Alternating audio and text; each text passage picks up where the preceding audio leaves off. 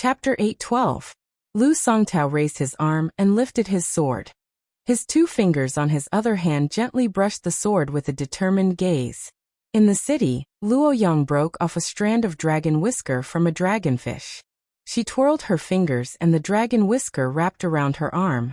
It was obvious that even she did not have much confidence in blocking the sword with her bare hands. At this moment, a person appeared at the end of the street where Lu Songtao was standing. He dashed into the city and slowed down when he saw the gray-robed monk. He walked forward slowly and stopped 10 feet away from him. He sneered. "Is it really the devil cult leader Lu Songtao? Why are you getting worse and worse? What kind of hero are you to compete with a woman?" Lu Songtao, who originally did not want to pay attention to the uninvited guest, turned his head. The young master had an indescribable charm. His hands were in his sleeves, and he was as handsome as a tree in the wind. Behind him, there was a majestic man escorting him. Lu Songtao smiled. What was going on with the Jianghu today? Why were the talents of the Jianghu sprouting like bamboo shoots after the rain?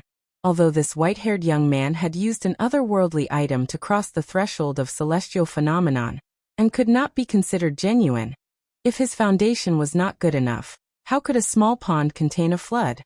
The man behind the white-haired young man was not to be underestimated.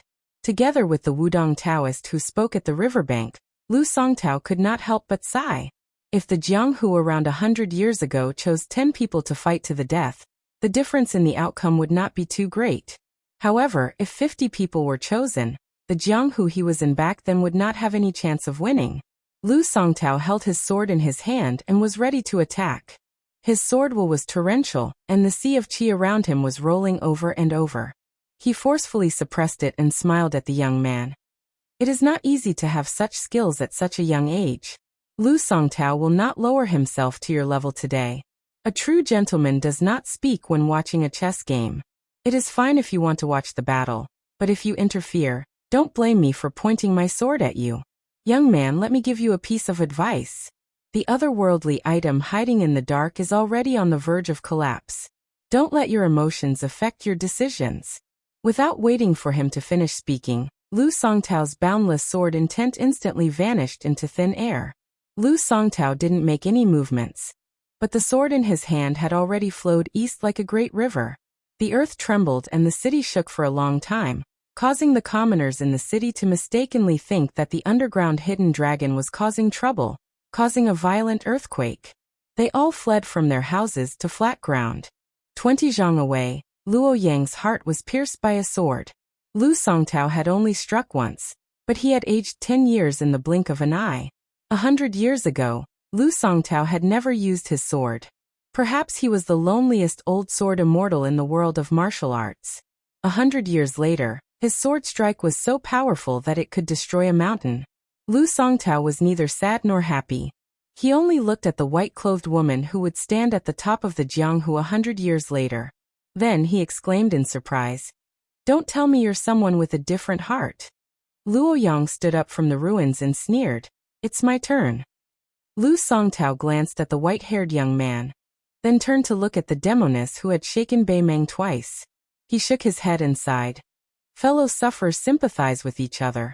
One has to rely on unorthodox ways to steal cultivation, while the other uses external objects to prolong her life. Both of them have no choice but to tamper with fate. You don't have much lifespan left to begin with. Even if you can stop me, Lu Songtao, for 300 li, in the end, you won't die much later than an old man who has lived for more than 60 years. Why bother? The person who came was naturally Su Fingnian, who was worried about nothing. After he leaped onto the city wall, he stopped and looked into the distance. At first, he had no intention of interfering. He didn't even care about going to Shangyin Academy first. After he received the secret letter from the Blue Falcon, he took a detour to come here, afraid that he would miss this great battle. Even if it wasn't a once-in-a-century battle, after all, the battle between the old man wearing the sheepskin fur coat and Wang Xianji in the Eastern Sea was a battle between 2 cult masters of the devil cult. No matter how you looked at it, it could be considered a great battle that was hard to come by in decades. However, he didn't expect that the so-called white-clothed man from Zhulu Mountain in the letter was the Luoyang woman who died in the Dragon Wall River Channel in the northern Mang. When he approached the city wall, the connected otherworldly item let Su Fengnian know that Luoyang had sensed his presence. Su Fengnian didn't want to run away. He was a little scared when he saw Lu Songtao raise his sword. He jumped down the city wall in a hurry and tried to boost his courage. Anyway, he had a half-baked celestial state cultivation with him. If he joined in the fun and spoke some words of conscience to the old leader, he wouldn't be killed on the spot. You, Lu Songtao, are the former leader of the devil cult, busy competing with the whole world. Why do you have to make things difficult for people like us who don't mingle in Jianghu? Besides, I'm used to the bitter days of being despised by everyone in northern Mang. Once things get tense, I'm not that slow either. Chapter 8:13. Luoyang, who had been moving forward, did not even look at Su Fengnian. His flirtatious glances were wasted on a blind person. If Luoyang was a woman who could be judged with common sense, she would not be Luoyang. Even Lu Songtao, who had experienced many hardships, felt somewhat puzzled. This woman clearly did not need to destroy both jade and common stone. She was too lazy to determine the winner and loser. So, did she want to directly fight to the death? Lu Songtao raised his head and laughed loudly. He actually had a joyful feeling as if he had finally met someone who understood him after 100 years. He tore off his remaining sleeve, and a second sword appeared in his hand. Perhaps it was because of the existence of the sword immortal, the devil, and the otherworldly item, but due to the resonance between heaven and man, it caused a strange phenomenon. Some snowflakes seemed to be drifting down sparsely from the sky. Su Fengnian raised his head and looked. It was a gloomy evening when the sky wished for snow. Could he drink a sword without a sword? Lu Songtao seemed to have exchanged 10 years of his life for a sword. However, compared to the first sword, this time even Su Fengnian suspected that the sword would weaken again. The next moment, Su Fengnian did not even have the time to curse. No wonder Lu Songtao's sword was slack. The tip of the sword pointed at Luoyang at first, but when it was only a few feet away from her hand, it turned around and rushed towards him. Yuan Zuozong moved even earlier than Su Fengnian. He grabbed a wooden stick from the street to make a spear and ran forward in big strides. However, the flying sword was faster than thunder. Several of Su Fengnian's 12 swords were destroyed by Han Diaoxi, but it was not difficult to build a sword formation thunder pool. Before Yuan Zuozong arrived, Lu Songtao's fast invisible sword had already broken the thunder pool that was said to be insurmountable. For a moment, the flying sword was flying randomly. Su Fengnian's state of mind was as calm as water. He raised his hand to shake the Kunlun Mountains. This mountain-destroying sword made Su Fengnian, who had almost perfect defense, slide back continuously. The chaotic sword chi was like countless ice owls, fiercely smashing his face. The flying sword kept hitting the sword that he could not see its real body. Su Fengnian was still retreating. The sword that the sword immortal exchanged with 10 years of his life made Su Fengnian suffer a lot. Fortunately, Yuan Zuozong held the stick with both hands and simply waved it down. A big pit appeared on the ground in front of Yuan Zuozong. There were sawdust and scraps of clothes. His clothes and sword were destroyed. Su Fengnian stood still and stretched out his finger to wipe off the bloodstain caused by the ruthless sword chi. Lu Songtao, who had made up his mind at the last minute to switch people to kill, was not feeling good either. He exchanged a kick with Luoyang, but Luoyang's figure did not retreat at all. Lu Songtao had already fallen more than 10 zhang away, landing heavily on the ground. He rolled several times before slapping the ground with his palm. He swayed and floated up. Luoyang was like a gangrene attached to the bone. Lu Songtao had just stabilized himself when her arm swept across his abdomen. His body was several feet above the ground. Without waiting for him to fly out horizontally, Luoyang stomped on his abdomen again. The kite with the broken string was directly 7, 8 zhang away. This time, Lu Songtao did not fall.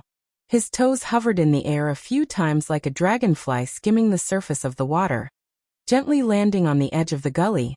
One wrong step, one wrong step, one wrong step, one wrong step, one wrong step after another.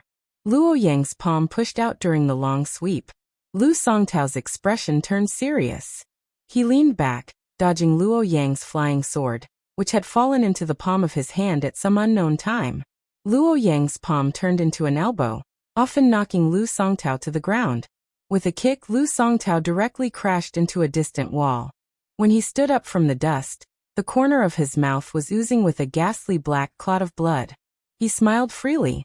With 2 fingers, he cut open his abdomen. Gripping the tip of the sword, he pulled out the treacherous flying sword that had pierced his body from behind. Lu Songtao looked at the white-haired young man with a profound mind. Indeed, I did not waste my sword strike on you. Lu Songtao did not look angry at all. Instead, he looked delighted. He gently tossed the translucent flying sword back to Su Fengnian. It was not easy to nurture a sword embryo. Wei Chao could not be called a sword immortal. Sui Xiegu, who was as young as you, was not vulgar. Unfortunately, I did not know if he was dead or alive. Otherwise, you could have learned the sword from him. Most people in the pugilistic world believe that there is no second place in martial arts. They are afraid of being stepped on by others and losing their integrity in their later years. However, the great swordsmen are not afraid of being overtaken by their juniors. They are only afraid that the swordsman's legacy will deteriorate from generation to generation. Kid, what's your name? Su Fengnian asked carefully. Sui Xiegu. Do you like to eat swords? Lu Songtao smiled and nodded. Back then, this kid said that he wanted to challenge all the strongest swordsmen in the world and eat all the best swords in the world. When I went into seclusion to practice my swordplay, it was this defeated opponent who became braver with every setback that guarded my seclusion.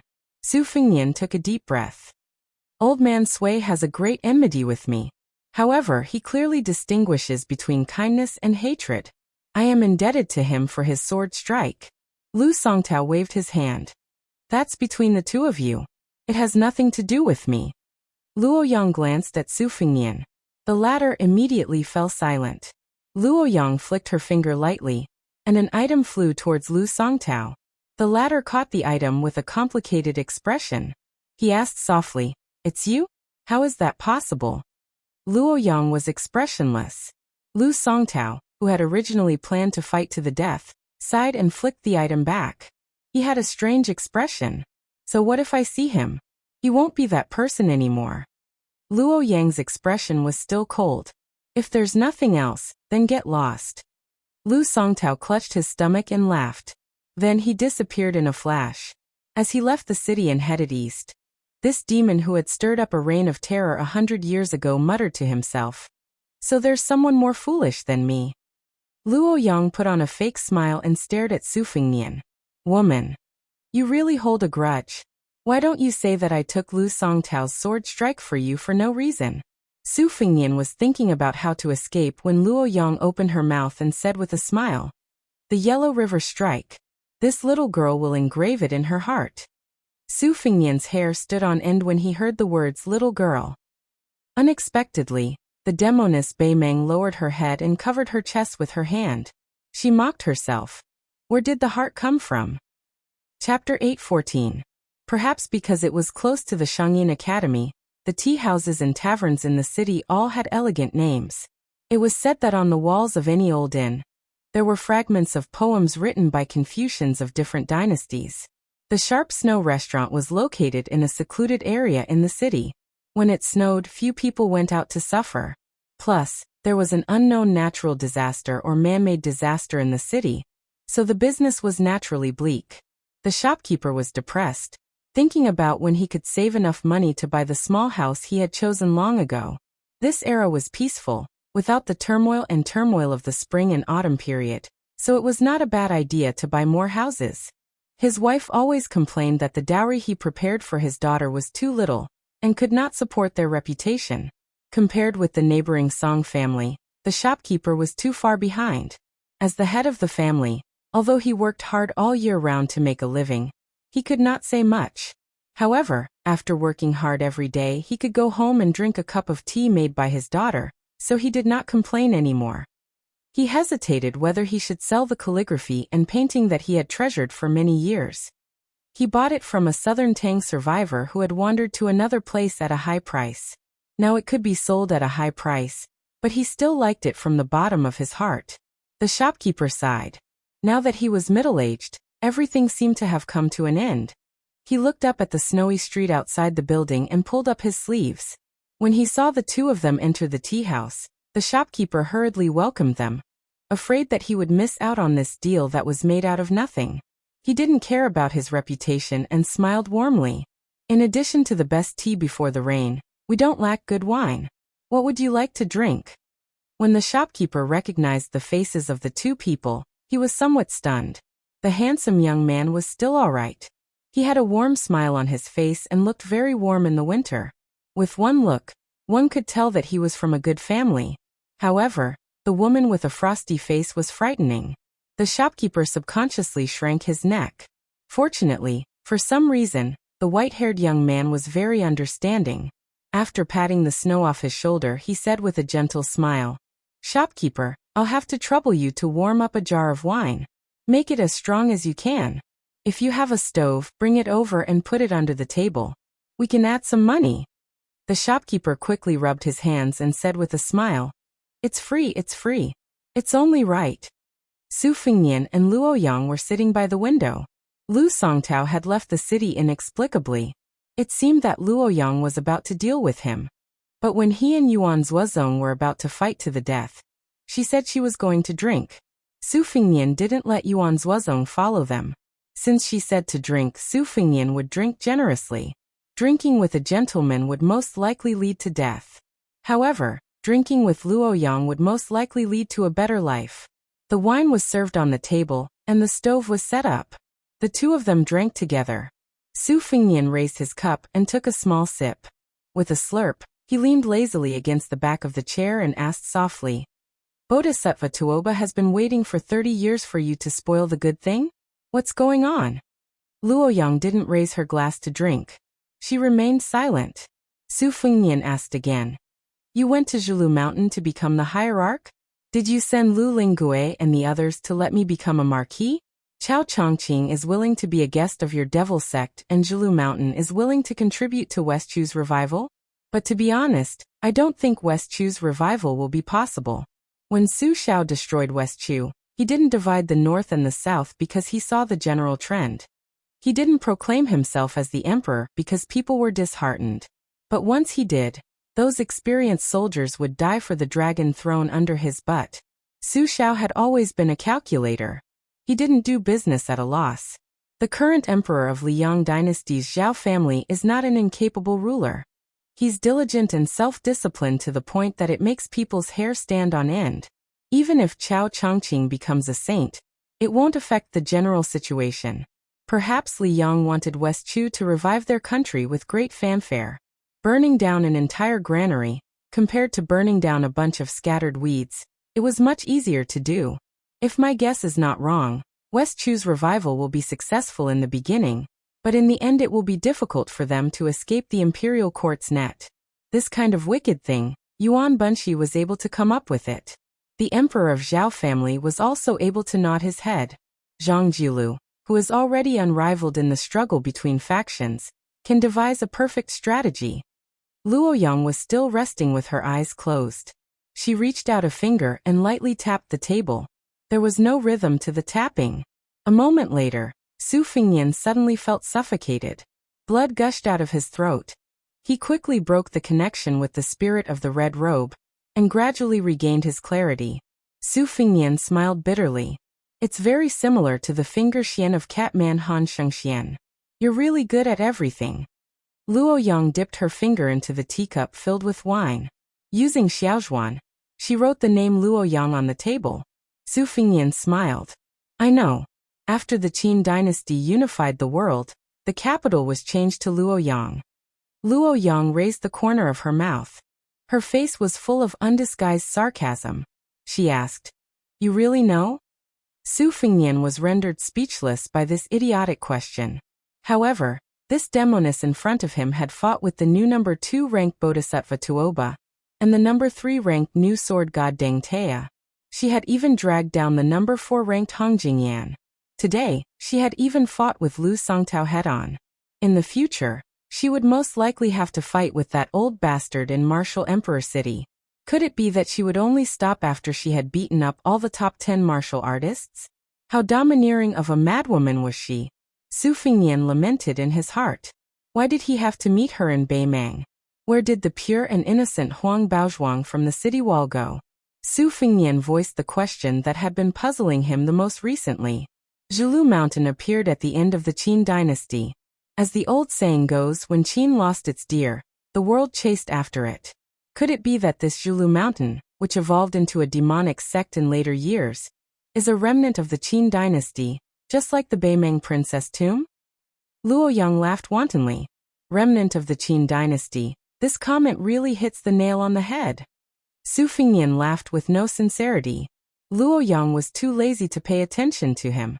She said, Lu Songtao was not nailed to the Dragon Lake by the Dragon Tiger Mountain using the heavenly power of several generations of ancestors. Instead, he went to Lantua Mountain to shave his hair and become a monk. He hid there for nearly 100 years. He should have let go of the tragedy of the past. Logically speaking, he should have put down the butcher's knife and become a Buddha, occupying a place in the Buddhist kingdom of the West. However, for some reason, he was possessed by the devil. Lantua Mountain, which is known for its strict discipline, let him go. Even Li Xiaoxin, the Buddha of the Central Plains, did not try to stop him. This is even more against common sense. Lu Songtao, who is not a monk or Lantua Mountain's scheme, may achieve the same goal through different means. Su Fingnian asked tentatively, You are telling me this because you still want to drag me to Zhilu Mountain? Luo Yang did not admit or deny it. She was speaking in riddles. Su Fingnian was honest with her. As long as you are not in a hurry to kill me. Luo Yang took a sip of wine. Her eyes were playful. You can even kill Han Diaosi, one of the 3 great devils of the spring and autumn period. Do you think you can't kill me? If there is a first time, there will be a second time. With your cold temperament, if you don't kill me on the Yellow River, you will not be able to sleep well. Su Fingnian laughed as he poured the wine. I was lucky that the killer cat did not eat the sword of the great ancestor of the sword sect, Sui Xiegu. I was the one who was killed by Han Diaosi. Killing a celestial being like you? I have nothing better to do. As long as you don't settle old scores with me. To be honest, I don't mind going to Zhilu Mountain to be a nominal marquis. But let me say this first. I will not meddle in the restoration of West Chu. I admire Chao Chongqing from the bottom of my heart. But one thing is another. I don't even have a good grasp of the land in Beiliang. I don't have the ambition and ability to fight for the world. Luo Yang showed an impatient expression. She spun the porcelain cup with 2 fingers and sneered. Lu Songtao was right about one thing. The wine was still warm, but the atmosphere could not be any colder. Su Fingnian saw that she did not want to say more. He quietly drank a few cups of wine, paid the waiter and left the tea house of sharp snow. Luo Yang did not stop him. She dipped her hand in the wine and wrote 2 words on the table. Jing. Su.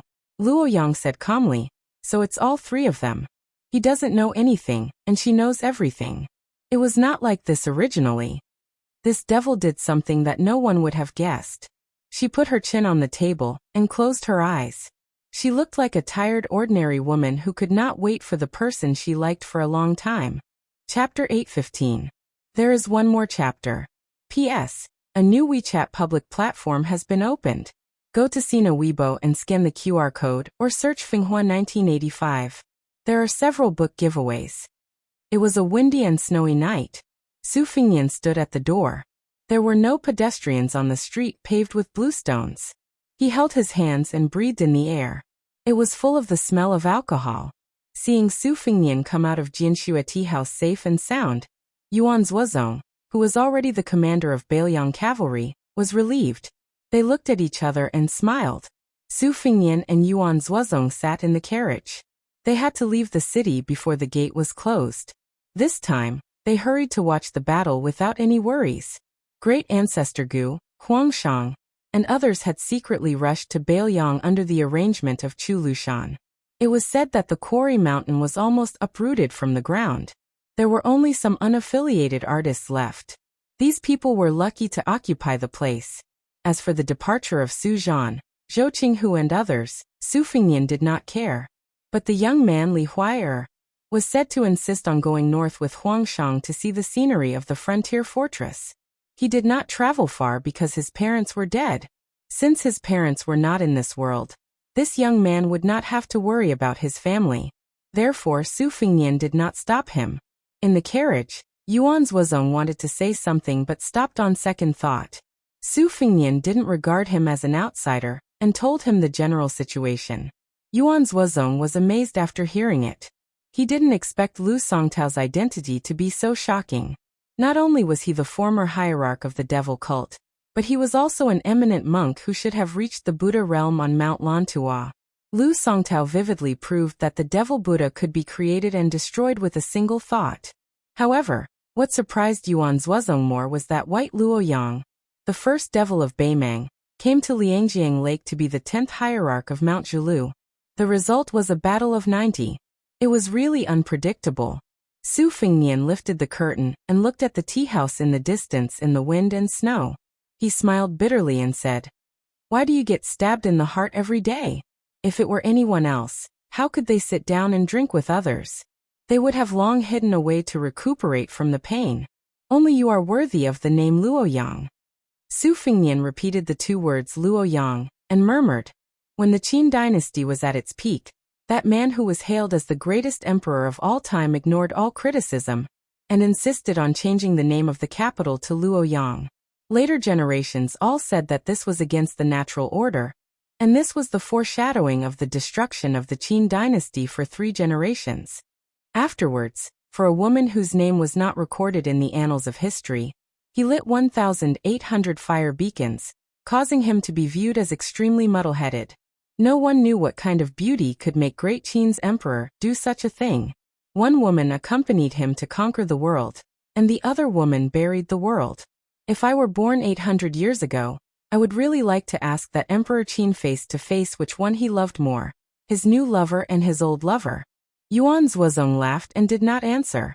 Yuan Baixiong, who was as famous as Lu Xingxiang in the spring and autumn period, had never had any woman whom he loved. It seemed that he had never been troubled by love. Outside the window, a falcon flew towards the curtain. Su Fingnian lifted the curtain with a smile and untied the narrow bamboo joint from the falcon's claws, allowing the falcon to fly away. After reading the secret letter, he frowned and said worriedly, "I don't know what happened to Wang Xiaoping. She fought with Lu Songtao and exchanged swords with him. This Taoism's first talisman sword seemed to be badly injured. Fortunately, Lu Songtao did not kill her. Instead, he took Wang Xiaoping and went to the east together. I don't think this is mutual appreciation. Even if it is temporary, Lu Songtao is crazy. Now that Wudong Mountain finally has Wang Xiaoping after the bull rider, she may be killed by Lu Songtao. But how can I stop them?" Yuan Zuozong shook his head and said, "You can't stop them and you don't have to. Whether Wang Xiaoping lives or dies, it is up to fate. One is crazy, and the other is a fool. Maybe this is a fated encounter." Senior Li Chenggang had Dong Tai to take over his sword. Lu Songtao, who has quietly become a swordsman on land 100 years ago, may also want a newcomer in Jianghu to take over his sword. To be honest, I used to use a saber instead of a sword in military battles. Otherwise, I may be a swordsman now. The reason why the way of the sword can stand tall in Jianghu for thousands of years, and stand alone to compete with the sages of the 3 sects, does have its own unique charm. Your Highness, it is a pity that you don't practice swordsmanship." Su Fingnian said with self-mockery, "You can't be distracted when practicing swordsmanship. I don't dare to practice it at all. If I give up halfway, I will be scolded and laughed to death." Yuan Zuozong didn't speak anymore. He didn't want to get involved in such personal affairs. There were so many outstanding generals in Beiliang. He was afraid that he was the one who didn't know how to form cliques and pursue personal interests. Even Xia of Beiliang didn't dare to compete with Yuan Zuozong on this point, let alone Zhong Hongwu and Yan Wenwan, who had made great contributions for many years. But the more so, when Yuan Zuozong took over Zhong Hongwu's cavalry alone. No one dared to make trouble. The trap set by Su Beiji and Chen Shiliang for Zhong Hongwu fell through. Zhong Hongwu, who had taken off his armor and returned to his farm, was unusually well-behaved. Su Fingnian didn't know whether to laugh or cry. He could only sigh that Yuan Zuozong was too domineering. Chu Lushan was the governor-general of Beiliang, who was only under the governor and administrator of Beiliang. It was said that many people were ready to make trouble in private. This was probably an unintentional willow growing in shade. Chen Xiliang, who was vaguely the chief aide after Li Yishan in Mount Qingliang, had several social engagements with Chu Lushan recently. However, Su Beiji, who was born in a rich family, was the opposite and had a good relationship with many poor people. A domestic carp and a wild carp. Were they secretly competing to see who could jump the dragon gate first? Su Fingyan touched his forehead.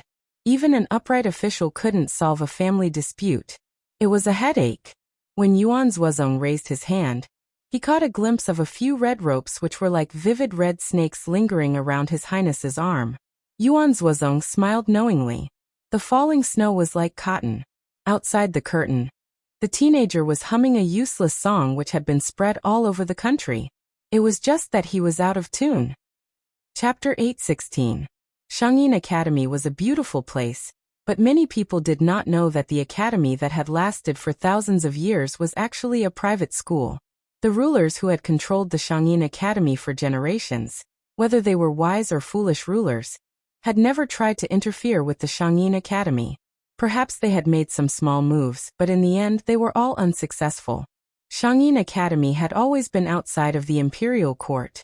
It was known as the academy that as long as there was a floor, a book and a person, there would be an endless stream of literature in the Central Plains. Even the Liang dynasty, the only one who had unified the Central Plains after the Great Qin dynasty, treated the Shangyin Academy with respect. Although it was just a formality, it did not hinder the support of the Imperial College and the Yao family school behind the scenes to compete with the Shangyin Academy, hoping to create a tripartite scholarly landscape. However, on the surface, they still gave the Shangyin Academy a lot of special favors. For example, the Prince Zhao Kai, who had unfortunately died suddenly, had once been an apprentice in the academy. The Grand Chancellor of the academy was also half an imperial preceptor. Now, even if the imperial court had opened the imperial examination to select scholars, and the imperial college had diverted many scholars away from the Shangyin Academy, Shangyin Academy still deserved to be the leader of the literary world. In the past 2 years, there was a new female chancellor in the academy who lectured on music. The students all liked to respectfully address her as Mr. Fish and flocked to her like a flock of ducks. There were as many as a few hundred chancellors in the academy, but half of them were working behind closed doors and delving into private studies. Only about 160 of them were worthy of the title Mr. Jishang. Opening up a forum to give lectures, each specialized in a particular field. During this period of time, there were many Mr. Jishang lectures that were completely deserted. They were secretly ridiculed by the students of Jishang for being no more than 2 or 3 cats and dogs, playing the lute to a cow. She was good at music, and she taught in simple terms. She was not a 2-legged bookshelf fishing for fame. It was rumored that her father was a pillar of the Shangyin Academy, and her mother was a female sword attendant who was highly praised by the late emperor of West Chu. After the destruction of West Chu, it was reasonable for a woman with a desolate background to seek shelter in the academy. In addition, she was so beautiful and talented. Naturally, people admired her knowledge, adored her appearance, and pitted her family background. In the past 2 years, many students had been thinking about her day and night, and were intoxicated with her. A gentle and graceful snowfall came unexpectedly. The snowflakes were not big, and they were timid and gentle. Compared to the majestic snow in early winter, it was much more pleasant. Today, Teacher Yu said that she wanted to admire the snow, so classes were suspended for the day. This greatly disappointed the students who had come because of her reputation. The academy was built along the mountain, and there were 3 independent lakes that were not connected to each other. The Lotus Lake adjacent to Teacher Su Weishang's small building had always been a forbidden area. After the building was empty, no one cared about it. Many small boats were tied to the shore of the fearless lake for the scholars to paddle across the lake. On the small boats, there was a stove for cooking wine and admiring the snow.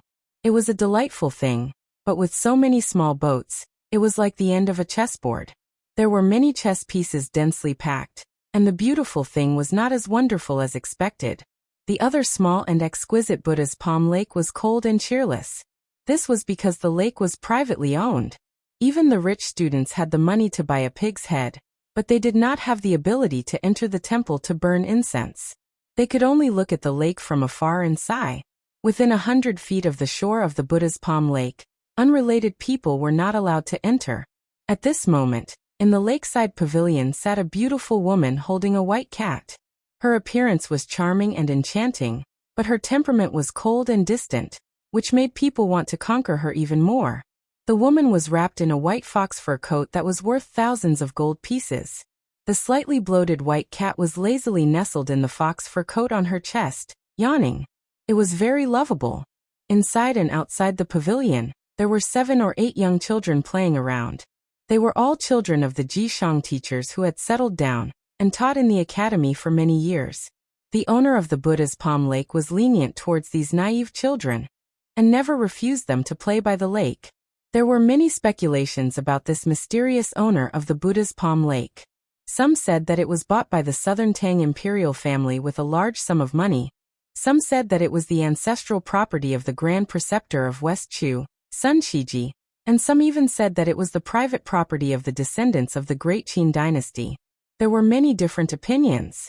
As for why the Buddha's Palm Lake was named so strangely, there were also many interesting theories. The woman in the white fox fur coat who was holding the cat looked cold and suddenly smiled sweetly. She saw a little girl with goat horns who seemed to have been hit in the face by a boy who had a strong hand during a snowball fight. In a fit of anger, she rushed forward and kicked the boy who was laughing complacently. The boy, who had grown up with her childhood sweetheart, was directly thrown to the ground. The girl with goat horns was still angry. Seeing him struggling to get up, she slapped him to the ground again. The boy was stunned for a moment, then sat on the ground and cried loudly. The girl stood with her hands on her hips and looked around aggressively. She had the aura of a heroine who was invincible and lonely. The woman in the pavilion looked blurred and smiled softly. So lonely. Outside the pavilion, there was a comfortable voice that could naturally make women feel warm and comfortable. Mr. Fish can also feel lonely? The woman rubbed the white cat's head and frowned. When she turned her head, her smile had already disappeared. She saw a handsome face that was not unfamiliar to her. Qi Shens was a young man whose name was given by his father. He was from the old West Chu. His grandfather, Qi Duhai, was the favorite student of the national preceptor of West Chu, Sun Shiji. Qi Shens's father almost wiped out Yuan Zuozong's entire army in the Battle of the Princess Tomb. Unfortunately, that battle was suspected to be an unfair victory. In the whole chess game, he still dragged down the general trend of West Chu. Later, in the Battle of the West Wall, this general died in battle.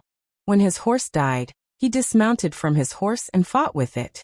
He was stabbed dozens of times by Bailiang. In the Shangyin Academy, the orphans of West Chu were always superior. Qi Shens had such a prominent and tragic family background, and he lived up to his family's teachings. When he was young, he was praised by Sun Shiji as a child prodigy. Everyone in the Shangyin Academy knew that he was determined to win Mr. Fish, who was also from West Chu. Most people were happy to see it happen. The woman in the fox fur coat smiled politely and did not say anything. Qi Shens smiled and walked into the pavilion. He did not sit down but leaned against the pavilion pillar with a smile. He did not look at indecent things. He did not stop at the woman but looked up at the lake. In the eyes of ordinary girls, he was very unrestrained. There was an ancient tablet erected beside the Buddha's Palm Lake. It was the Xiaozhuan of the Great Qin dynasty. A white-haired young man who had sneaked into the Shangyin Academy squatted in front of the tablet. He reached out to wipe away the snow, revealing 10 mottled words. Buddha's Palm. The 5 fingers are the 5 sacred mountains. Most of the children were lively and lively. They could not stay still, and immediately noticed this stranger. The heroine with the goat horn who had kicked and punched the boy ran over, followed by a few playmates who were waving flags and cheering for her. The white-haired young man in white just happened to stand up and stretch. They looked at each other and stared at each other. The little girl looked vigilant and asked fiercely, "Who are you? What right do you have to come to the Buddha's Palm Lake?" At the pavilion, Qi Shens also saw this scene and shook his head helplessly. He felt that the slender stranger was really a rascal. He did not know what he said, but the little girl in front of him was so angry that she punched and kicked him. The man bent down and reached out to touch the head of the goat horn girl. Such a childish young man, even if his hair turned white, what could he do? In the end, the bastard's loud shouts made the cultured and elegant Qi Shens so angry that smoke almost came out of his 7 orifices. Yue, how did our child grow so big in the blink of an eye? This child asked me who I was and I said that I was her father. Then she hit me. How did you teach your child? Chapter 8:17. If Qi Shens was the kind of person who would destroy his manners in a fit of anger, then he wouldn't be able to enjoy such a high reputation in Shangyin Academy. The descendants of the Qi family were generals in West Chu, charging into enemy lines without fear of death. As civil officials, they were able to do as they pleased, and in the blink of an eye, they had become good-natured gentlemen. This was probably the secret of how the Qi family was able to prosper in West Chu. Qi Shens's face was like jade, and there was a long sword hanging at his waist. It was normal for scholars to carry swords in the academy. There were even some comical students who carried large axes, even though they clearly didn't have the strength to truss up a chicken. Shangyin Academy had always been lax about this. As long as they didn't use weapons to hurt people, they wouldn't stop them even if they carried all kinds of weapons in one go. But generally speaking, Jixia scholars still carried swords. Qi Shens watched as the man slowly walked over. Along the way, the goat-horned girl held a grudge and kept throwing snowballs at him. This guy wasn't angry at all, and allowed the snowballs to shatter on his body.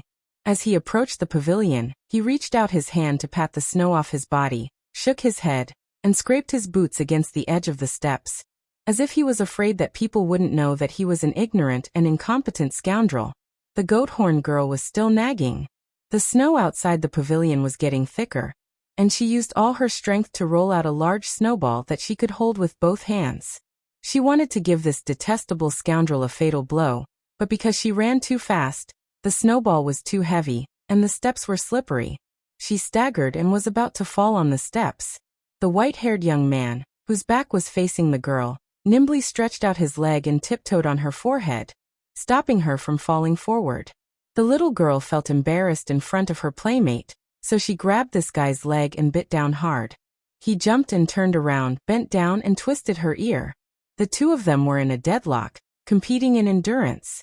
The two of them were using their eyes to bargain whether he should let go first or she should let go first. After all, the goat-horned girl was a little girl who couldn't bear pain. Her eyes were filled with tears, and she surrendered first. However, she was still pinched by this scoundrel who was only old but not virtuous. The little girl was heartbroken. She cried as if her innocence had been sullied by a flower thief. The naturally charming woman in fox fur put down the white cat and stood up to hug her, and only then did she feel a little better. Qi Shens sighed in his heart. It was too ridiculous that he was jealous of this country bumpkin. However, he was still a little angry at this person's rude words. Qi Shens to ask calmly, "What a real man's words?" Unexpectedly, that bastard opened his mouth with a smile and hurled insults at him. "I can beat up 500 elegant gentlemen like you with one hand. Don't you think I'm a man?" Although the goat-horned lass in Yue's arms treated this guy as her greatest enemy today, she didn't have a good impression of Qi Shens, who looked like a dog. Shuang was the father and mother of Sir Jishang, so she often criticized him in private. She couldn't stand him blindly worshipping the ancients and pretending to be noble and virtuous. Under this influence, the little girl thought of Qi Shens as a sissy. When she heard that the stranger made Qi Shens suffer, she immediately laughed out loud and secretly gave him a thumbs up. It went without saying that they were enemies, but if you really dared to teach this Qi guy a lesson, this heroine would definitely clap her hands and cheer for you. Qi Shens smiled freely. When an ordinary man gets angry, it'll only cause blood to splatter on the spot. This kind of quick revenge is of no help to the affairs of the country or the world. That person still used the vulgar words of a scoundrel. We're the only two men in the pavilion. This old man can break your 3 legs with one slap. How can you talk about strategizing thousands of li away? The goat-horned lass looked up and asked softly, "Big sister you, I've heard of a 3-legged toad. How come there's a 3-legged man?"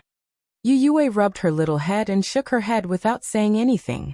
Qi Shens's finger secretly stroked the hilt of his sword. He smiled warmly and said, "This young master can really beat 500 Qi Shens with one hand?"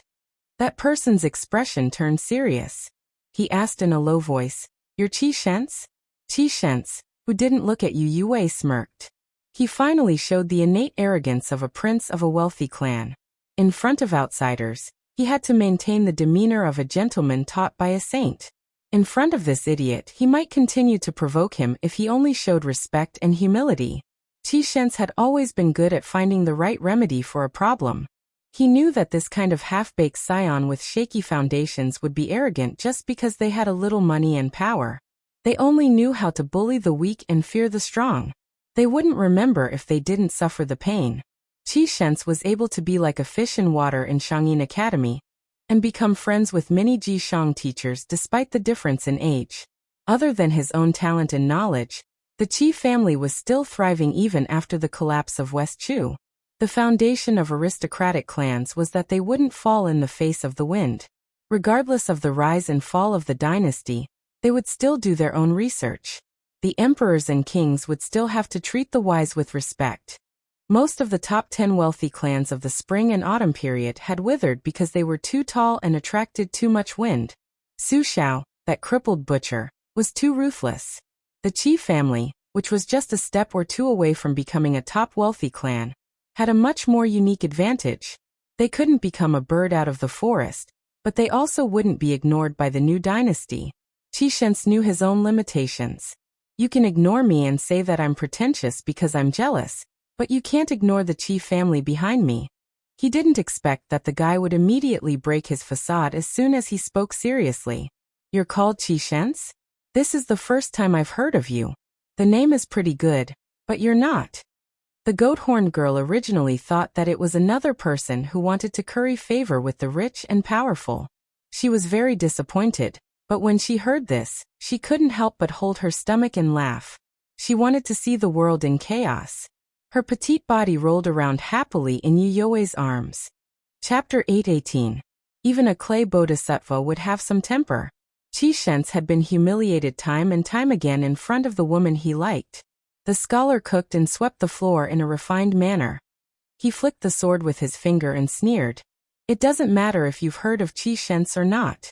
The sword at his waist is called exquisite, and it comes from the Dongyue sword pool. For the first time, the man stopped being cynical and laughed softly.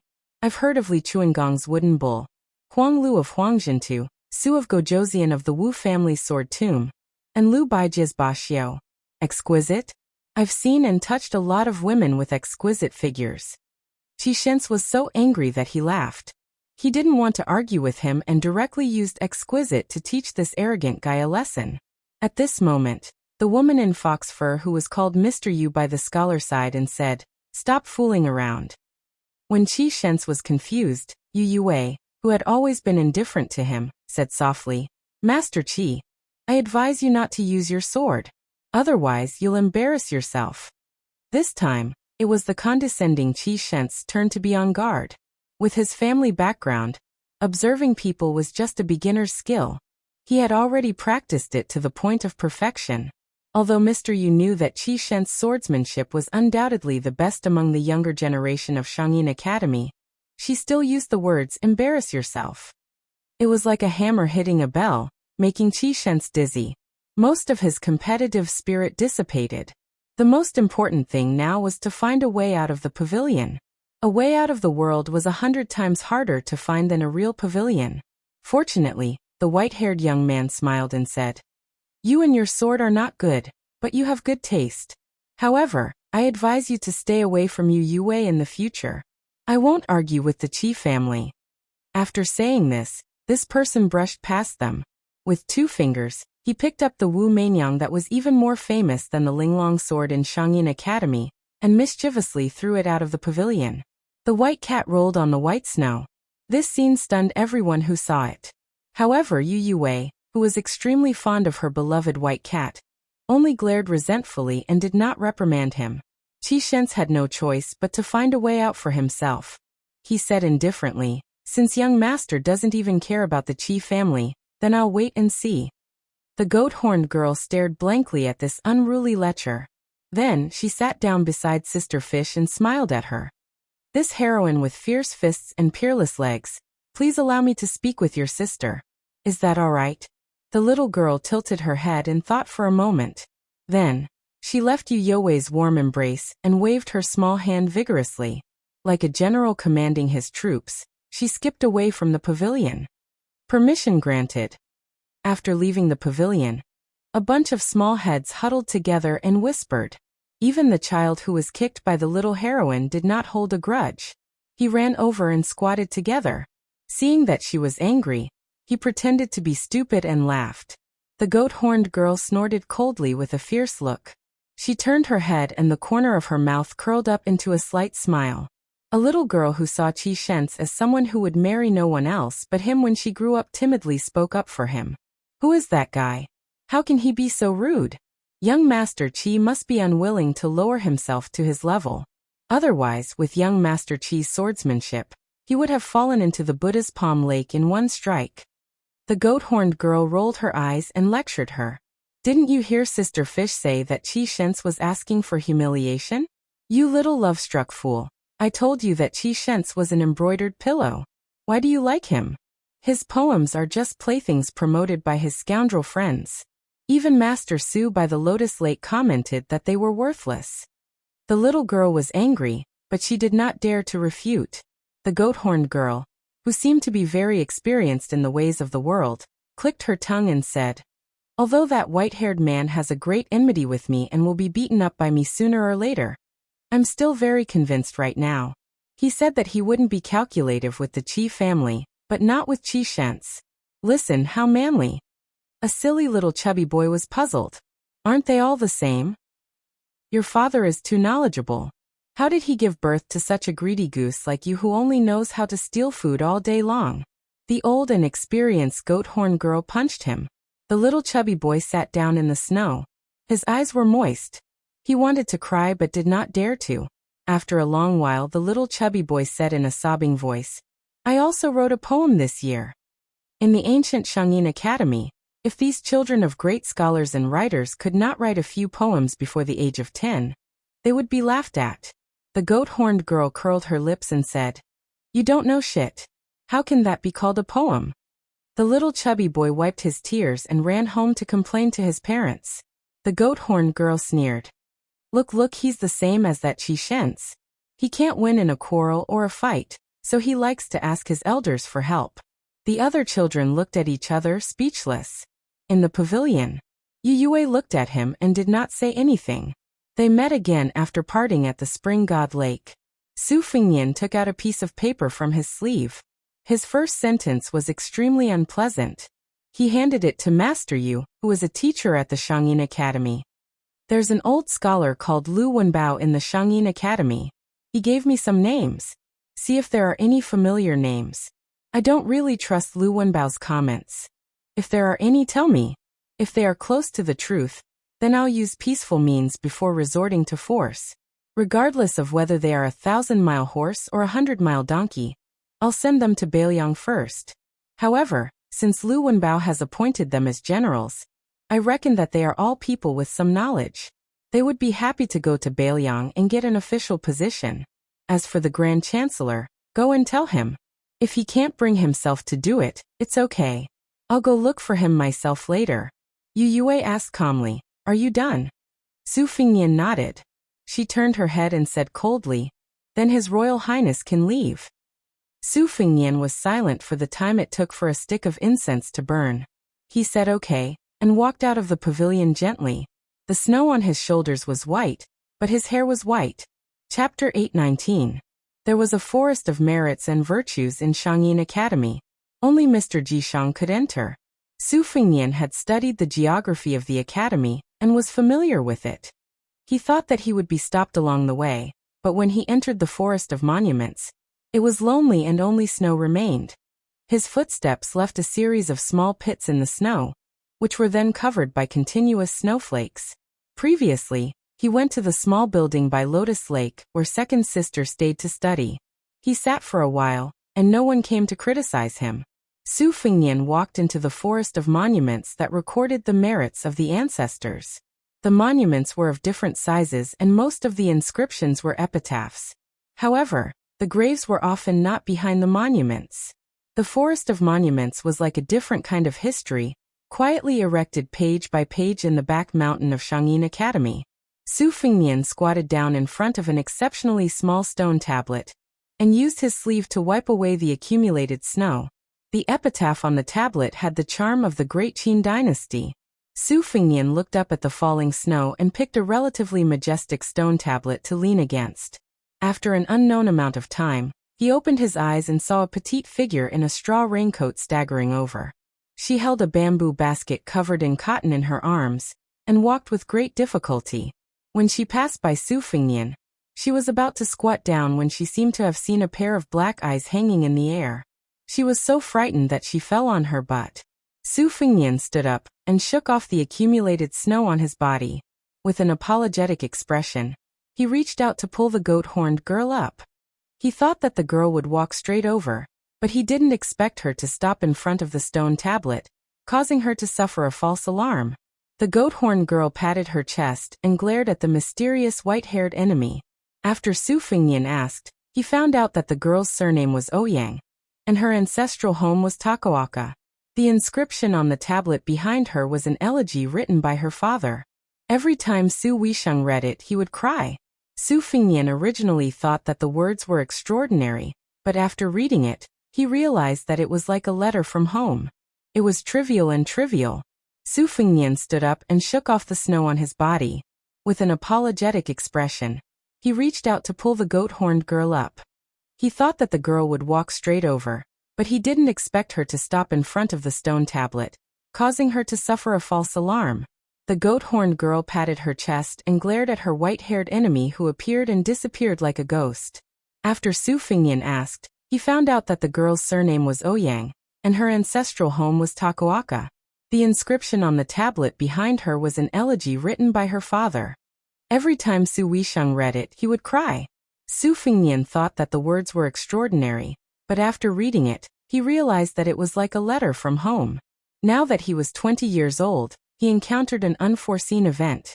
Now that he was helping the little girl wipe away the snow, he turned back to read the elegy. He actually pursed his lips, not daring to let the little girl see his face. She was still in her innocent years. When her ancestors passed away, she was not yet born, so naturally she did not feel too much pain. Growing up in the school, she was carefree. After she put down the basket, she started to mutter to herself. Su Fengnian then realized that today was her grandfather's death anniversary. This place was indeed a tomb. However, her parents had left for a long journey and had asked her to visit the tomb today. Unfortunately, an unexpected snowfall caused the little girl to suffer greatly. Along the way, she had cursed God countless times. It was not easy for the little girl to find someone who could talk. She spoke softly to the tombstone. Mr. Su, whom I admire the most, once said that my father's elegy was written from the bottom of his heart. Not a single word was deliberately added to the tomb. It was the best elegy. I don't really understand these things. I only feel that my father's elegy was simple and tranquil, just like when he was teaching. He could not speak of great principles. After so many years in the school, he did not teach many good students. If it were not for Master Su's good words for him, the family would not have been able to eat for a few years. The box that my mother used to store her dowry was getting emptier. When I was young, I could still secretly wear a lot of jade hairpins in my hair when my parents were not around. Now I can't. Su Fengnian laughed softly. You are still a child now. The goat-horned girl with the surname Ouyang rolled her eyes. Sometimes you have a poisonous mouth, as if you have eaten a green snake, centipede, or scorpion. You can make our first young master of the Qi family so angry, but you are also not good with words. How can you talk to a girl like that? I think you must have not gained anything from Sister Yu, right? The squatting Su Fengnian put his hands in his sleeves and crossed them in front of his chest. He smiled and said, I ate a green snake, centipede, and you ate a crow? The little girl was smart. She raised her fist and pretended to be fierce. You are the one who has a crow's mouth. Su Fengnian smiled and squinted his eyes. At this moment, his eyes seemed to be narrow and intelligent. His handsome face was filled with warmth. It was hard to imagine that this was the #1 playboy in Bailiang who was feminine and full of ruthlessness. The best way to train one's eyesight was to train one's Taoism skills. When other people were racking their brains to jump into the vat of officialdom, Su Fengnian had already seen all kinds of strange and variegated shows in the vat. Although the goat-horned girl beside him acted like a heroine, like the king of children, her clothes were thin. At this moment, the overly loose straw raincoat she was wearing was even more tattered. Her family background was obviously not as good as her peers by the Buddha's Palm Lake. In another 5 or 6 years, the children would know the power of the soft knives in the world. Perhaps they would be bullied by their childhood playmates instead. Although the Shangyin Academy had been a holy land for learning since ancient times, there were bound to be disputes when there were hundreds of schools of thought contending. For example, during the chaos of the spring and autumn period, the military school was at its peak. Even those who were just there to make up the numbers were snatched away by the spring and autumn period countries as heroes who could turn the tide. However, at that time, there was a wave of blind looting, and the countries really did pick up the scraps a few times. Now that the world was settled, the scene of scholars saving the country was no longer as grand as it used to be. Most of the scholars of Jishang and Jixia were dormant. It was inevitable that they would be entangled in daily necessities and seek personal gain. Lu Wenbao had recommended more than 10 people, but they were weak. Most of them were like this. They were depressed and did not achieve their goals. The goat-horned girl lifted the basket and asked, "Are you coming with me?" Su Fengnian shook his head. "I'm about to leave the academy." She frowned her delicate eyebrows that already had a pair of embryonic willow leaves. She lowered her head and looked at the bamboo basket. Poor children had to take care of the household early. The food in the basket should not be wasted. However, she had a small appetite. Although it was not easy to get sick in winter, after all, the food was warm and would spoil the taste. Of course, the main reason was that she felt that it was really boring to walk back 1 or 2 miles by herself. It was better to have someone to talk to on the way back than to be alone in the cold. Su Fengnian smiled. "If you don't mind me freeloading, I'll go with you." The goat-horned girl gracefully snapped her fingers and said the same witty catchphrase, "Approved." Chapter 820. Returning home in the wind and snow. The goat-horned girl was wearing a pair of fine brocade boots. However, as she had not changed them for many years, the satin fabric was so worn that it could not withstand the wind and rain. Walking from her home to the Dowd forest, she was nearly soaked in them. The young lady was vexed that she had been in a hurry to cook and had forgotten to change her shoes when she left the house. She was both distressed and remorseful. However, thinking that the new year was approaching and that her mother had promised to buy her a new pair of shoes in the first month of the lunar year, she was somewhat expectant. Su Fengnian took the bamboo basket and had her walk behind him. Having unexpectedly found a living person in the forest of steels, the little girl was in high spirits. She didn't have the taboo of speaking too much with a shallow acquaintance. Apart from introducing herself, she also talked about some old stories. She said that her grandfather was a great literary hero of the old northern Han who was untainted by the wind, and had written splendid essays. However, on the eve of the country's destruction, he spoke a few words of fairness to a great general surnamed Su in the imperial court. As a result, he was removed from his position, and almost had his head chopped off. When he arrived at the education palace, he lectured on the righteousness and benefit of the state, and was also ostracized. The young lady was not afraid of exposing her shortcomings. Su Fengnian followed her to the small courtyard that she shared with several scholars of the Jishang dynasty. Most of the other chancellors of the academy also had a festive atmosphere in their windows. Only her house had a rack of grapes in front of it. After entering winter, there was no greenery, only vines, making it appear even more dismal. The young lady, on the other hand, was content and cheerful. Perhaps she had taken after her parents' temperament. As she walked past the rack of grapes, she raised her head and said with a smile, "You came at the wrong time. Summer is the best. Pick 2 or 3 bunches and place them in the Buddha's Palm Lake for 2 hours. They are so delicious that even the immortal peaches in heaven cannot compare to them. It's just that they attract mosquitoes at night." The goat-horned girl changed into a pair of boots and set up a stove. Placing the soaked boots beside the stove, she then went to uncover the pot to warm the food, allowing Su Fengnian to do as he pleased. He picked up a small stool and sat by the door. Out of the corner of his eye, He could see the corner of the young lady's boudoir. It was a small table and cabinet, simple and clean. The sky gradually darkened, but the reflection of the snow made it brighter than usual. The doors of the other houses in the courtyard were tightly shut to block out the wind and snow. Just as Su Fengnian was sizing her up, the door across from him opened with a squeak. The young child who had been thrown to the ground by the goat-horned girl earlier ran out. His lips were red and his teeth white. When he grew up, he would most likely be an elegant and charming scholar. But when the child saw the stranger who had angered Master Qi in the pavilion, he was a little timid. He stood at the door, not knowing whether to advance or retreat. A middle-aged man who was reading softly with an ancient scroll in his hand somehow came to the door. He followed his son's line of sight, and saw Su Fengnian sitting on the stool. He thought for a moment, held the book with one hand behind his back, and stepped over the threshold. He approached the door of the Ouyang family and smiled. "Little wooden fish, do you have a guest?" The elegant man spoke politely and nodded at Su Fengnian with a smile. Su Fengnian also stood up and greeted politely, "Greetings to Mr. Ji Shang." This way of saying things was normal, but the advantage was that there would be no mistakes. Everyone in the court laughed that those who swept the floor and did odd jobs in the academy could be respectfully addressed as Mr. outside. The goat-horned girl nicknamed Little Wooden Fish poked her head out of the kitchen and smiled. "Hello, Uncle Qin." After exchanging some pleasantries, Mr. Qin turned around and left. When he closed the door, the sound was slightly louder. Only then did the goat-horned girl snort. This fellow can be considered as Qi Shen's personal helper. Every now and then he would exchange poems. He has some knowledge, but he doesn't have any strength of character. These years, he has earned quite a bit of money.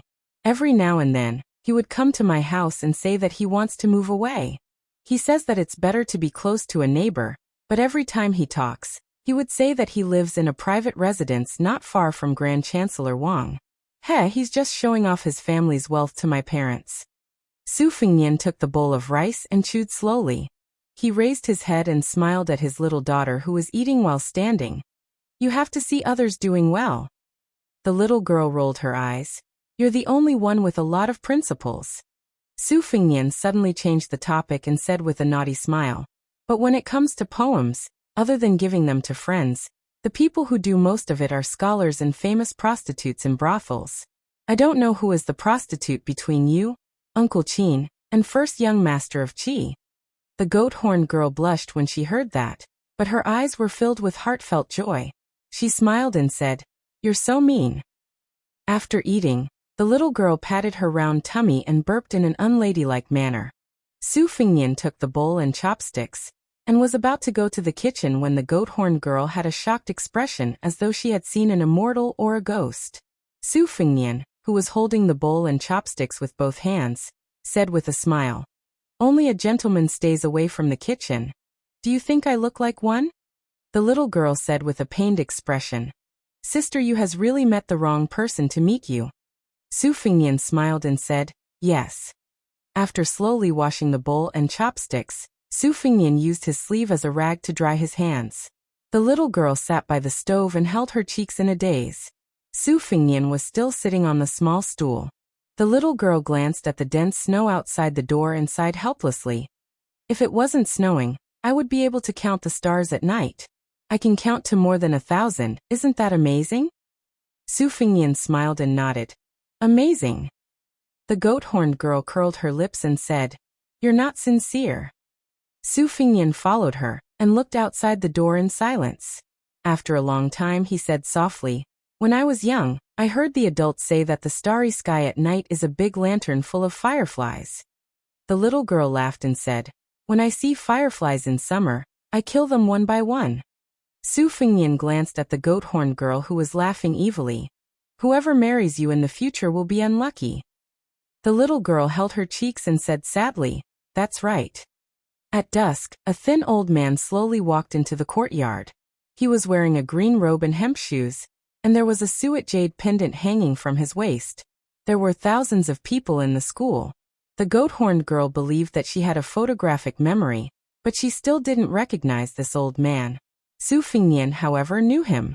He was a terrible chess player who thought that he was the top national chess player. Back then, at the top of Mount Qingliang, he was evenly matched with Su Xiao. He was good at reversing his moves, and Su Fingnian had a headache watching the game. However, this old man was his second sister's master, and he deserved to be called the #1 person in the world who was good at chess.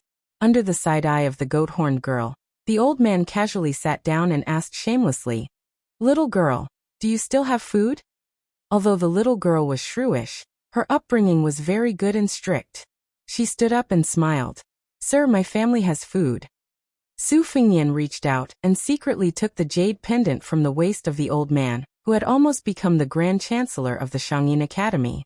He handed it to the little girl and said, "These are worthless scraps of white jade. Just take it as the payment for our meal." The old man's expression was normal. He nodded with a smile and didn't give the little girl a chance to refuse. "If you don't accept it, I won't eat it." The little girl shook her head hard and said seriously, "Can we not be so tacky?" Su Fingnian and Chancellor Wang looked at each other and smiled. Su Fingnian didn't return the jade pendant to the Chancellor. The latter waited for the little girl to go to the kitchen to cook and asked calmly, "I have 600 people. Do you dare to eat Bailiang?" Su Fingnian thought for a while. "There are only people who starve to death. I've never heard of people who eat to death." The old man shook his head and said in a low voice, "Not necessarily." Su Fingnian smiled and said, "It's hard to say if half of these people can reach Bailiang in the end. They won't eat to death in Bailiang." The old man nodded and said, "That's true." Chapter 8:21. The goat-horned girl was very considerate, and didn't care that the two guests had stolen the limelight. Seeing that they looked like they were going to talk in the middle of the night, she lit up 2 thick red candles in the hall, and went to her boudoir to flip through her books. The door was half closed and there was a small gap. She was willing to light up the lamp, so she secretly squatted by the door, and read with the help of the faint light. The number of chancellors and teachers in Shangyin Academy were as many as the hairs on a cow, but there were only a few who could be evaluated as a master. Back then, Chancellor Wang won the debate between name and reality, lost the battle between heaven and man, and lost to the current Grand Chancellor of the Academy. In terms of weight, he was still ranked in the top 3 in the Academy. In terms of the talent of eloquence, no one could beat him. At this moment, Chancellor Wang bent over and stretched out his hand to warm himself by the fire on the stove. The light shone on his weathered face, and he occasionally picked up a peanut from the bowl and threw it into his mouth. Su Fingnian sat on a small stool and carried the girl's favorite pair of brocade boots. He controlled the fire and roasted them slowly at a height away from the burning charcoal in the stove. In this way, no matter how prestigious their identities were, both of them had a rustic vibe and didn't look like clay bodhisattvas who were worshipped high above. The two of them didn't speak hastily even though the situation was urgent, and could be said to be urgent. After all, the affairs of the world couldn't be discussed with one's hands and couldn't be regretted. Chancellor Wang was serious this time, and his mood wasn't relaxed. Scholars only talked on paper, and often had high standards but little ability. Chancellor Wang spent his whole life studying the art of maneuvering, but no matter how good the plan was, it still had to be done by people. Once a piece was placed on the chessboard, it couldn't be changed again. However, how could a living person be so simple? Who would be willing to be a puppet or a pawn to cross the river? This was also the root of Chancellor Wang's carelessness in playing chess. The chessboard and chess pieces were all dead objects. Otherwise, if he were to choose a talented person to govern the country, he could just casually pick a few famous national players. When the little girl who was hiding behind the door to read her book was flipping through the pages, she glanced at the white-haired man outside the door. She definitely couldn't hate him, but if she were to say that she liked him at the first awakening of love, she wouldn't. Firstly, she was still young, and secondly, in the matters between men and women, it wasn't as if the other person was good enough for her to like him. Love didn't start and end. Who could say for sure what fate was? The goat-horn girl was influenced by her family of scholars, and felt that she would still find a scholar like her father in the future. The warm and handsome guy in the hall outside the house was good, but unfortunately, he wasn't her cup of tea. The little girl didn't have any intention of eavesdropping, so she withdrew her thin thoughts and subconsciously dipped her finger in her saliva. She gently flipped through the book and put it in her mouth before smacking it. Her mouth was filled with the fragrance of ink, and she laughed to herself. Her parents always said that this habit of hers wasn't good, that it wasn't easy to collect books, and that it was detestable to destroy books. However, how could this little girl care about these things? She wouldn't change even after repeated admonishment. In the hall, Chancellor Wang finally opened his mouth slowly. Don't think about victory, think about defeat first. Let's talk about the worst. Among the 600 people, the teachers and scholars are roughly divided into 2 and 8. Among them, a small half of the scholars from Jixia have been sent by me to study and lecture in Old Shu, Jizhou, Xiangfan and other places using various excuses. Half of the teachers from Jixia have opened private academies within 800 miles of Beiliang, or have attached themselves to the local dignitaries. It's relatively easy for these people to enter Beiliang, but we can't rule out the possibility that the imperial court is secretly watching them. Once there's any movement, the imperial court will kill them and eliminate them. If these people are like this, don't even talk about those who are studying in the palace. The relationship between the Su and Zhao families has been exhausted. With such a large-scale migration, not to mention the difficulties of the prefectures and counties along the way, even Zhugo might be mobilized. This bunch of teachers and scholars who are not much better than delicate girls can't withstand a few trampling of iron hooves. To put it bluntly, a slightly elite Liang soldier can pick out a stick of candied ha with a thrust of his spear. Your Highness said that less than half of them have arrived in Beiliang. It's not an exaggeration to scare people. Su Fingyan smiled and said, We'll deal with whatever comes our way. The Liang cavalry and Zhugo, who are experts in assassination, are used to eating meat, but are our Beiliang secret agents vegetarians? When we were eating meat with big bulls back then, weren't they still eagerly waiting to drink soup on the side? My Shifu once specifically left a brocade pouch for us to deal with this matter, and now we've already begun to launch countermeasures. The geographical advantage is in Liang, but the weather, people, and peace are two different things. Although we can't say that it's all in Beiliang, it's still a bit better than the difficult situation of the past few years. First of all, when Beiliang dispatched troops to raid several towns on the border of Beimang, Second Sister even led troops to kill all the way to the capital of the southern dynasties, making Beimang exhausted from dealing with them. Then there was the devil Luoyang who spent a year brazenly going south last year, luring and killing countless iron cavalry and elite troops. Beiliang raised a large number of Jianghu dogs. In the past, they were used to guard against the infiltration of Beimang's Jianghu forces to the south. For fear that this group of desperados would not kill the heavily guarded powerful officials and meritorious deeds, they specifically selected the soft persimmons who were only at the threshold of the ranked class to assassinate them. Now they could be transferred to Liang's borders. If Beimang dared to loot a burning house and tried to form a tacit understanding with the Zhao family, then they would let Su Xiao fight again. Coincidentally, the newly appointed Protector General of Beiliang, Chu Lushan, and the cavalry commander Yuan Zuozong were both worrying about how to deal with the new officials. If Beimang were to be implicated, even Zhong Hongwu and Yan Wenwan would be happy to see it happen. Moreover, Zhugo of Liang had ruthlessly killed a number of the top spies in Zhugo when Chao Chongqing was welcoming the princess. Now it had not recovered its strength. Beiliang's death warriors were not good at fighting in battle formations, but they were still good at this kind of covert operations. If they were to fight Zhugo, they would barely not be at a disadvantage. Also, those elite death warriors who spent too much energy and effort to protect me can also be sent to coordinate with the military spies that Beiliang has long since established. Don't forget, the Beiliang cavalry is the best in the world mainly because of the scouts. If the Zhao family and the imperial court fall out with each other, and do not hesitate to send more than 1,000 soldiers, then they can't blame them for kicking an iron plate. The old man sighed. When the time comes, this chessboard will be a scene of intersecting fangs.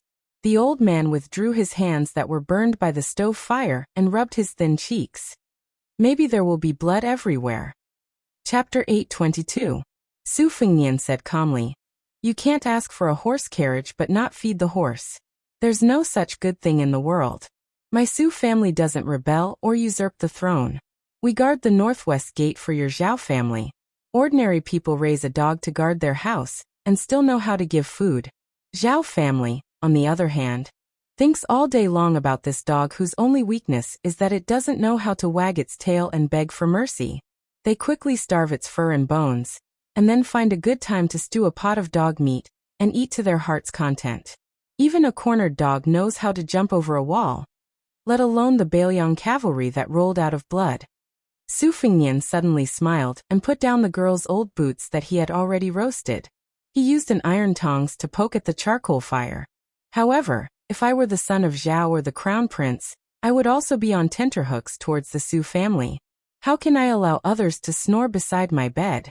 It's just that understanding is one thing, but if you want me to accept it, it's absolutely impossible.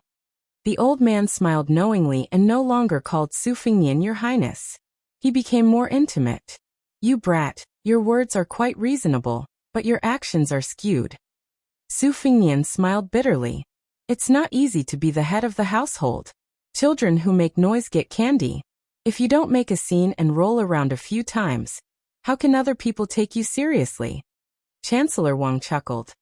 Then how can it be even better?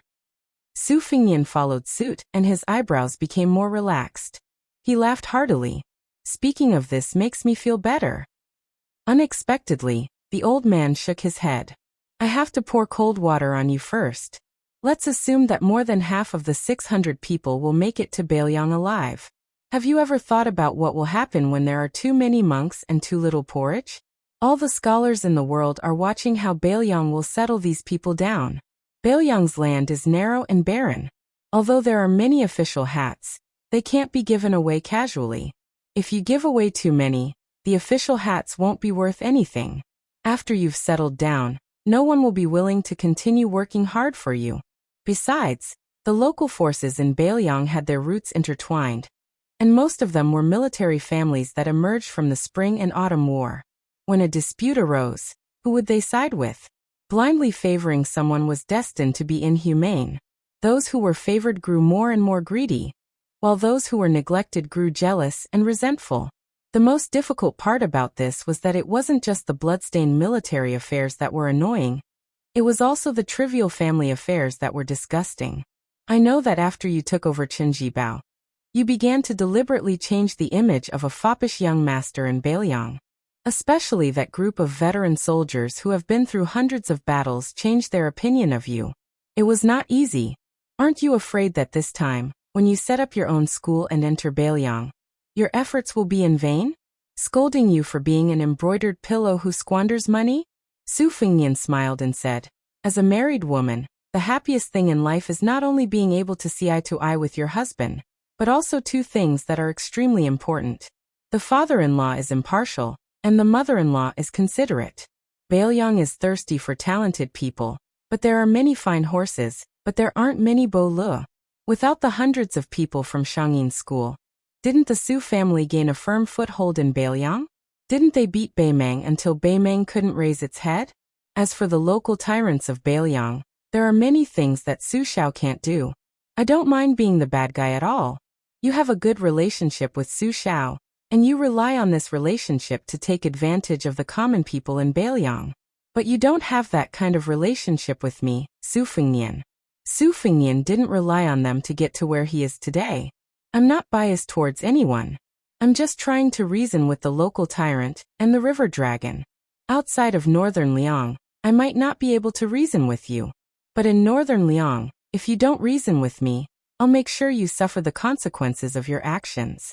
If you're a local tyrant, then you can rely on your military exploits to become rich fieldshewang, or control the military affairs of various provinces and counties. It doesn't matter. These are all things you deserve. However, your table manners are too bad, and you've damaged the foundation of the Su family's wall. A hoe here and a hammer there dug dog holes, causing a perfectly sturdy wall to leak air from all sides. Don't blame me for using your corpses to fill the holes. If you are a local tyrant, as long as you don't pretend to be virtuous and do things honestly, you will have an official's hat, gold and silver, and you won't lack women. Baelyang's narrow territory also has its advantages, and that is everywhere you go is under the Su family's nose. Everything you do can be seen. What the Su family does is nothing more than the word justice. As for the earnest advice, I'm afraid I'll have to trouble you, old teacher. I think you will also be cursed behind your back.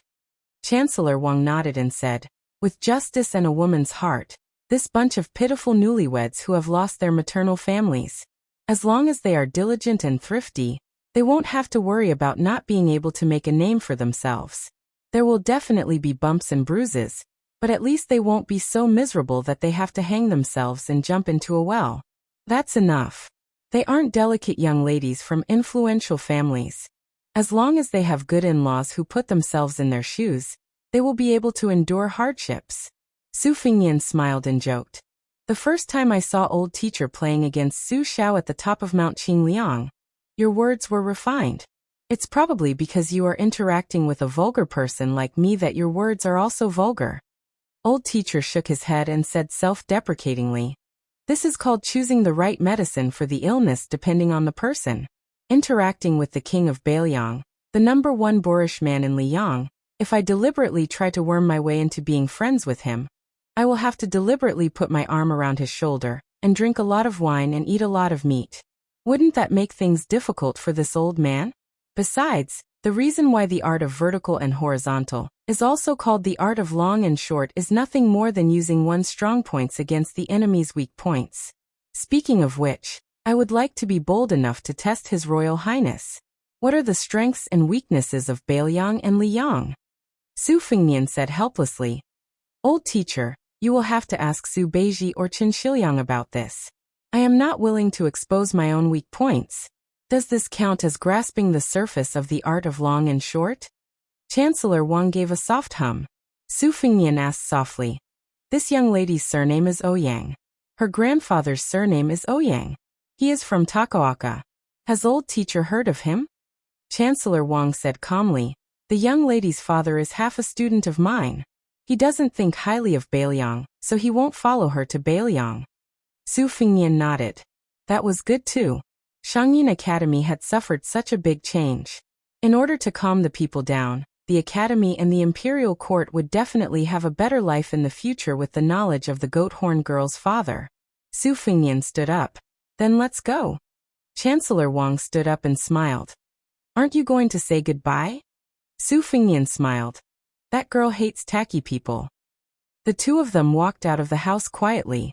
After Su Fingyan closed the door, he hung the jade pendant that he had stolen on the way on the grape rack. On the second day, the wind and snow stopped. A huge snowman that was as tall as a few people stood beside the Buddha's Palm Lake in Shangyin Academy. The goat-horned girl ran all the way to Yu Youwei's courtyard and screamed excitedly, Sister Yu, there is a huge snowman beside the lake. It looks like you. Chapter 8:23. A group of strange travelers appeared on the road. 8 of them were carrying a palanquin that was neither a bed nor a couch.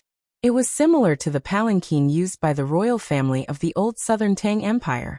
A wide gauze canopy was added to the top of the palanquin. Vaguely, one could see the graceful figure of a woman behind the palanquin.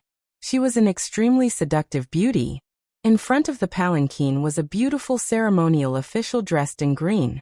She was holding an ivory palanquin. Tied around her waist was a bag of golden silk fish, made in the old southern Tang Empire.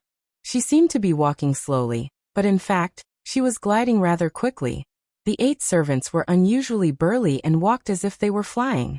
Even in the winter, they were bare-chested. Compared with the young and delicate ceremonial official, they were even more eye-catching. Beside the palanquin was a middle-aged machete man with a black veil on his head. His beard was so long that it was almost impossible for him to be so arrogant. On the official road, most of the people who dared to be so ostentatious were high-ranking officials and dignitaries. If they were Wulin people, then they would be extraordinary. Today's Jianghu was divided by the so-called heroes. Compared to the martial artists of the spring and autumn period, they could not be mentioned in the same breath. Even the top sect of Jianghu, Dragon Tiger Mountain, which had the same surname as the emperor, was in the wilderness and Prime Minister Qingxi was in the court. The north and south were in harmony with each other, but they did not dare to be arrogant. This group of people was so maverick that they attracted a lot of attention on the road. Among them was a pair of young palanquins who had just met each other. They rode their horses separately. The older palanquin was riding an inferior horse. He reined in the horse to make way for them. With an envious face he whispered to his companion, "Look, they must be like us. They are going to participate in the martial arts assembly at the Quicksnow Mountain Villa. If I'm not wrong, they should be the second to none dragon palace in the old southern Tang Empire. Only they dare to show such an overstepping and violating etiquette. They have no choice. The palace master of the Dragon Palace is the wet nurse of the youngest son of the king of Yanqi with the support of such a powerful vassal king in the dynasty. Even the Jadushi who held the Tiger Tally in the southern Tang Empire would not say anything. I heard that this generation of the Dragon Palace has a talented woman. Hey, if she takes a fancy to me, my life will be worth it. Not to mention her, any of the fairies in the Dragon Palace would do." Huang Liang's companion was a young, white-haired nobody. Huang Liang was poor, and he was not a generous man. He did not manage to earn any money this year, so he was living a poor life. Earlier he met this young man drinking alone in a small town. He shamelessly asked Huang Liang to bring him along. And when he heard that a martial arts assembly was going to be held at Snowfast Mountain Villa, he asked Huang Liang to bring him along. Huang Liang did not have to worry about food and drink along the way, and was lucky enough to stay in a first-class room in a few luxurious inns. Therefore he began to see Su Qi in a new light. To be precise, he was impressed by Su Qi's wealth, and in his heart, he still regarded this generous man as a fool. Huang Liang was happy to consider himself an experienced Jianghu veteran, and showed him some of the Jianghu stories he had heard. At this time, when he saw Su Qi's confused face after hearing about the Dragon Palace and the King of Yen, it confirmed his view of this kid as a newborn calf. He took off the wine bag that Su Qi bought with money from his waist, raised his head and took a big gulp. Then he wiped it with his sleeve and said with a smile, "If you haven't heard about the Dragon Palace, then I'll have to explain it to you. In the Jianghu world of Liang, not to mention the Dragon Tiger Mountain, the Wu family, the Sword Tomb, and the two Zen temples, which came out of the secular world at will, are too far away from Jianghu. The real first-class schools that can be called the peak of Jianghu are the Sword Pool of Dongyue, the Bull Gang of the Xianyuan family, the Wild Goose Castle on the border of Jizhou, the Spring Invitation Cottage in western Shu, and then the Dragon Palace and the Quicksnow Mountain Villa. As for the third-class schools and gangs, most of them are influential figures in a province. It's not very nice to say that they are third-class, but they can't be underestimated. Generally, they have one or two grandmasters as their stabilizing force. There's no need to talk about the fourth-class and the bottom-class sections. I was once valued by a big shot in the Pure Heart Pavilion, which was one of the best in the county. He saw that I had a good foundation, and was expected to be a direct disciple. Unfortunately, I was snatched away by a government official who wanted to practice martial arts. That bastard is not serious about practicing martial arts. He's just a dog in the latrine pit. Apart from hurting a few senior and junior sisters, he doesn't show up in the sect more than a few times a year." Chapter 824.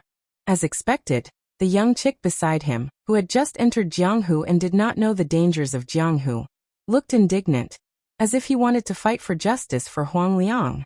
This made Huang Liang, who was wearing a heavy expression, laugh inwardly. It was true, and Pure Heart Pavilion was a famous sect in Jianghu, but that person was not Huang Liang. He had heard from the gossip of the people in the city that the young man who was swapped had a miserable end. He had only said a few angry words, but his hands and feet were broken by a group of retainers on the same day. It was also in this harsh winter that he was thrown to the roadside like a dead dog. Su Qi, or Su Fengnian, looked up and saw the 8-barreled palanquin flying away like a swan treading on the snow. After leaving Shangyin Academy, Su Fengnian did not go with Chancellor Wang.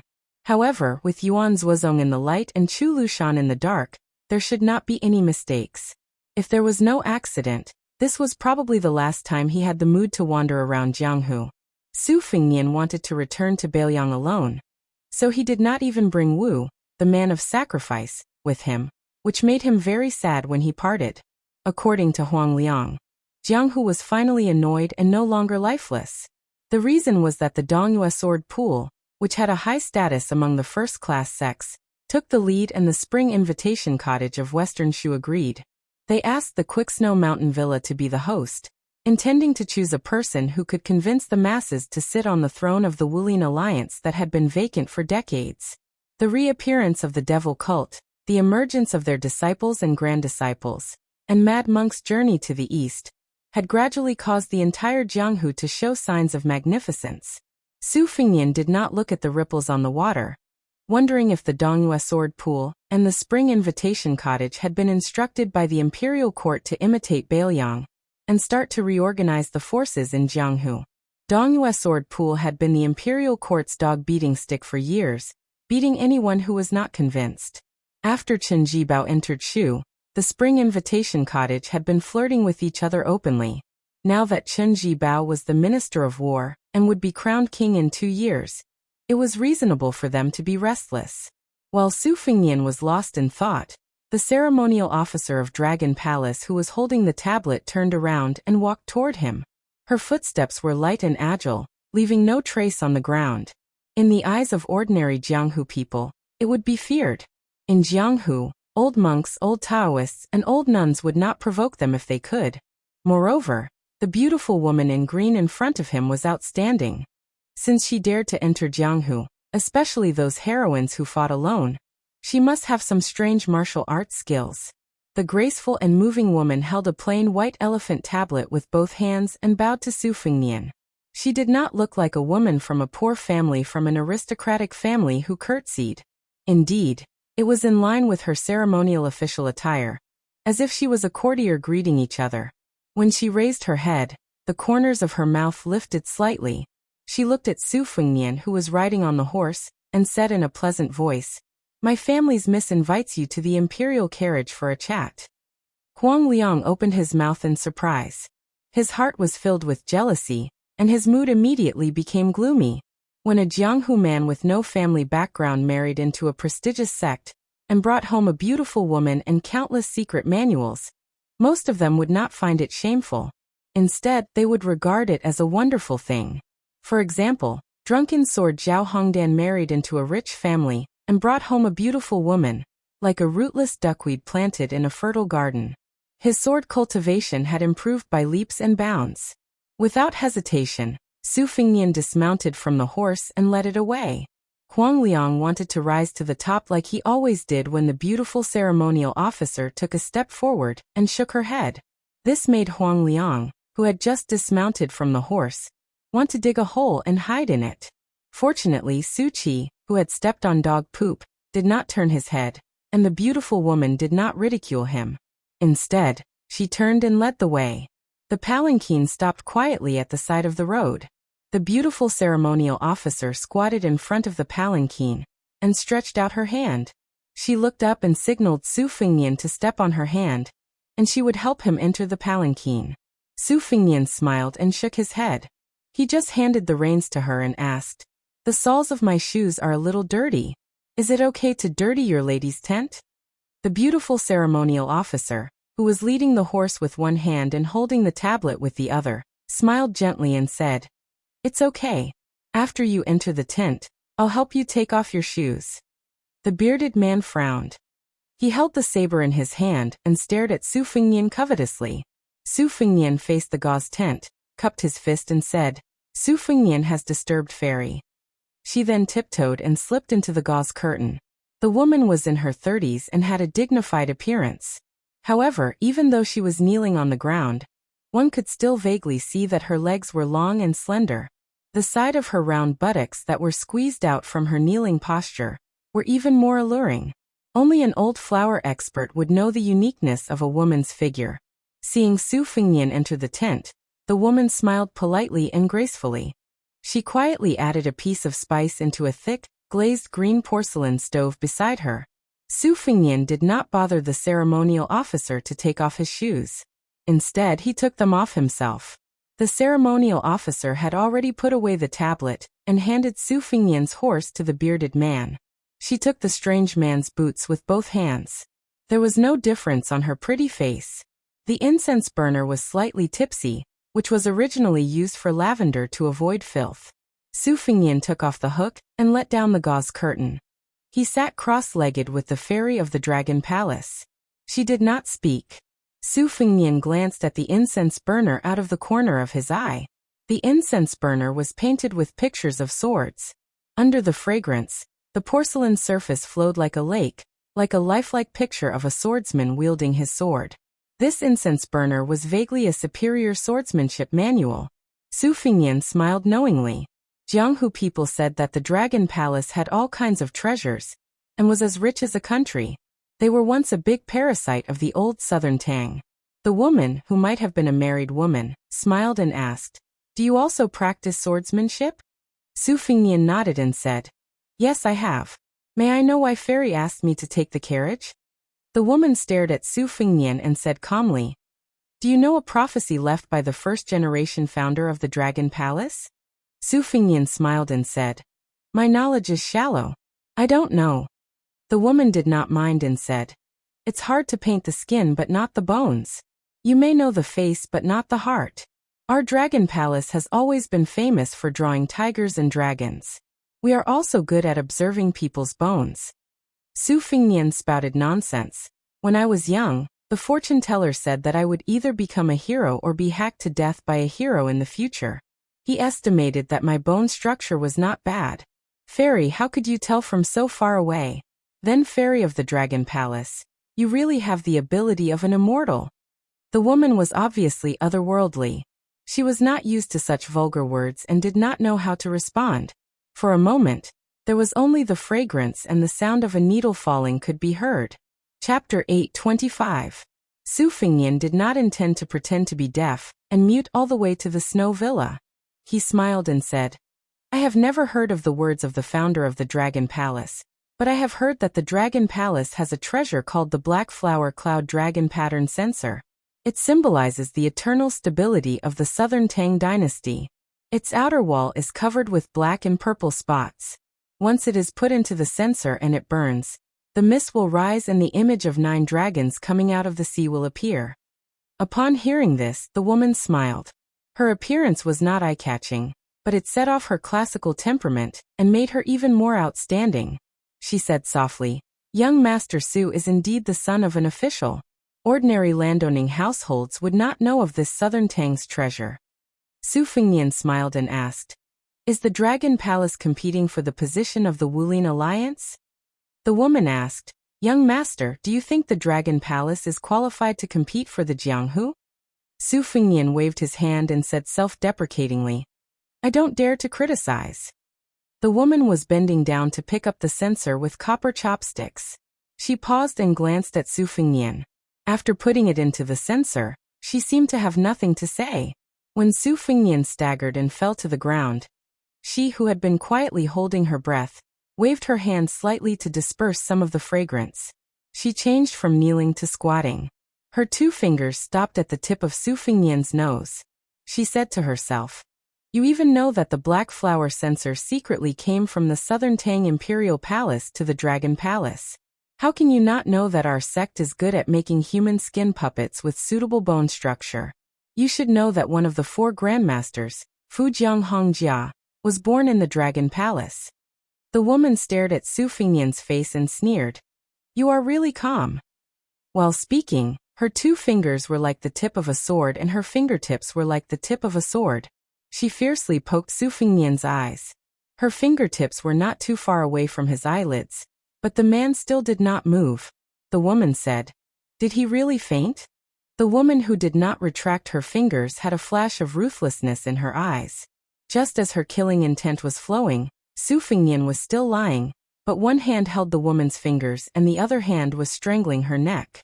The woman was stunned. The first 2 probing was just a pretense. The 3rd time was the real killing intent.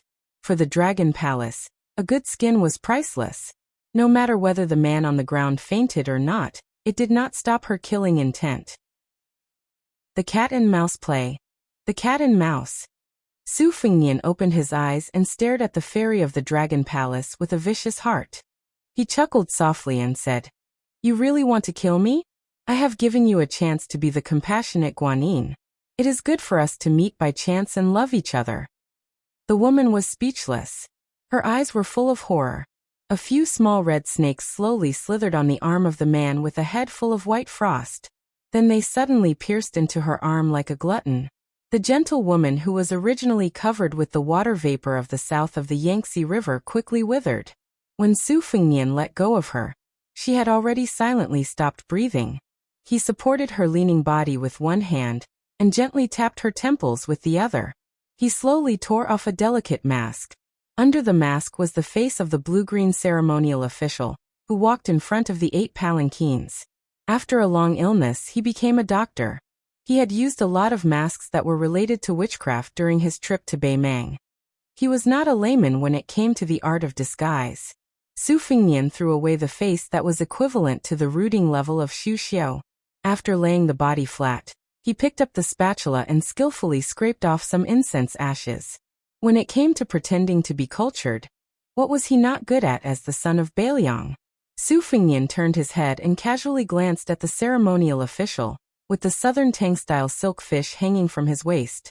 The latter was indifferent to the corpse. His smile did not diminish and his eyes were playful. Su Fengnian asked, "Who is she? Who are you?" The blue-green lady stretched out a finger and stroked her temples. She squinted her eyes and said softly, "She is the current me. My real appearance is uglier than the one you took off. I don't dare to show my face to others." Su Fengnian put back the spatula. The mysterious lady said straightforwardly, "Originally, I thought that the journey to the Quicksnow Mountain Villa was boring, and I wanted to make a new puppet to relieve my boredom. Now I feel that it is too wasteful. Why don't you come to the Dragon Palace and be a tripod furnace? Many men in Jianghu dream of it. Although it will dry up and be abandoned in 3 to 5 years, it is still much better than being made into a human skin puppet. Most of the women in the Dragon Palace are as beautiful as flowers in jade. They sing every night and enjoy happiness for several years. Even if you are a pewter spearhead, you can still have fun with 20 or 30 fairies. It is better than living a boring life with 1 or 2 old women." Su Fengnian said helplessly, "Miss, where does your confidence come from?" The lady tilted her head and asked, "Are you the emperor of Liang's family?" Su Fengnian shook his head. The lady asked again, "Have you reached the 1st grade of Vajra realm? Or have you comprehended the mystery of finger mystery?" Su Fengnian still shook his head. The lady asked, "Then are you the son-in-law of Grand Secretary Zhang Julu or Gu Jiantang?" Su Fengnian was amused. He laughed and said, "Are you done asking?" The 8 palanquins sank a few feet in an instant. The 8 strong and burly retainers knelt down almost at the same time. Su Fengnian's left hand grabbed the lady's face like hooks. The lady's face was bleeding. His right hand slowly rotated and several flying swords were nailed into her vital acupoints. If she dared to use qi to resist, she would be nailed to death on the spot. Su Fengnian slightly increased the strength of his 5 fingers. Perhaps the lady's face was covered with blood, and she was gasping for breath. Su Fengnian smiled and said, "Do you really think you are invincible just because of the fake Vajra secret skill of the Dragon Palace?" The reason why the Dragon Palace was able to stand tall was because of the snake entangling tortoise, which was derived from the red armor of the Talisman General, and a few shortcut Xian finger skills. In the end, it was neither a donkey nor a horse. It was a laughingstock. How many genuine level 1 masters would take these women seriously? If you want to be a master like Wang Xianji, you can't do it with the unorthodox methods of the Dragon Palace. In the past, your palace master tried to give herself to Wang Xianji to take Yang to nourish Yin. As a result, she was slapped into a pulp by old monster Wang before she could take off her clothes. In my opinion, if a lady is too ugly, she shouldn't be in Jianghu. The lady gnashed her teeth and said, "Who are you? Why do you know so much about the secrets of the Dragon Palace?" Su Fengnian loosened his 5 fingers and smiled without saying a word. The lady, who was decisive, shouted outside the gauze tent, "Keep going." The lady, who was waiting for an opportunity to reward the white-haired young man with a mystery of finger skills, spat out a mouthful of blood without warning. It turned out that a flying sword had penetrated her body. The green flying sword circled back to its master's fingers. Su Fengnian sneered, "Still not giving up?" The lady stuck out her tongue to lick away the blood, and swallowed it along with her saliva. Her eyes were cold and she said in a charming tone, "What a good sword manipulation art of the Wu family's sword tomb." Su Fengnian pointed at his white hair and said with a smile, "Based on this and the turmoil in Great Peace City, you actually guessed my identity but didn't dare to say it? Afraid that I would kill you? The lady was silent. Su Fengnian asked directly. This time, the Dragon Palace went to the Quick Snow Mountain Villa to join in the fun. Did the king of Yanqi, Zhao Bing, and Nalan Yusi ask you to do anything? The lady was expressionless. She seemed to have accepted her fate and was waiting for death. The two of them were only a few feet apart. Su Fengnian changed his attitude faster than flipping the pages of a book. He slapped his palm on her forehead. The woman's body was strangely still. Only her head shook for a long time. Blood flowed out of her 7 orifices. The concealed qi that she had gathered with great difficulty suddenly burst out. She covered her mouth. Scarlet blood seeped out from between her fingers and dripped onto the carpet. Su Fengnian slapped the lady's face with his right hand. Her head swayed to the left. She tried to move to the right, because she could clearly feel a flying sword with undisguised cold sword energy hovering near her right ear. She did not want to have her head pierced by a sword for no reason. But Su Fengnian hit her when she was down. After the slap, he pressed his hand against her swollen cheek and pushed it towards the tip of the flying sword. This caused the resilient lady's heart to die in that instant. Her life was hanging by a thread. It was not a good feeling to be so close. The lady closed her eyes. The man's palm was warm, but the flying sword near her ear was cold and piercing. The tip of the sword happened to touch her temple. A drop of blood slowly flowed down her pretty cheek. After opening her eyes, she sneered. Why? Are you worried that the secret skill of the Dragon Palace will die with me once I crush the pearl? Su Fengnian flicked his finger on her cheek. The flying sword returned to his sleeve. He said casually, the ladies of the Dragon Palace are like clams. Their cultivation varies. The pearls they cultivate are also different in size. The small pearls are as small as a grain of rice. They follow the flow of qi. The big pearls are as big as the Lingnan dragon eye. They turn into Taoist gang qi and occupy the dantian. The lady spat out a mouthful of blood. Su Fengnian stretched out his palm and easily blocked it. He glanced at the black-purple blood in his palm. It seeped into his skin and disappeared in a flash. He frowned. The lady laughed crazily. Chapter 826. Su Fengnian laughed. It's not good for some skills to be too famous. Just like the go set by a top national player, its first appearance is usually earth-shattering. Over time, there will be a way to break it. South of the southern Tang, the weather is gloomy, the sun is abundant, and the plants and springs all contain evil qi. The human qi is connected to the heaven and earth, so it naturally produces miasma. The Dragon Palace has been rooted in southern Xinjiang for a long time, so they fight poison with poison. They collect grass miasma in March, yellow plum miasma in May, and sweet osmanthus miasma in September. They are neither smoke nor fog, but they are mixed into the bloodline. When you spit it out, it is called dragon saliva, especially the blood essence. Even if you are a top expert, as long as you don't have the physique of a Vajra realm, your body will rot after a drop of it. The woman stopped smiling, raised her sleeve to cover her face, and wiped the blood from the corner of her mouth. She even looked shy and coquettish. She stared at the nobleman who was familiar with many secrets of the Dragon Palace. If you insist on killing me, I'll destroy both jade and common stone. If we talk nicely, maybe we can both be happy. Su Fengnian raised his palm, and the dragon's saliva was forced out of his palm. The woman didn't panic and fell into deep thought. Su Fengnian sat near the incense burner and sighed. You really have an exquisite mind. If I were an ordinary person, even if I could suppress the dragon's saliva, which is ranked in the top 5 of the southern borders Gu arts, with the incense biscuits in the incense burner that require a guiding medicine, I'm afraid that when I bargain with you, I'll be dead.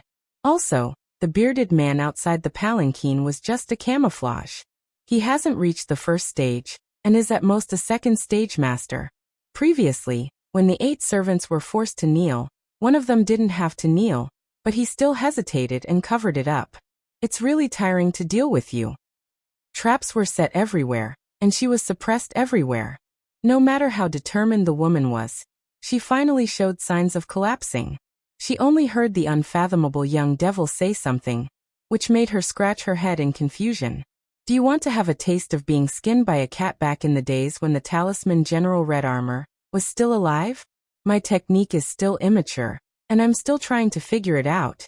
Why don't you put up with it?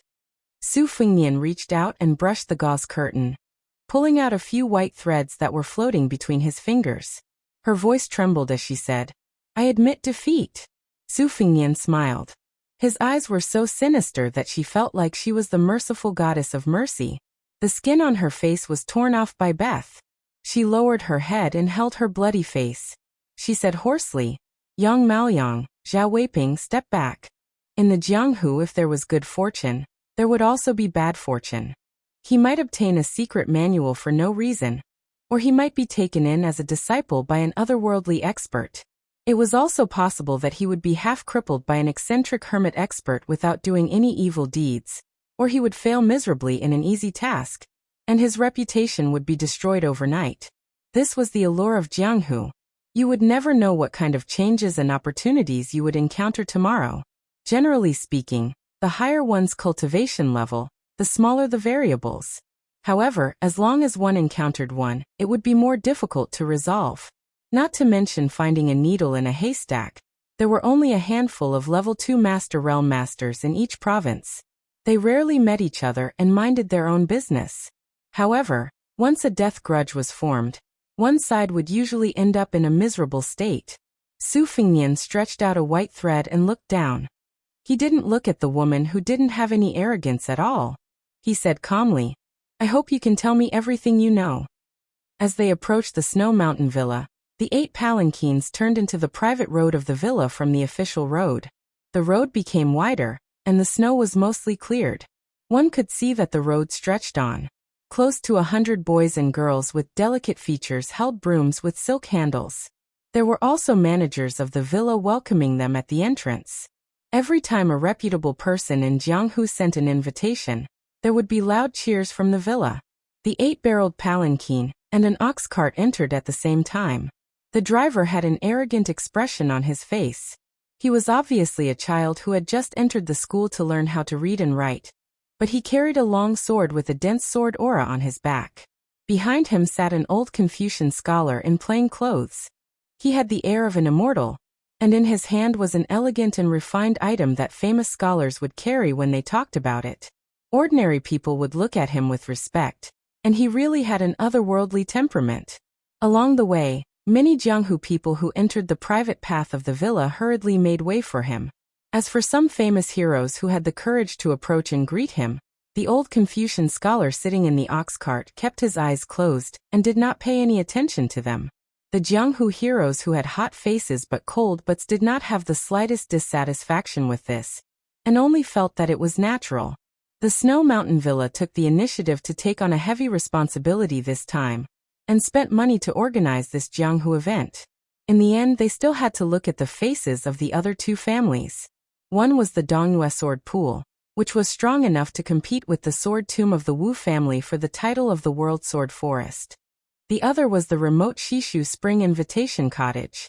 The former had sent Li Yibai, who was expected to be the next leader of the sword pool, and 18 sword servants.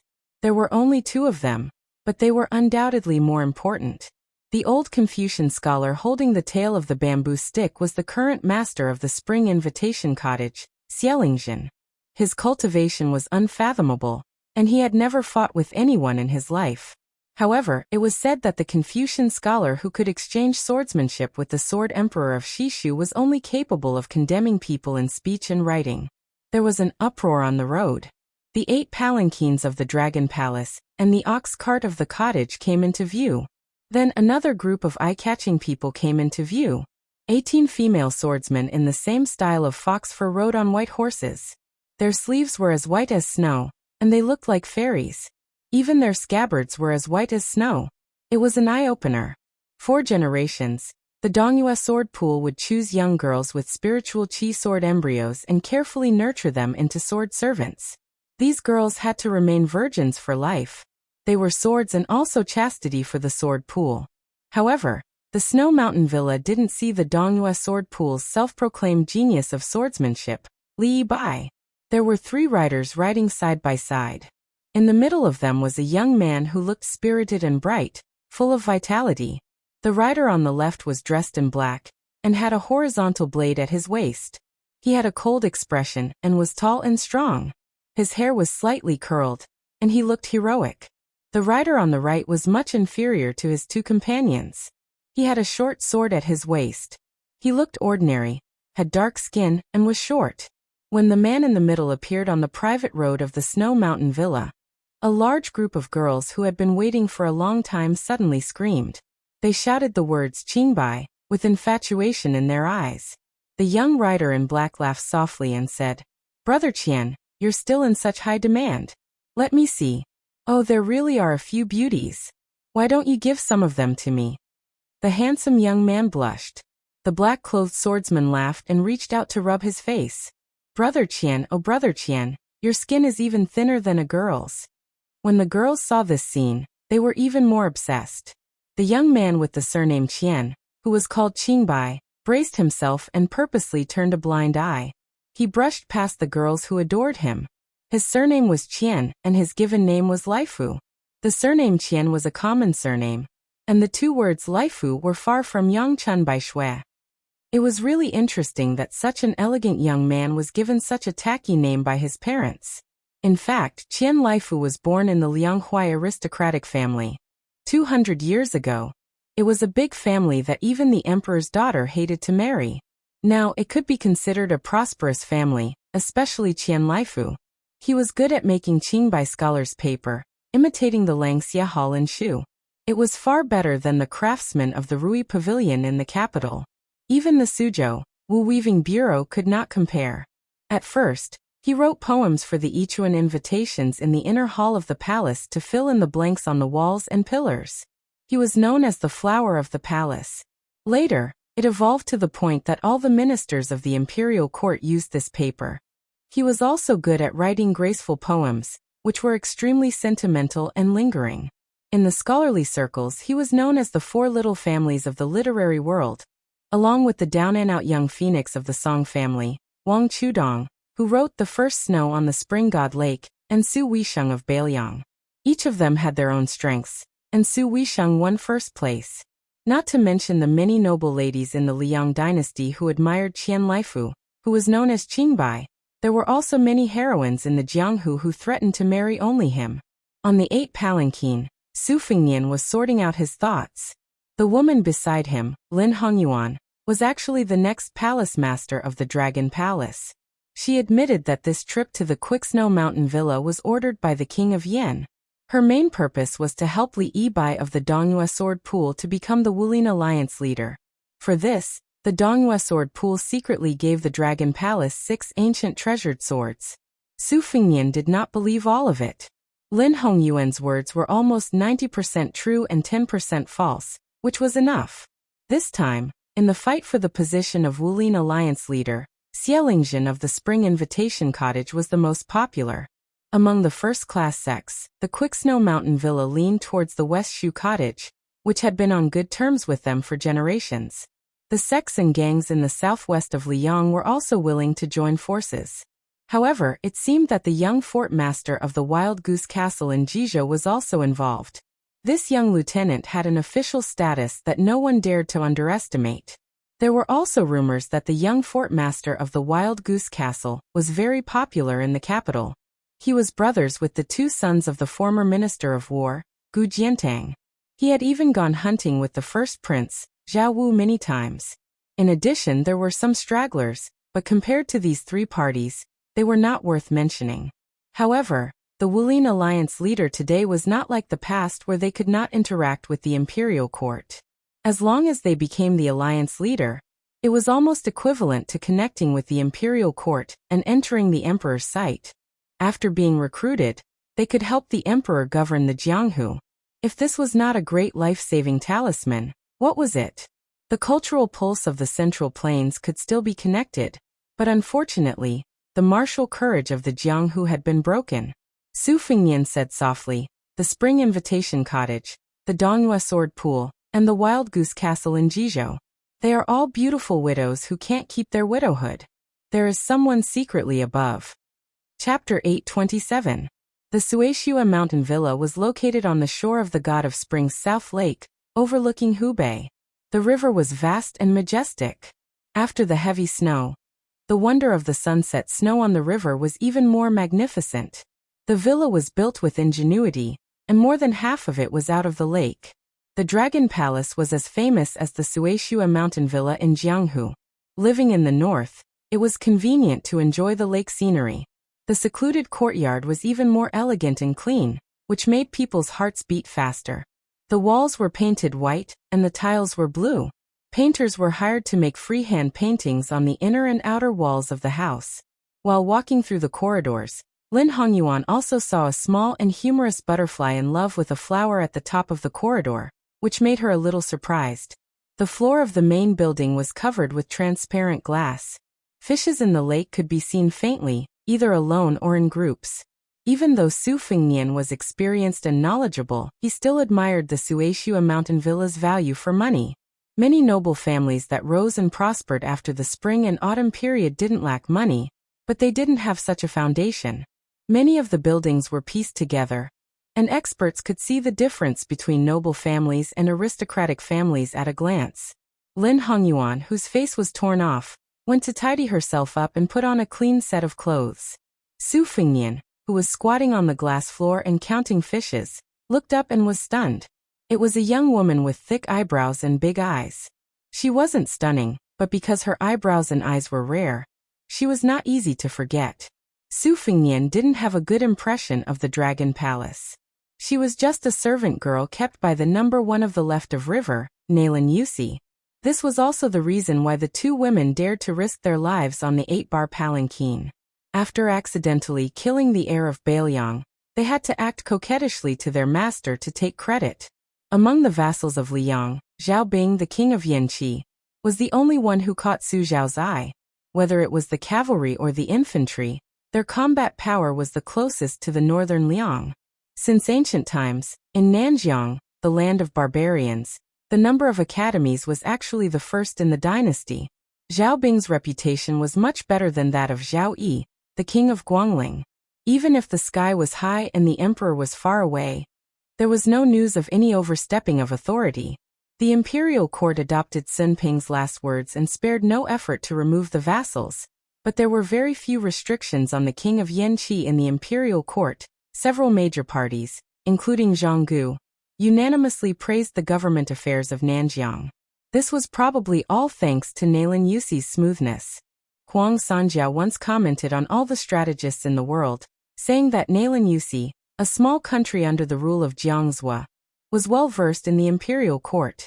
Lin Hongyuan looked at the white-haired man who glanced at her, and then lowered his head to tap on the glass again. If she could, she would not hesitate at all.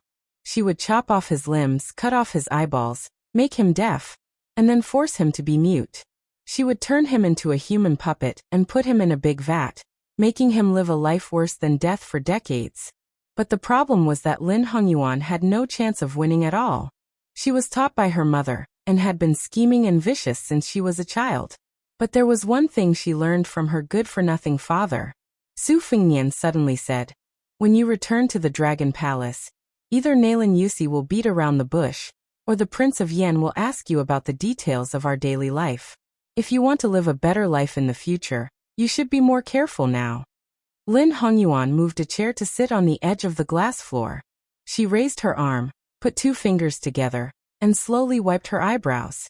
She smiled and said, "Young Master Su is really a good person who repays evil with good." Su Fengnian said calmly, "I know a little about Xie Lingjin from the cottage, Li Yibai from the Dongyue sword pool, and Li Huoli from the Yanbao fort in Jizhou. I haven't heard much about these 2 young talents. Tell me more about them." Lin Hongyuan took off his boots and sat cross-legged on the chair. His hands massaged the soles of his feet casually. After thinking for a while, he said carefully, "I know Li Yibai better. When he traveled thousands of miles with his sword, he came to the Dragon Palace. I also accompanied him to the south border, almost to the South Sea. His swordsmanship is superb. Because he came from the sword forest sacred ground, he naturally has a good understanding of swordsmanship. Time after time, he sharpens his swordsmanship and points to the key points. Gradually, he has the aura of an ancient sword fairy. If it weren't for his plain appearance, I might have fallen in love with him. However, Li Yibai has a weakness. He cultivates the out-of-the-world swordsmanship, but he cultivates the out-of-the-world swordsmanship. Because the Dongyue sword pool and the Dongyue royal family are attached to the imperial court, they urgently need someone to stand out and stabilize the marriage between the sword pool and Liang. This is a knot in Li Yibai's heart. When he returned from the Lingnan Mountains, Li Yibai happened to get a sword manual of the Great Qin dynasty. I wonder how he has been practicing it these years. Young Master Su, you should know that the martial artists in Jianghu are not only afraid of the people of the three sects monopolizing the time, but also afraid of the new swordsmen stepping on the shoulders of the seniors in swordsmanship. Young Master Su, even if you have a great divine ability, and even a few Lin Hong apes are no match for you. That's only because Lin Hong apes happen to be subdued by one thing. Li Yibai is different. Don't be careless and become his sword test stone. Chapter 828. At this point, Lin Hongyuan deliberately paused. She thought that this guy would be arrogant and neglectful. Unexpectedly, he nodded and pursed his lips, indicating that he understood. Lin Hongyuan suppressed the gloom in her heart and continued. As for Li Huoli, Wild Goose Castle in Ji Province has never had any relationship with the Dragon Palace. I only know that the Han family in Ji Province was killed by the imperial court. Wild Goose Castle, as one of the important towns in Ji Province's border, was once a trusted subordinate of the Han family. Their owner, Li Jinjiang, was suspected of betrayal, so Wild Goose Castle's reputation has never been good in Jianghu. Li Huoli, who gained a lot of military exploits at the border, did not have any bad deeds in Jianghu. He only joined the army at the age of 14 or 15. And last year when he was 20, he was able to become a commandant with real power to command 6,000 people. Even 10 surplus generals can't compare with him. Presumably, Li Huoli has his own advantages. Lin Hongyuan seemed to be amused by herself. She smiled and said, praising Li Huoli's shrewdness in front of young Master Su, I really feel that I'm funny. Su Fingnian shook his head and said, if you want to be successful at the border, even if you're a descendant of a general, it's not easy to come by. Compared to the narcissistic Li Yibai, I care more about Li Huoli. Lin Hongyuan sighed in her heart. She was disgusted and even loathed such an opponent. The more Su Fingnian acted contrary to the rumors of a hedonistic son of rich parents, the more fearful she was. Lin Hongyuan's mystical secret arts were endless, and she was adept at scheming. Even if her opponent was a first-grade Vajra realm expert, she would still dare to fight him head-on. There were 4 first-grade Vajra realm, and the threshold was as high as the Dragon Gate. Apart from the people of the 3 religions, the Vajra realm was the limit. Most people could only dream of reaching the Xian Finger realm. If a martial artist stepped into the celestial phenomenon realm step by step, he would dare to challenge the saints of the 3 religions. In layman's terms, he would be willing to sacrifice himself to drag the emperor down from his horse. Su Fingnian stood up and asked, the Snow Villa will elect the Wulin Alliance chief the day after tomorrow. According to your estimation, how many people will come to join in the fun? Lin Hongyuan blurted out without thinking. There are at least 4,000 or 5,000 people, but the villa itself can only accommodate more than 200 people. Fortunately, there are many private villas, inns and taverns on the south side of the Spring God Lake, which can probably accommodate more than 1,000 people. The rest of the Wulin people have to live in the big and small towns 50 miles away, where good and bad people are mixed together. The only people who can really talk are the 200 or 300 guests who live in the Quickie Snow Villa. The villa must be happy and painful. The happy part is that the Quickie Snow Villa has never been the focus of the world. It welcomes guests from all over the world, which raises the status of the villa in Jianghu. The pain is that the 200 or 300 masters of various trades are not easy to serve. If something goes wrong, I'm afraid that a red light will turn into a white light. Whoever lives in a good yard, who lives in a bad yard, whose maids in the yard are more beautiful, will be personally received by the villa master. These people all have small calculations in their minds. It's easy to talk about the Dragon Palace, who pays attention to them, but some of the gang leaders who are neither good nor bad, who don't have any big skills, but they pay attention to small schemes, which can be said to be endless. It's a test of the Quickie Snow Villa's ability to receive people. Su Fingnian glanced at Lin Hongyuan, who was at her fingertips, and invisibly compared her with Ziyi of Mount Huishan. They were really different. He smiled warmly and said, I didn't know that you know the ways of the world. Have you been managing the affairs of the Dragon Palace all these years? Lin Hongyuan laughed at herself and said, if it weren't for this delay and smiling apologetically every day, I would have been a real level 1 master. The door of the hall was opened. The bearded man Zhao Weiping stood at the door and knocked symbolically. Lin Hongyuan said indifferently, say it.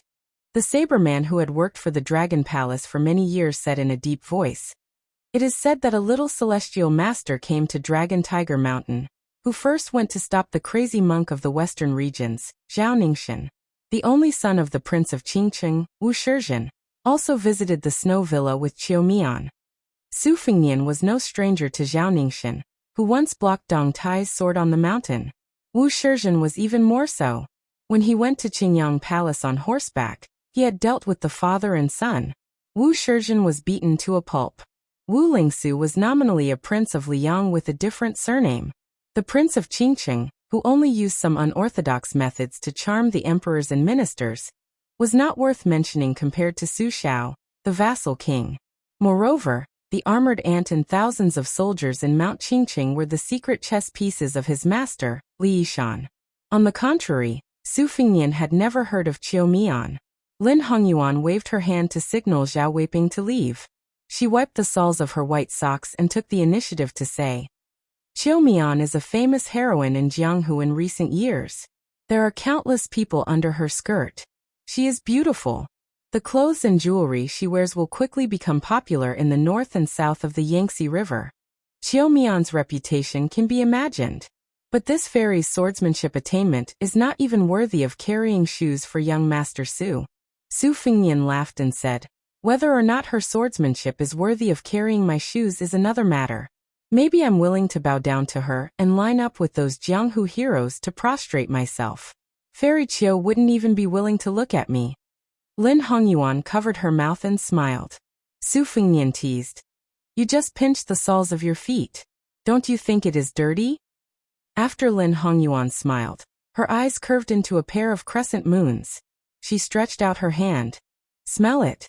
Seeing that Su Fengnian was not amused, she stuck her finger into her mouth and licked it. Her gaze was provocative.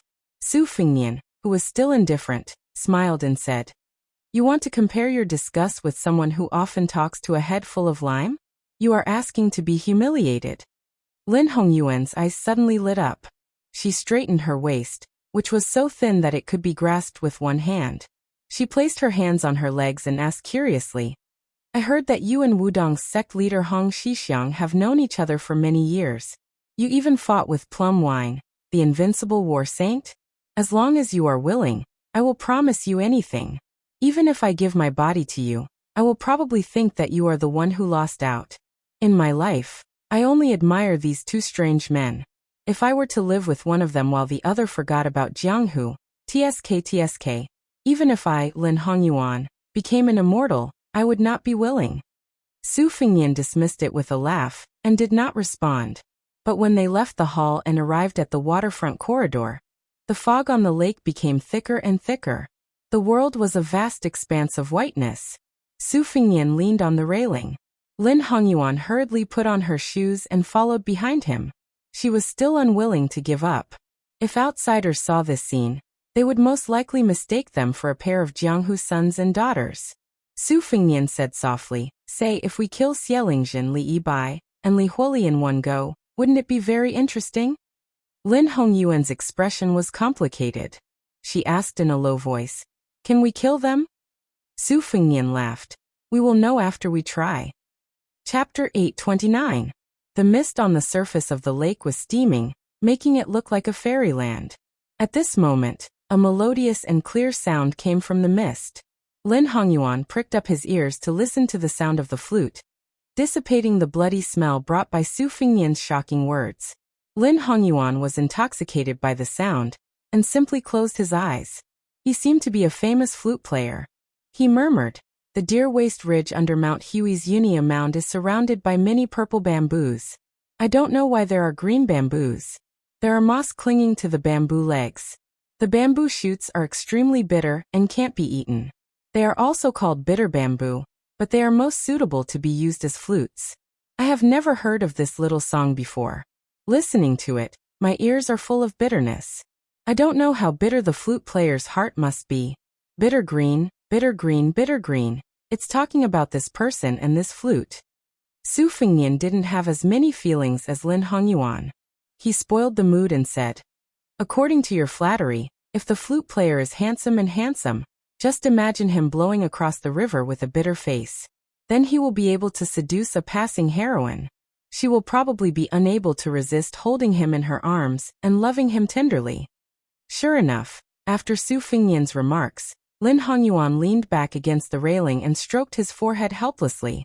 Su Fengnian twirled a strand of hair around his temples and asked, "How many people in the world do you think can wipe out the Snow Mountain Villa in one breath?"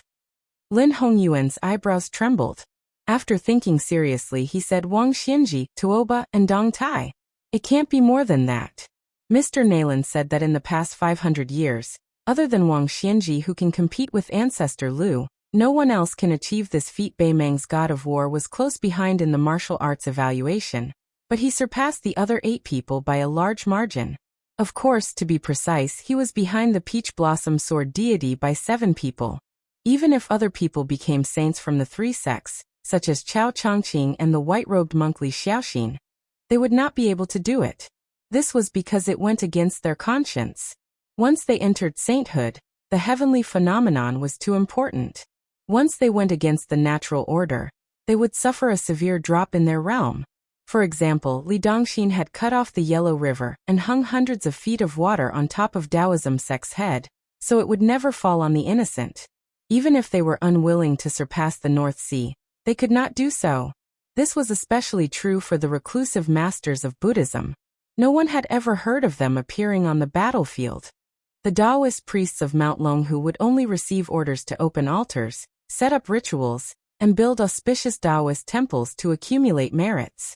How would they dare to kill the innocent?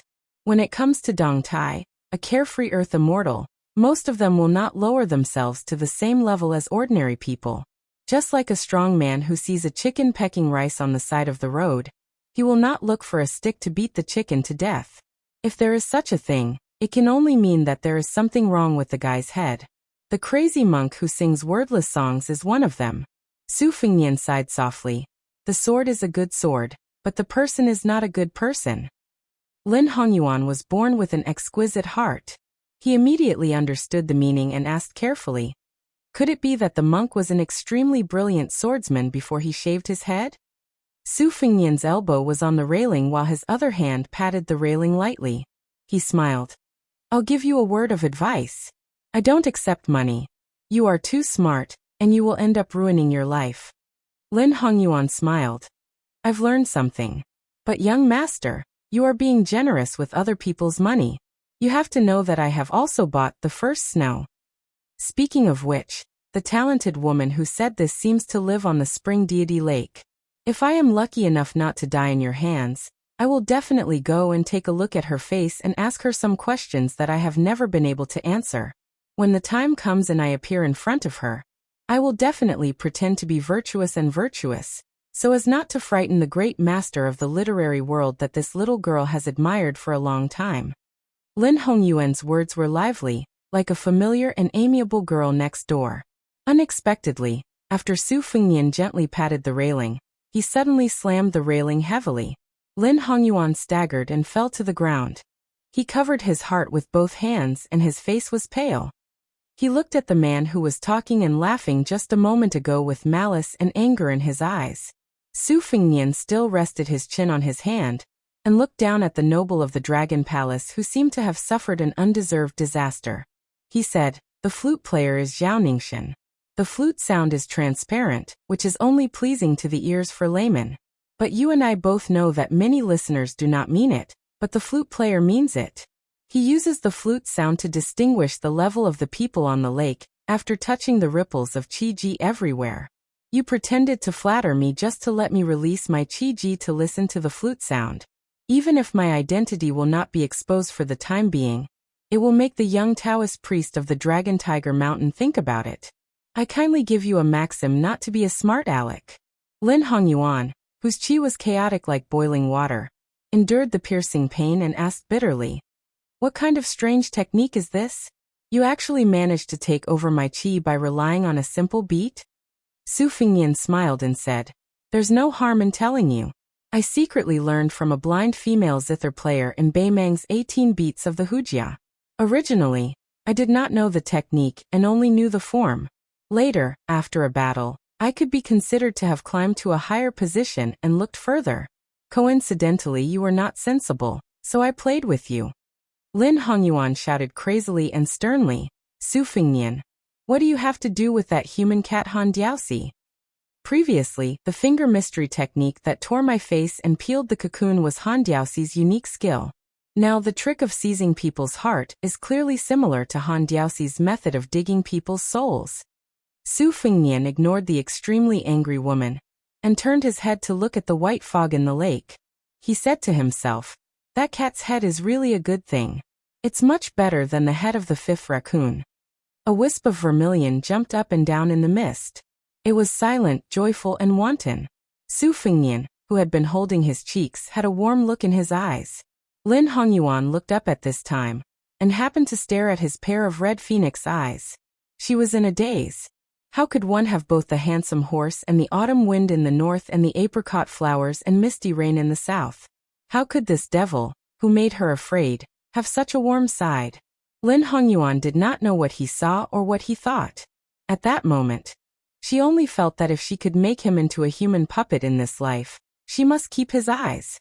Su Fingnian stood up and stretched his neck lazily. He bent down and looked into Lin Hongyuan's eyes. "There are several kinds of pseudo-xian finger skills in the Dragon Palace. I taught you one, so you have to teach me one." Lin Hongyuan felt anxious and miserable. She thought, "Then why don't you stand still and let me torment you until your ocean of chi is boiling? Let me beat you until you are half dead." She could only purse her lips tightly. Su Fingnian touched Lin Hongyuan's eyebrows with his fingertips. He did not have the posture of bargaining at all. He smiled and said, "I have seen a lot of finger mystery techniques, but the more this thing, the better. You, Lin Hongyuan, will be the woman of the master of the Dragon Palace in the future. You have a bright future. If you die in the Snow Mountain Villa for no reason, what else can you do except as a secret joke? I don't have a big appetite. I'm not asking you to say all of them. As long as there is one, we are even. How about it? Next, you have to complete the task given to you by Mr. Naylan. I will kill my people." Lin Hongyuan sneered and said, "You can't kill me because you want this?" Su Fingnian did not have the time to be gentle with her. With a light tap of his finger, Lin Hongyuan, who had been heavily hit between the eyebrows, crashed through the railing and fell into the lake.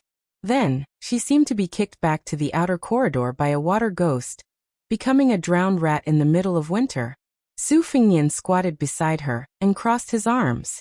Lin Hongyuan vomited a mouthful of blood. Apparently, she was not as energetic as before.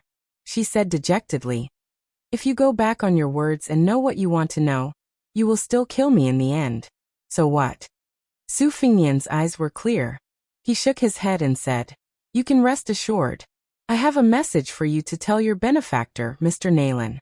Whether it's Zhao Weiping or that sneaky young Maoyang, none of them are qualified." Lin Hongyuan steadied her breath and sneered. "To understand the mystery of finger mystery, is it as easy as reciting a few lines of poetry? Young Master Su, could it be that you're a rare genius like Wang Xianji?" Su Fingnian held his belly and laughed. Lin Hongyuan was confused. Su Fingnian pointed at Lin Hongyuan and said shamelessly, "I thought I was already a jinx. I didn't expect you to be better than me." "You are right." Lin Hongyuan lamented. He really wanted to break this bastard's 3 legs with one punch. Su Fingnian restrained his smile and said, "Seriously, you should first talk about the meaning of the mysterious finger skill hidden in the Dragon Palace. If it's not useful to just talk about it, I don't mind being your practice body. You can wait for a chance to take revenge openly." Lin Hongyuan hesitated for a moment, and it was obvious that he was struggling with himself. Su Fingnian mocked, "Lin Hongyuan, do you know that it's because you know too much about mechanism algebra that it's easy for you to be blinded by a single leaf? Women don't have courage and only know how to play petty tricks. they can't achieve great things. Extreme wisdom is bound to be hurt. This wisdom is small wisdom and not the wisdom of the root.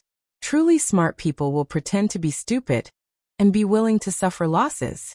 If it was that woman from Mount Hui, she would have already done business with me based on her intuition. She is the one with the root of wisdom. You're too petty. I always think that a woman's intuition is very similar to the foresight of the root of finger mystery. Lin Hongyuan didn't disappoint Su Fengnian. She went straight to the point and asked indifferently, "Have you ever personally copied the tablet?" Su Fengnian shook his head. Lin Hongyuan frowned. After her eyebrows relaxed, she said, "The Dragon Palace saved a Taoist great spiritual master 300 years ago, and passed on a unique mystery finger mystery to that generation's patriarch.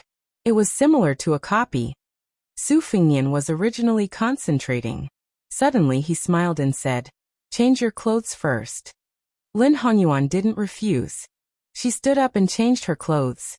A woman's love for beauty had nothing to do with martial strength. The Dragon Palace amassed countless wealth. If she wanted jewelry, Lin Hongyuan could wear it so that people would only see the jewelry and not her. The Dragon Palace also hid a few sets of the Phoenix coronet and robe that the Empress of Southern Tang didn't have time to take from the weaving bureau. Lin Hongyuan had just changed into a relatively simple and elegant dress when the curly-bearded swordsman Zhao Weiping respectfully reported at the door, "Master Yuqi is here." Chapter 830. Lin Hongyuan did not go out immediately. Instead, she went to inform Su Fengnian. He asked Lin Hongyuan to do her business first while he leaned on the railing of the corridor outside the inner hall. Yuqi Liangfu, the owner of the Quicksnow Mountain Villa, was as busy as a bamboo dragonfly. The sudden arrival of Zhao Ningxian from the Taoist master residence of Dragon Tiger Mountain brought light to the villa. Even Wu Shizhen from the Qingyang Palace and Qiu Mian from the Butterfly Sword sect became the icing on the cake. It did not mean that Zhao Ningxian, who was famous in the Liang Palace, was more important than Xielingxian from the cottage. It was just that the latter was expected, so it was not as surprising as the former. Yuqi Liangfu had personally met more than 30 martial arts giants in the past 2 days. Most of them were in their prime, and there were also many old people.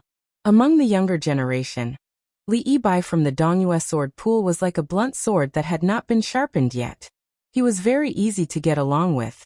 Li Huili from the Yanbao castle was so arrogant that he did not even take the owner of the villa seriously. Only the young Taoist master Zhao Ningxian, who was wearing a Taoist robe from Dragon Tiger Mountain, hemp shoes, and a bamboo flute around his waist, always stared at the eyes of others when he talked with them. He was so focused that others felt that he was chatting with them. It was not a boring greeting at all, but more like a reunion after a long separation. This young Taoist with warm and sincere eyes made people respect him. Yuqi Liangfu's self-esteem had been hurt a bit by that young man Li Huili, and it happened to be compensated by Zhao Ningxian. Comparing the goods to the goods, the manor lord, who was in the prime of his life, had a better impression of Zhao Ningxian. After he personally brought Zhao Ningxian to his residence, they talked so happily that he almost did not want to leave the house. If it was not for the chief steward who kept winking and reminding him that the great bodhisattva from the Dragon Palace was still standing in the small courtyard by the lake, Yuqi Liangfu really wanted to have a long talk with Zhao Ningxian. When it came to cultivation, Zhao Ningxian's every word was like a gem. Yuqi Liangfu decided to take this opportunity to be on good terms with Dragon Tiger Mountain. There were a few precious Taoist scriptures in the library of the villa that were beneficial to him. Because the person who came from the Dragon Palace to visit the Quicksnow Villa was only an imperial censor, who was not a top-notch figure in the strict hierarchy of the Dragon Palace, Yuqi Liangfu was not willing to open the E-gate to welcome him. However, he could deliberately neglect the imperial censor, but he could not really ignore the Dragon Palace. The matter of face was mutual. The imperial censor did not make an excessive request to open the E-gate, which was giving face to the Quicksnow Villa. Yuqi Liangfu hurriedly came in person, which was giving face to the Dragon Palace. Yuqi Liangfu waited for a moment in the courtyard, and saw a young woman with average looks cross the threshold. She greeted him with a smile. Lin Hongyuan from the Dragon Palace greets Master Yuqi. Yuqi Liangfu, who heard that the imperial censor came to the villa, was stunned for a moment. He quickly came back to his senses and stepped forward. His smile was even wider. He cupped his fists and said, "I did not expect young Palace Mistress Lin to come in person. The Quick Snow Villa is guilty of not welcoming you." Lin Hongyuan walked down the steps and stepped on the steps with Yuqi Liangfu. She said softly, "Niece knows that Uncle Yuqi must be very busy today, so I acted on my own initiative and did not tell the truth, so as to avoid Uncle Yuqi making unnecessary moves for niece's sake." Yuqi Liangfu's heart was very warm when he heard his niece's words. Not to mention that when the two crossed the threshold, young Palace Mistress Lin intentionally or unintentionally lagged behind by half a step. The host and guests were clearly distinguished.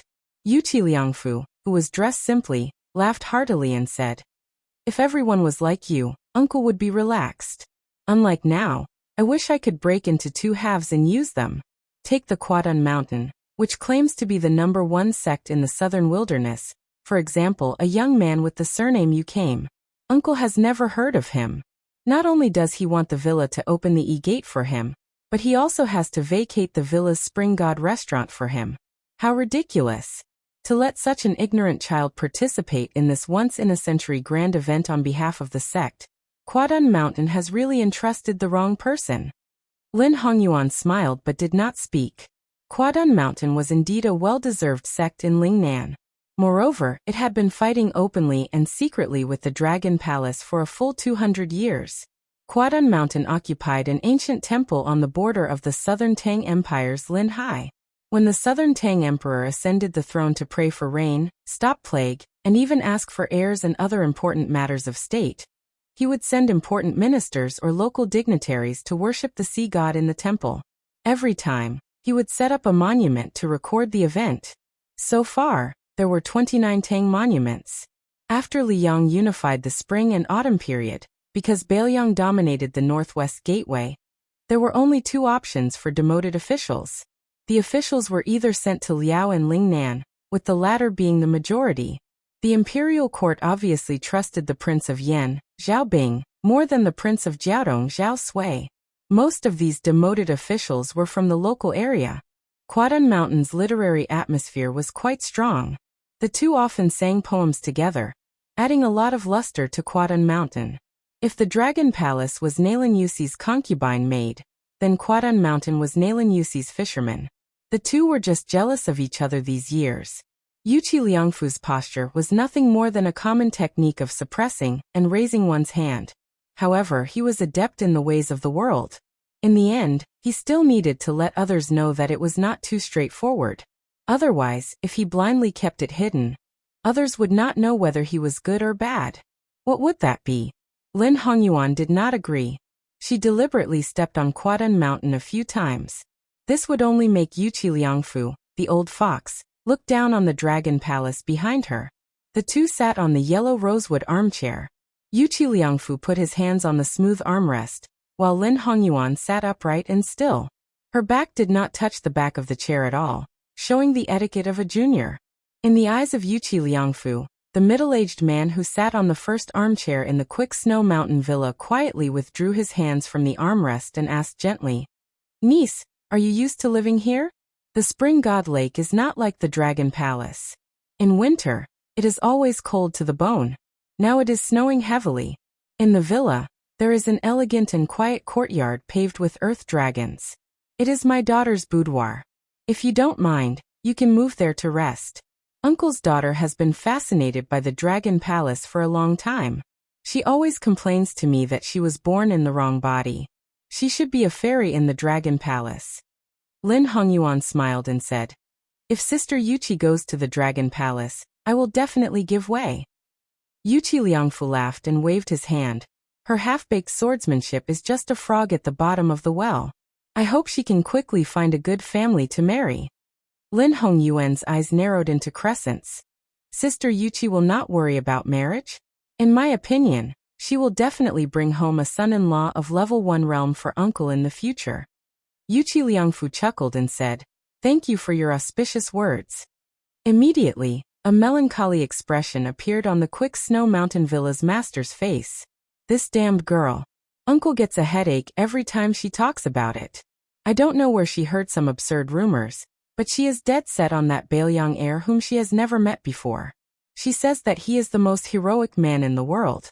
When she talks about His Royal Highness, she is so familiar with it that it is as if she is possessed. Half of Uncle's white hair is because of her. Niece, in Uncle's opinion, although your sister Yuchuan is older than you by a few years, she is still thousands of miles away from you. Uncle still wants you to move there and persuade her on Uncle's behalf.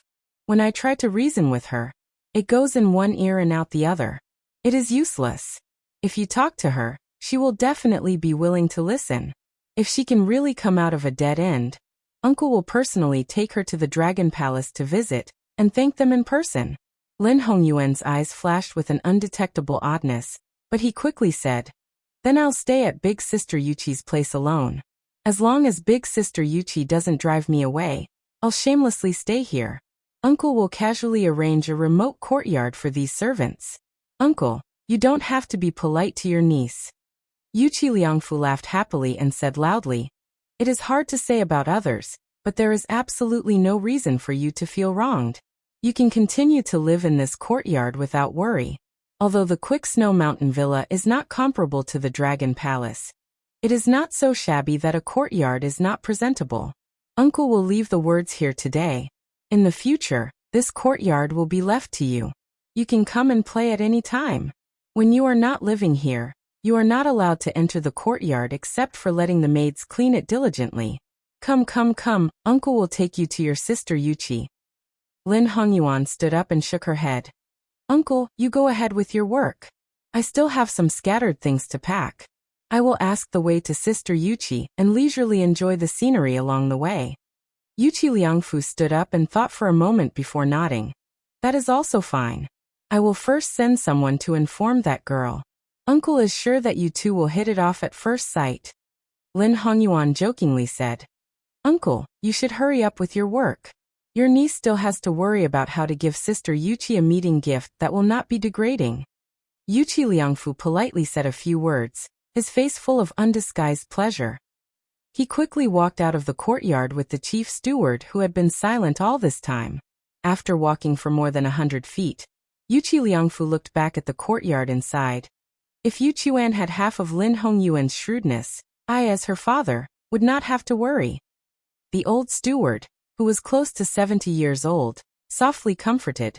"Manor Lord, eldest Miss Pure Heart is precious. As the old saying goes, those who cherish fortune will have it." Yuchi Liangfu laughed and scolded. "What ancient saying? Most likely, it was made up by you again. That girl Yuchuan was right. We should publish a cautionary tale for you. It won't be much worse than the first snow." The old steward looked as if he had drunk a pot of wine. He stroked his beard and smiled. "You must understand and not deceive yourself. Manor Lord, I am just a half-baked person. Don't make a fool of yourself." Yuchi Liangfu stretched out his hand and pointed at the old steward. "You. Chapter 831. The two rushed to the next courtyard, where lived a sect that was one of the top 3 in Jianghu when it came to poisons. It didn't matter if they were friends or not, but they definitely couldn't be enemies. Yuchi Liangfu had to brace himself to deal with them. He heard that the eccentric old man liked men. For this reason, the Quicksnow Manor hired 2 handsome young men from a brothel in Xiangfan City to live in the courtyard. They were discreetly hidden among the maids, just in case. Yuchi Liangfu was deeply moved as he walked. This time, in order to win the election of the Wulin Alliance leader, Zhuangzi had paid a great price not only in the Spring Invitation Cottage, but also in the Dongyue Sword Pool. Just the unremarkable ingredients alone cost more than 3,000 taels of silver a day, not to mention the extravagant expenses of renting expensive young men from the brothel. In the courtyard, Lin Hongyuan walked to the outer corridor and saw Su Fengnian sitting against the wall outside, fiddling with something with his head lowered. She smiled and said, "Have you heard? That Miss Yuchi is very stubborn about you, young master." Su Fengnian raised his head, revealing an unfamiliar face. He wore a root-shaped face that hadn't been used much since his Beimang returned. He smiled and said, "This Miss Yuchi's taste is very good, unparalleled in the world." The corner of Lin Hongyuan's mouth twitched. Su Fengnian stood up and smiled. "Go get me an ordinary mink hat. Let's make another bet." Lin Hongyuan asked. What bet? Su Fengnian crossed his fingers and stretched them to the top of his head. He lazily shook his head. Let's bet on whether or not I can kill Xielingjian tonight. If I can kill her, you'll have to say another type of finger art outside of steel rubbing. If you can't kill her and get killed instead, you have no loss. Lin Hongyuan sneered. You don't get up early if there are no benefits. What does it have to do with me whether you kill Xielingjian or not? Su Fengnian smiled and looked at Lin Hongyuan. The latter giggled. If you can kill Xielingjian, Li Huoli, and Li Yibai in succession, I'll bet with you. Su Fengnian clicked his tongue. You've finally learned to be smart. But first, I won't kill Li Yibai. Do you have any enemies? Let's exchange. Lin Hongyuan said without hesitation. No problem. Let's kill Chioduan Mountain's Yushi man. I can give you the mink hat, and the courtyard where they live in the Quick Snow Mountain Villa before nightfall. Su Fengnian glanced at Lin Hongyuan, who spoke in a straightforward manner and clicked his tongue in wonder. You've hidden your strength well. You've been plotting against that Yushi for a long time. This time, not only did you, the young palace master, hide your head and show your tail, but you also brought along Yang Maoyang, who did not hesitate to sneak into the team carrying the palanquin. Just to target Quadun Mountain? If you use me to kill someone, your hands won't be stained with blood. When the time comes, Yuchi Nyochuan will testify for you, and the Dragon Palace will be cleared of any wrongdoing. Lin Hongyuan smiled foolishly and didn't speak. Su Fengnian looked at the mist in the distance of the Spring God Lake. Lin Hongyuan's eyesight was good.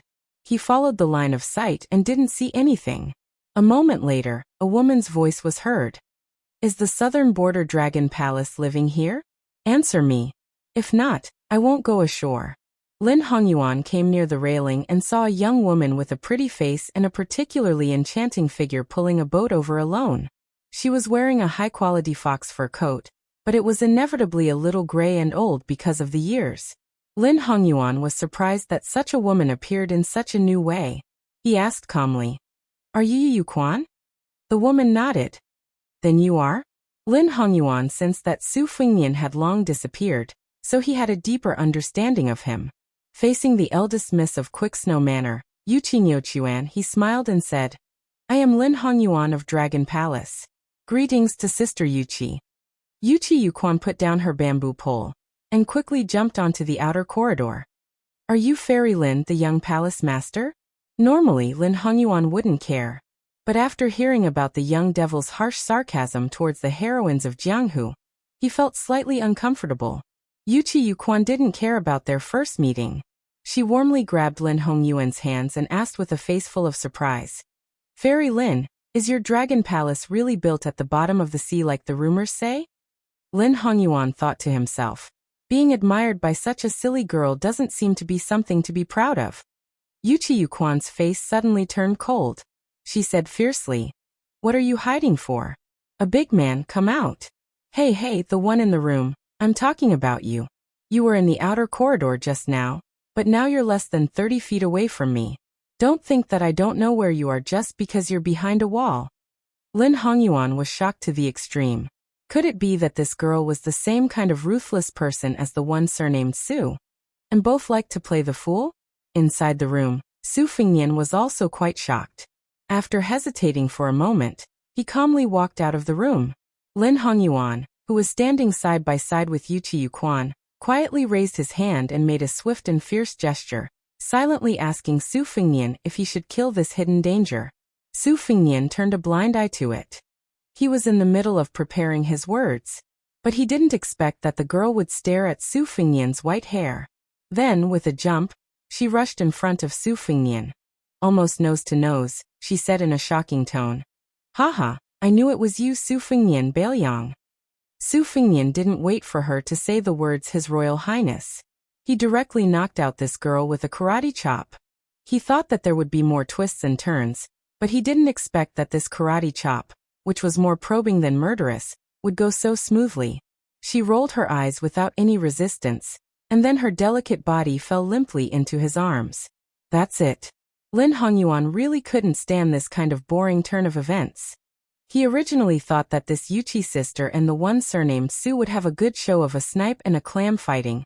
fighting for several hundred rounds until the sky turned dark. It would be good if they fought from the outer corridor to the surface of the lake.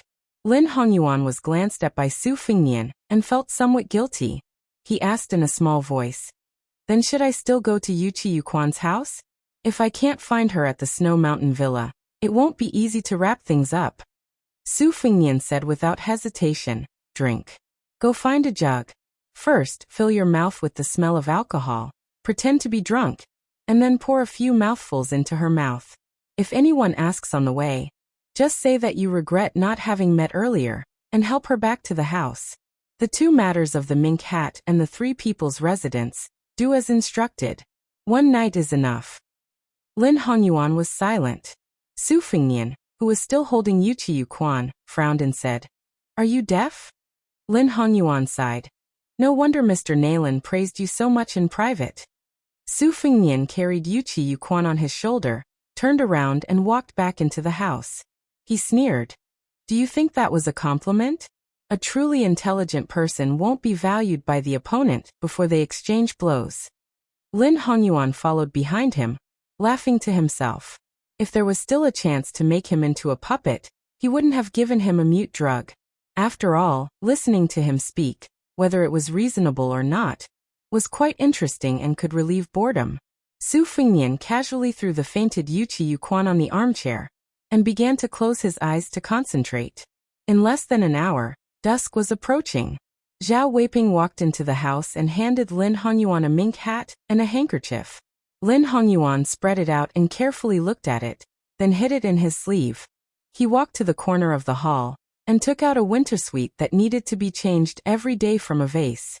It was waxy yellow in color and had been broken off not long ago. It was still tender and beautiful, with some moisture. Lin Hongyuan carried the wintersuite branch and squatted at Su Fengnian's feet.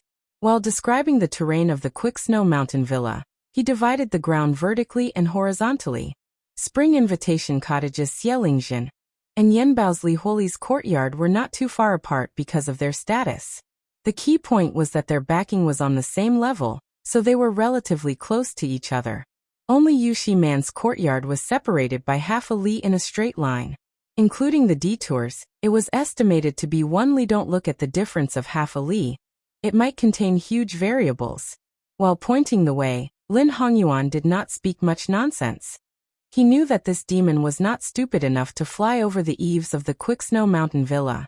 Su Fengnian, who was spinning the mink hat with his fingers, closed his eyes and reviewed the plan. After opening his eyes, he nodded and said, "It's done." Lin Hongyuan nervously asked, "Can you tell me the general plan?" Su Fengnian calmly said, "Just do it as simple as you can." Even if he said it, it would be useless. Lin Hongyuan really did not have the courage to get to the bottom of it. Yuchi Nyochuan let out a series of small and broken groans of pain. In the ears of an old hand in flowers, it might have a special charm. Su Fengnian originally wanted to knock her out with a finger and let her sleep until dawn. After thinking about it, he gave up and gently patted her face. Yuchi Nyochuan seemed to have used up a lot of strength to open her eyes. Her face was blank and absent-minded. Su Fengnian and her sat in an armchair facing each other. He calmly said, "You will answer whatever I ask." She unconsciously nodded her head. Su Fengnian asked, "How did you know of my existence?" Yuchi Nyochuan finally came back to her senses a little, but she still felt that her entire body lacked strength. She wanted to speak to him a little louder, but she did not have the strength. She wrinkled her nose and said with hidden bitterness in her eyes, "I smelled it. My nose has been very sensitive since I was young. When I was young, my mother often laughed at me for being like a puppy. Why did you hit me the moment you saw me? Even if you are Su." Su Fengnian's expression was cold as he directly flicked his finger on her forehead. The pain caused her entire body to emit cold air. She did her best to wrap her arms around her shoulders, on the verge of tears. Su Fengnian stared at her limpid eyes and continued to ask, "Why are you so sure that I am Su Fengnian?" Chapter 832. She tried to squeeze out a smile. Seeing that he was about to raise his hand to teach her a lesson, she hurriedly said in a panic, "The first time I heard of you was when I went to burn incense at Mount Longhu 2 years ago. There was a pilgrim who often went to the mountain who talked about the sword you borrowed on the snowy plains. And you said something about returning that. Lin Hongyuan knew that Yuchi Juchuan was thin-skinned, and did not have the nerve to say the words, returning my ass. Out of the corner of his eye, he saw Su Fengnian's expressionless face. Yuchi Juchuan, who did not dare meet his gaze, carefully said, our snowy mountain villa has some land on the other side of the Guangling River. No one believed that you and the Guangling king had a falling out, but I knew that it was true. Otherwise you wouldn't have fought. It was a steward who saw it with his own eyes on the 18th of the 8th month. He patted his chest and said that it was definitely not a lie. Later on, some storytellers who had stayed in Bailiang began to tell stories of you going to the white horse race in Beimang. At the beginning of the year, I would go and listen to them every few days. They said that not only did you kill the great king of the northern courtyard, Su Huainan, you also killed the insufferably arrogant mountain master of Mount Tibing in one move. Only then did I know that there was someone with the surname Diwu in the world. There were also storytellers who said that you had unsheathed your sword and lent it to the peach blossom sword god, Dong Tai. Also, you saw that after sword god Deng fought Tuoba to a draw, he personally entered the fray and fought with the second in the world, Tuoba, for 3 days and 3 nights. He was beaten to the point that he had no choice but to promise that he would never dare to go south again. Lin Hongyuan suppressed his laughter. Su Fengnian listened to this extravagant nonsense. His skin was so thick that he did not retort. He only smiled with narrowed eyes and nodded. The more Yuchi Juchuan spoke, the more spirited he became.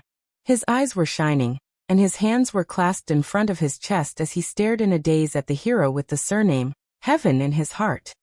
Later on, I heard that the vassal king entered the capital. In Great Peace City, you overturned the entire Central Imperial Road, and killed several hundred Imperial College students who blocked your path. Also on the day of the ceremony, if you hadn't stopped Chao Chongqing alone, he would have killed His Majesty the Emperor and all the civil and military officials. Great General Gu, Assistant Minister of the Ministry of War, Lu Xingxiang, they wouldn't have been of any use. Even Su Fengnian, whose face was as thick as a city wall, couldn't take it anymore. Lin Hongyuan had already turned his head away. He really couldn't bear to look, pretending to fiddle with the pitiful Wintersuite. Su Fengnian had to interrupt the woman and ask curiously, you believe it? Yuchi reader's eyes widened as he asked in return, could it not be? Su Fengnian's face was heavy. He nodded slowly and reluctantly admitted, it's true. Crouching to the side, Lin Hongyuan laughed out loud. As a result, Su Fengnian kicked him in the butt, causing him to fall flat on his face. Su Fengnian ignored Lin Hongyuan's angry glare. He smiled slightly at this girl who was most likely really stupid. The matter of me being Su Fengnian, you can't even tell your father. Yuchi reader nodded vigorously. I know. You definitely have something important to do. Otherwise you wouldn't wear this face. She suddenly fell silent. So this girl wasn't so stupid that she couldn't be saved. Su Fengnian explained with a smile. I have no enmity with your quick snow manner. I won't do anything to your father.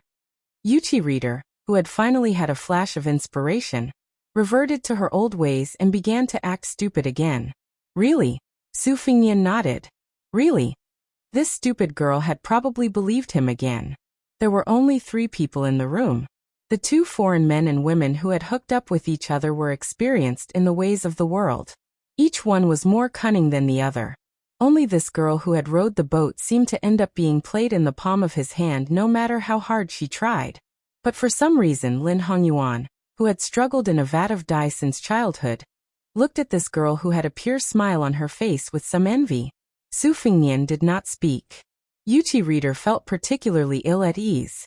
Her fingers fiercely pinched the corner of her sleeves under her old fur coat. This made her somewhat regret not changing into a new fur coat today.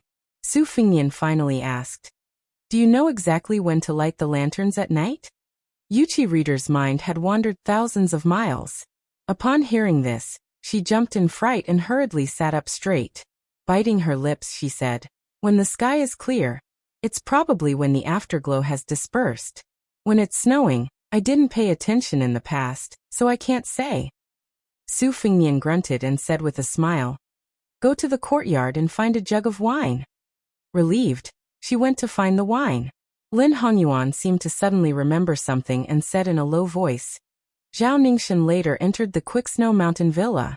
Yuqi Liangfu probably didn't expect that, so the courtyard arranged for her was a little far from Xielingxian, Li Huoli, and the others. Su Fingnian said with a ruminating smile. You finally remember? I thought you wouldn't remember until I was discharged from the hospital. After I came back, no young palace master of the Dragon Palace came to the Quicksnow Mountain Villa, and no Lin Hongyuan left the Quicksnow Mountain Villa. Lin Hongyuan looked as if he had been struck by lightning, his face pale. Yuqi Reader was naturally familiar with her own home, so she quickly brought over a jug of wine. Su Fingnian didn't accompany her to drink. He took a yellow pear-wood chair out of the house and sat on the porch to enjoy the lake scenery alone until dusk fell. It was unknown what Lin Hongyuan said in the house, but Yuqi Reader didn't have the courage to go to the porch. Su Fingnian stood up, took a deep breath, and heavily tapped the ground with the tip of his foot. The lake water outside the railing violently swayed and gradually calmed down. Dusk gradually deepened, and the large red lanterns in the villa lit up in picturesque disorder. It became more festive and lively. In a quiet courtyard, the lanterns were brightly lit. The red candles in the hall were as thick as a baby's arm, but there was no one in sight. He stood in the study and pulled out a short halberd from his halberd pouch, gently twirling it in his hand. He had led 4 elite retainers south from Jizhou and encountered 2 heavy snowfalls. During the first snowfall, they were still in Jiangbei. The heavy snowfall was majestic and imposing. During the second snowfall, they were in Jiangnan, delicate and powerless. This made him, who had lived on the dangerous border since childhood, have an even worse impression of Jiangnan. Along the way, he had seen the elegant conduct of many scholars. In his eyes, these vermin who only knew how to chew words were as weak as the snow at that time.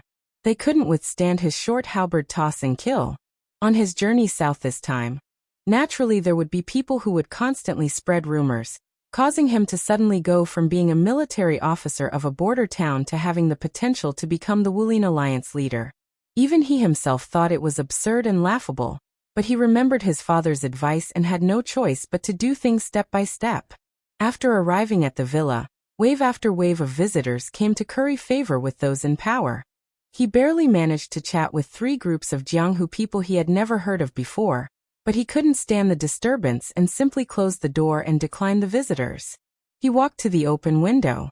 Although there were only 4 retainers of the Li family in Jizhou resting in this courtyard, there were no less than 10 Zhaogo gathered in the dark corner. He laughed self-deprecatingly and tapped his shoulder with the short halberd. Can I, Li Huoli, be considered to have received the will of heaven this time? The ground trembled slightly. Li Huoli didn't think too deeply. The wall suddenly cracked open. When he turned around with the halberd, a palm pressed against his forehead, and his entire body was instantly lifted off the ground. He was pushed against the wall at the side of the hall, his head hitting the wall earlier than his back. One of the Zhaogo broke through the window and was stunned. Li Huoli, the young fort master of Wild Goose Castle, was leaning against the wall. He died with his eyes wide open, leaving a pool of scarlet blood on the wall. There was a big hole in the wall where Li Huoli's body was facing. More than 10 Zhaogo gathered and looked at each other. 3 courtyards away, the old Confucian who came by the ox cart was flipping through a book with a lamp. He suddenly raised his head and made a gesture with both hands. An ancient sword on the desk next to him flew through the wall and into his hands. Xielingxian of the Spring Invitation Cottage had immersed himself in the art of swordsmanship for most of his life, but he rarely used a sword. In his life, there were only a few people who had tested his sword, and the Sword Emperor of West Shu was one of them. This sword was a gift for his disciple. Xielingxian originally planned to borrow it from a disciple who was in seclusion after the Snow Mountain Villa incident was over.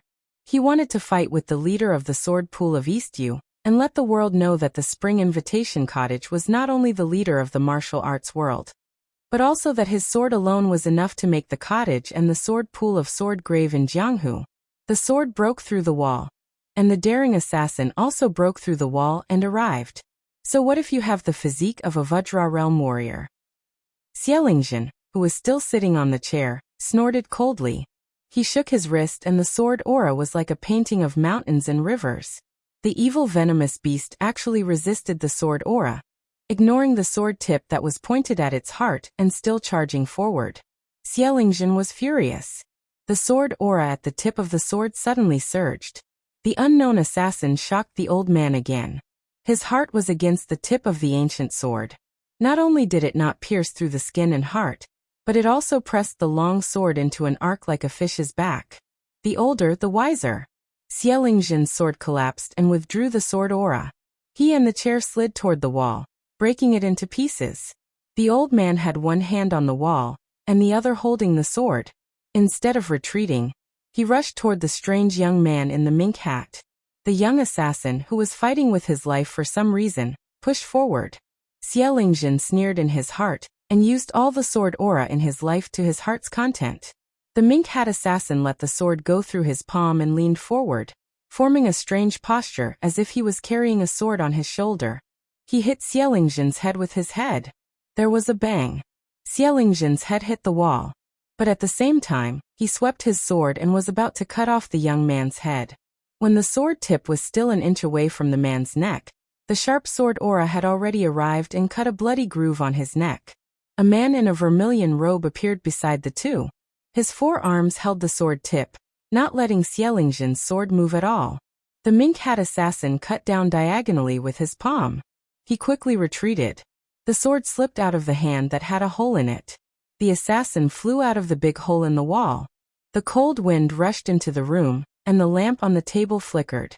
The lamp went out. Only a corpse that had been cut in half was left. Chapter 833. The light in the hall was splendid, illuminating the glazed floor in a dazzling and colorful light. Lin Hongyuan was situated within it, as if it was the pure glazed world recorded in Taoist scriptures. She wondered if she should do the same after returning to the Dragon Palace. Yu Qingyochuan drank absent-mindedly, the corner of his eyes constantly glancing at the outer corridor. The sky was dusky, and there were no lanterns hanging there. She hesitated whether or not she should find an excuse to see him. When she raised her wine cup, she sniffed it and hurriedly turned to look at the outer corridor, wanting to stand up.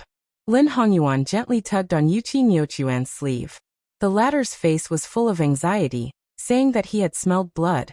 After hearing this, Lin Hongyuan's thoughts turned rapidly. With that young devil's unfathomable skill and cultivation, even if there were crouching tigers and hidden dragons in Snow Manor, the number of experts that could injure him could be counted on one hand. Xiaolingzhen counted as one, and Li Yibai counted as half. However, other than the two tremors in the outer corridor, there was no other movement. Could it be that someone was hiding at the bottom of the lake, treacherously ambushing Su Fengnian, and then retreating after succeeding? Otherwise, it was impossible for that guy to be idle and use his flying sword to kill the fish in the lake, bringing out the smell of blood. Lin Hongyuan's curiosity was also piqued. After hesitating for a moment, she gave Yu Qingyochuan a look, and they both stood up and walked towards the outer corridor. The night gradually darkened, as if an immortal in the heavens had thrown a black cloth to the earth. Fortunately, the hall and the outer corridor were connected, and the candlelight and glazed light flowed out like fertile water. The scene in the outer corridor swayed with the light of the candlelight blowing over the lake's surface. Su Fengnian could vaguely be seen sitting upright on a chair, gently twisting his wrist. Lin Hongyuan's eyes were sharp, and she saw that there was a piece of cotton cloth tied around his wrist. Yu Qingyochuan anxiously asked, "How did you get injured?" Su Fengnian played it down. "The ground was slippery, and I accidentally fell." Yu Qingyochuan cried out in surprise, his face full of guilt. Lin Hongyuan sighed inwardly. If this elder sister was thrown into the Jianghu, she would be eaten by those wolves, tigers, and leopards in human skin. Su Fengnian stood up and said with a smile, "Let me send you off. There are all kinds of people in the manor right now, and I'm worried about the two of you." Fairy Lin had previously told her that the founder of the Dragon Palace said that one may know a person's face but not his heart. Although most of the people who entered the Quickie Snow Mountain Villa were righteous people, they might be hypocrites, not to mention those Jianghu people who were both righteous and evil. "Let's take a stroll around the manor, and enjoy the scenery while we're at it." "Oh right, I need to disguise myself first." Please wait for a moment. Lin Hongyuan sneered in his heart. A hypocrite? Su Fengnian turned around and covered his face with a root-like mask.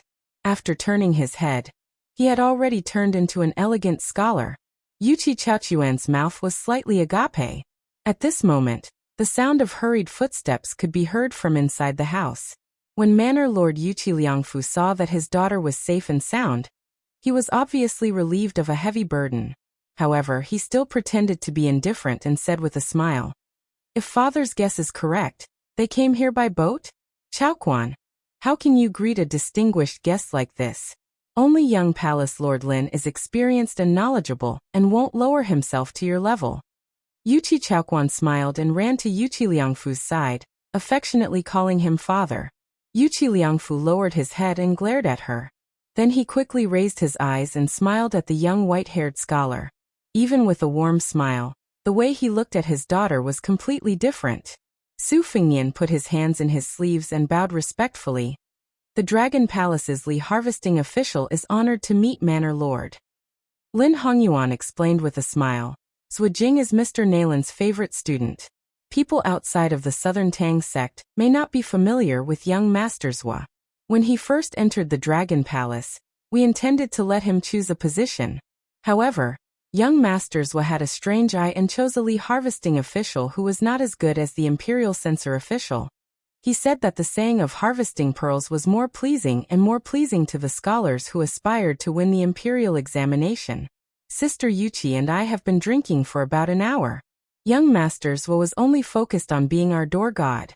Sister Yuqi still has more face. The iciness in Yuqi Liangfu's eyes melted and immediately turned a bit warmer. Indeed, the title of Mr. Nalin was too high and unreachable for the people of Liang. He was the #1 person in the Southern Tang Dao, not just in name but also in reality. It was not an exaggeration to say that he was Nalin Yusi rather than Zhao Bing, the Prince of Yanqi, even under the eyes of Zhao Bing on the southern border. How many times had Mr. Nalin overstepped his authority? Otherwise, when the vassal kings entered the capital, Nalin Yusi would not have taken the carriage, and the king of Yanqi would not have acted as the escort knight. If Zhuo Jing was really Mr. Nalin's disciple, then Yuqi Liangfu valued him even more than Lin Hongyuan, the young Palace Lord Lin who was in an awkward position. Yuqi Liangfu cupped his fists and said softly, "There was an accident in the manor, but since young Master Zhuo is by my daughter's side, Liangfu can rest easy. After dealing with the matters at hand, Liangfu will apologize to young Master Zhuo and have a good drink." Su Fengnian nodded and said, "I don't dare to disobey." Yuqi Liangfu left the courtyard and shook his head to the old steward who was waiting at the door and said, "Yuchuan is fine. We met a young man named Zhuo Jing." Lin Hongyuan said that he was Nalin Yusi's disciple, but even if the Dragon Palace made a move this time, it was only directed at Xiaodong Mountain. Moreover, the Dragon Palace absolutely did not have the strength to kill Li Huoli and Xielingzhen. How could the Dragon Palace, which is located in a corner of Nanjiang, shake the power behind these two people? If it was really Mr. Nalin's shocking plan, even if it was really the Dragon Palace's doing, it was not something that the Quicksnow Manor could intervene in. We, the people of Jianghu who have no one to rely on in the imperial court, could easily be destroyed. Chapter 834. The old steward was deeply worried. I really can't think of anyone with such skill and courage. Although Xielingzhen did not appear in the martial arts competition, she is still a top-notch master. The Spring Invitation Cottage is also connected to the new Minister of War. Li Huoli's skills are probably average, but with the imperial court as a life-saving talisman, who would dare to make a move? I'm afraid that if the manor does not handle this properly, it will be hard to avoid the wrath of various powers. There will be many who will take advantage of the situation to fish in troubled waters, and add insult to injury. Manor Lord must think of a way out. The King of Jing and has always wanted Quicksnow Mountain Villa to rely on the Wang family. Manor Lord, do you agree? Yuqi Liangfu's expression was complicated, and he was unable to decide what to do. He stopped and looked at a large red lantern hanging on a tree branch. There was no joy in it at all. He heavily exhaled and helplessly said, "It's like doing business. I originally wanted to use this time's Wulin Alliance leader election to bring prestige to the manor. When the time comes, we can find a buyer ourselves. The highest bidder gets it.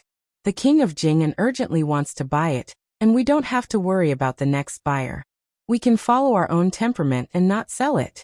Now that we are in trouble, and we turn to the Jing Palace, I'm afraid Quicksnow Mountain Villa will have to be sold at a low price. If we buy and sell it to everyone's satisfaction, then it's fine. But now I'm afraid that even if we sell it to the Jing Palace, that young vassal king will remember that Quicksnow Mountain Villa was not tactful in the past and make things difficult for the manor. I know that this vassal king has a master behind the scenes, and his governance is clear, and he is well known. He is not inferior to the old vassal king in any way. Judging from his words and actions, he doesn't seem to have a big heart. A person without foresight will have immediate worries. As the head of the manor, I'm afraid that when I pay respects to my ancestors in the future, I won't have the face to face them. The old steward softly comforted him. Yanbao has already sent people to the king of Jing and to mobilize troops. I hope it will be settled in one fell swoop. Once the thousands of iron cavalry from Xiang and Fan arrive, as long as the assassin leaves a trace, it will be difficult for him to escape. I'm afraid that he will kill in 10 steps, and by now he has already escaped. A trusted steward of the manor hurriedly delivered a message. Manor Lord, we've only traveled less than 10 li from Yanbao when we were intercepted by Prince Jing An's scouts. It turns out that Prince Jing An had already used the military tally to mobilize the Qingzhou Navy. The warships were lined up on the lake 20 li away. It was only because of the thick fog on the lake that no one noticed them. Furthermore, there were more than 4,000 light cavalry stationed at every intersection, along with dozens of scouts scattered all over the place. As soon as there's any movement, we can reel in the net. After Yu Qiliangfu recovered from his pleasant surprise, he bitterly smiled and said, "This Prince Jing and truly has divine foresight. So it turns out that Soar Snow Manor has become a fish pond. As long as the big fish takes the bait, it will be dragged to the shore. Think, look, maybe Xielingzhen and Li Yibai are the crown prince's students. They are only there to deceive the public and make it look better for the imperial court to meddle in the martial arts world. Manor Lord, there is one thing I have to say. Fortune and misfortune go hand in hand. If Quicksnow Mountain Villa wants to turn from bad to good, distant water cannot quench the immediate thirst. We can only choose the Jing'an Palace as our neighbor. After all, he is the first king to inherit the throne after the spring and autumn period. He is quite favored in the capital." Yu Qiliangfu waved his hand to dismiss the steward. He hesitantly said, "Let me think about it." The old steward anxiously said, "Manor Lord, time waits for no one." Anger appeared on Yu Qiliangfu's face. He spoke without thinking. "Do you really want Niu Chuan to be the concubine of that young king who has always been in love with his mother? Yu Qiliangfu can't sell his daughter for glory and wealth." The old steward kept quiet out of fear. He sighed and said, "It was a bad plan. Although the villa was saved, it was indeed hard on the young miss." Yu Qiliangfu patted the old man's shoulder and said apologetically, "Old Lu, I know you are loyal and devoted to the manor, but I, Niu Chuan, only have one daughter. She has the same stubborn temperament as her mother who died young. As her father, I have to make her happy. Marrying a poor boy who truly likes her is better than marrying into a family of generals and ministers where everything is out of her control. How many women can live happily as duckweed?" The old steward nodded. Yu Qiliangfu fiercely rubbed his cheeks and said in a low voice, "Wait a little longer." At the outer corridor, compared to Yu Qiliangfu and the old steward who were stuck in a quagmire, it was much more relaxed on the surface. Yu Qinyochuan volunteered herself, saying that she could reach her residence by rowing a boat. However, when she approached the railing and knocked, she was immediately dumbfounded. At that time, she was in a hurry to get ashore and forgot to fasten the small boat with a black canopy. Probably because of the lake breeze, there was no trace of the small boat. This made Yu Qinyochuan's face turn red. She didn't dare to look at Su Fingnian and Lin Hongyuan. At this moment, a black figure slowly passed through the fog and appeared in everyone's field of vision.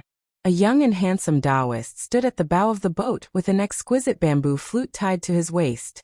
He had a somewhat ethereal and otherworldly charm.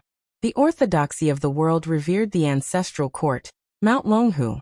The Taoists of the world naturally regarded the Mount Longhu's heavenly master as the most important. Although the young Taoist in front of them didn't dress like a noble from the heavenly master's residence, his bearing could make people forget him at a glance. Lin Hongyuan slightly narrowed her eyes in order to hide her schadenfreude. The main character had arrived. Moreover, this young Taoist who had a meteoric rise in the imperial court and a great reputation in the Jianghu didn't disappoint Lin Hongyuan. On the contrary, his words broke the heavenly mystery. This humble Taoist of Mount Longhu's Zhao Ningxian greets young palace head Lin and young Miss Yuqi. Also, this young master, your left hand has been pierced by a sword in your sleeve. Would you allow this humble Taoist to make an unnecessary move and shamelessly gift you a bottle of the mountain's secret golden sore medicine? Su Fingyan didn't move at all.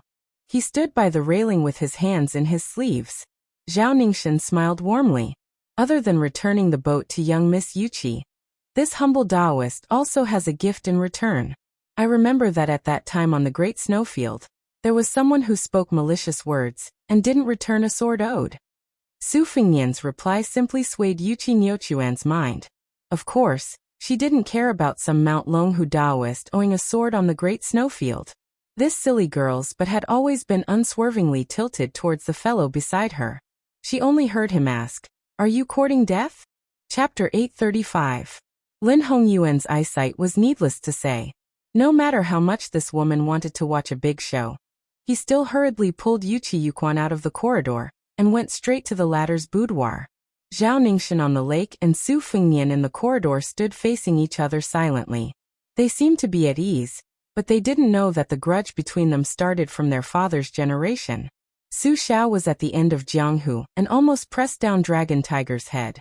Su Fingyan stared at the young Taoist in front of him and sneered. His hands were crossed in front of his chest, and his fingers were covered in red ropes. It was said that this little Taoist master had once blocked Dong Tai's sword. At first, people thought it was a boast from Dragon Tiger Mountain. Later, Zhao Ningxian blocked the Mad Monk of the West and stopped for several miles. Finally, no one doubted him, and some even began to regard him as a Xian finger expert. Zhao Ningxian stood at the bow of the boat with a warm smile. I predicted that His Royal Highness would come to Snow Villa today to enjoy the snow. I predicted that he would go to Spring God Lake to see Wang Dongxiang, and then Lu Feiqi. The only thing I didn't expect was that your highness would kill Li Huoli from Yanbao and Xielingzhen from the cottage. Aren't you afraid that once it's leaked, you'll become the common enemy of Jianghu before you inherit the title of king? Su Fingyan took 2 steps closer to the railing. Li Huoli has Zhao Gou's protection and the support of the imperial court. Xielingzhen's spring invitation cottage is also creating momentum for him. The position of Wulin Alliance's chief will be his. Why does he need Dragon Tiger Mountain to add flowers to the brocade? Now that I think about it, your Mount Longhu only knows how to do shady business like writing poems to prolong the emperor's life. It's rumored that you're the reincarnation of the founder of Dragon Tiger Mountain. Have you been enlightened? You probably haven't. Otherwise, Longqi would have released the Lotus of Fortune long ago. With your Taoist master residence's character, you can't wait to dig the dead out of their coffins to inform them of such a good thing. You enjoy it alone and monopolize the good things. You enjoy it together, you only let people know of your good deeds. Anyway, you don't interfere with either. Zhao Ningxian shook his head and smiled. His Royal Highness has a deep prejudice against Dragon Tiger Mountain. Those who walk different paths cannot make plans together. Su Fingyan intertwined his 10 fingers only slightly separated by an inch. Zhao Ningxian said, "Wait a minute."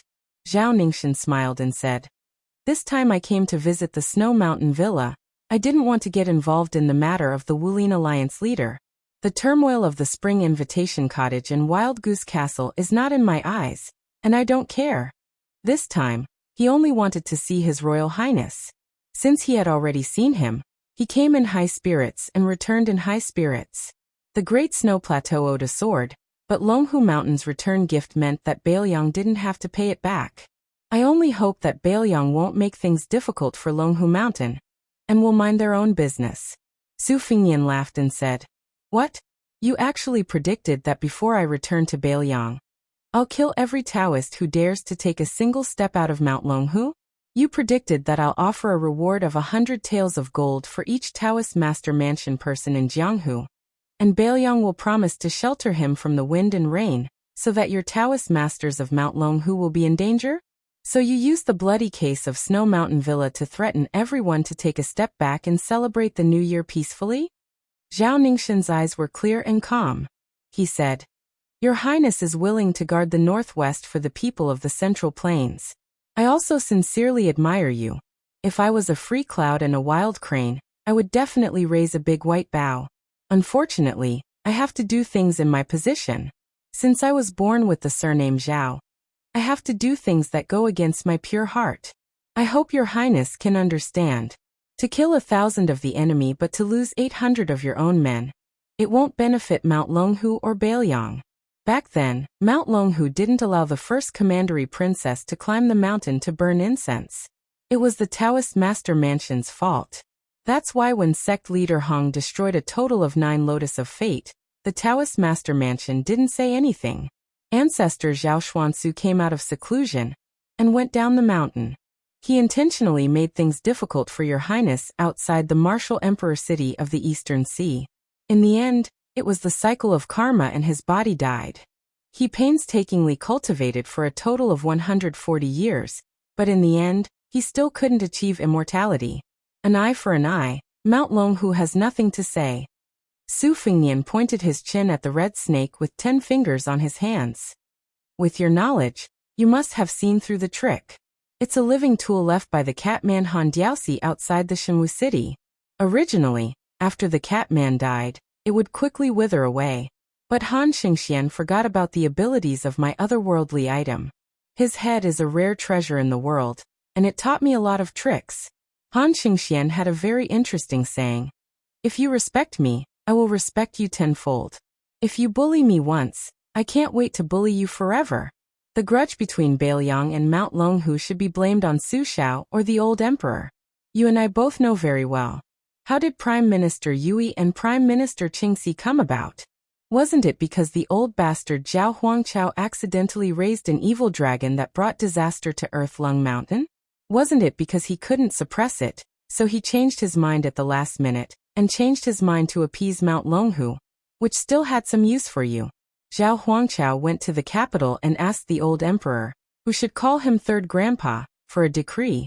In the end he rushed 800 miles and handed it to him. That's how the legend of an immortal entering Mount Longhu with an imperial decree came about. I borrowed a sword from the snowy plains and used a flying sword to suppress Mount Longhu. Do you dare to fart? What, when it comes to me?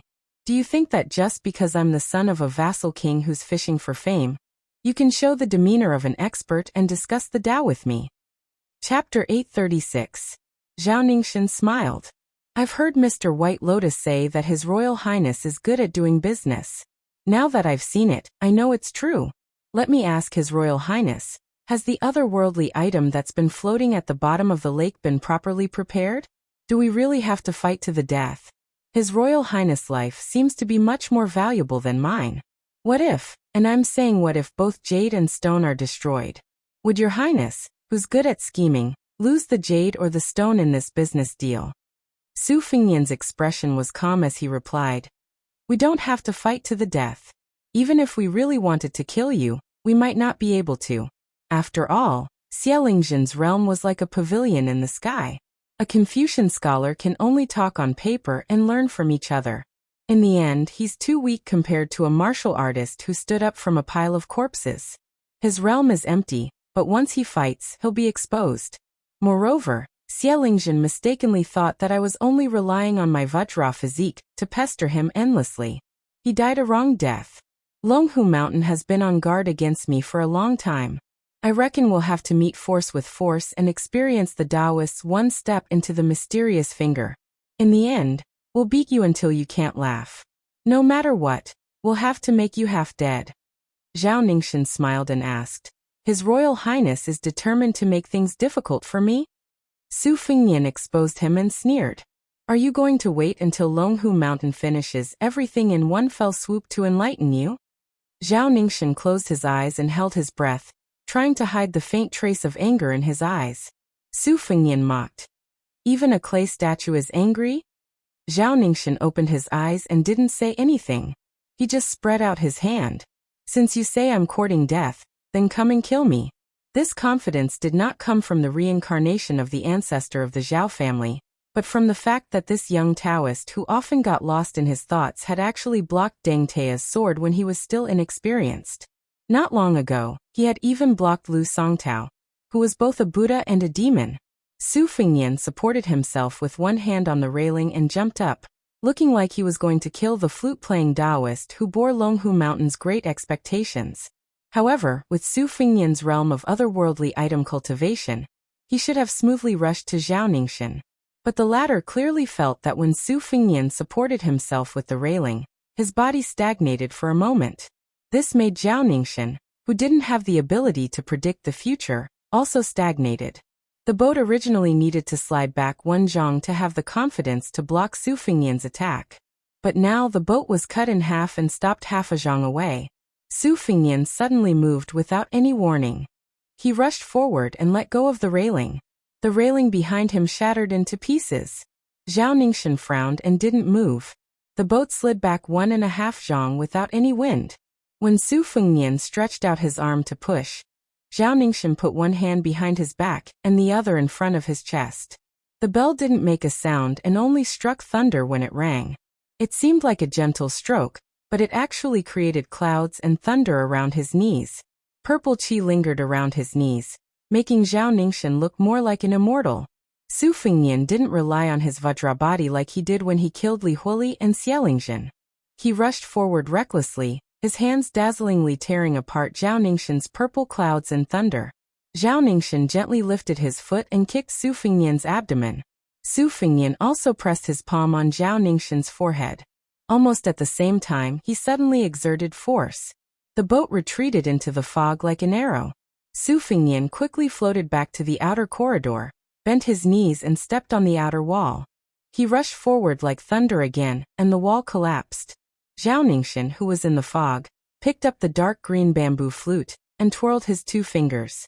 The bamboo flute was like a bamboo dragonfly stirring up the fog on the lake. It was like splashing water at Su Fengnian. Su Fengnian's 5 fingers formed a hook and tried to crush the dark green bamboo flute. He still underestimated the flute's majestic qi. He let go as soon as he touched it. His body was bounced to the side of the lake. His feet splashed a lot of water before he could land on the lake. Zhao Ningxian lightly shouted, "Rise!" The boat rose several feet from the water, and barely dodged a sneak attack under the water from a vermilion robe. The latter flashed and disappeared. When the boat fell, Su Fengnian tiptoed and chopped at Zhao Ningxian. The dark green bamboo flute behind him was like a trapped beast. It was strangled by the flying sword Thunderpool sword array. Zhao Ningxian, who also fought barehanded, stepped on the bow of the boat and fell into the lake. The whole boat turned over on the water and smashed back to Su Fengnian.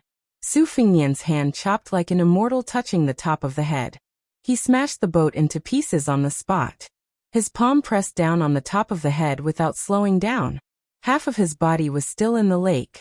Zhao Ningxian didn't dodge and let Su Fengnian's palm hit on the top of his head. The lake water shook violently, setting off huge waves and hitting the corridor. Thousands of pounds of lake water poured into the courtyard behind the 2 people. Su Fengnian slowly floats down on a wooden plank on the lake's surface after the small boat is broken. That palm actually doesn't touch Zhao Ningxian's head at all. This young Taoist qi is at its peak, which is unexpected.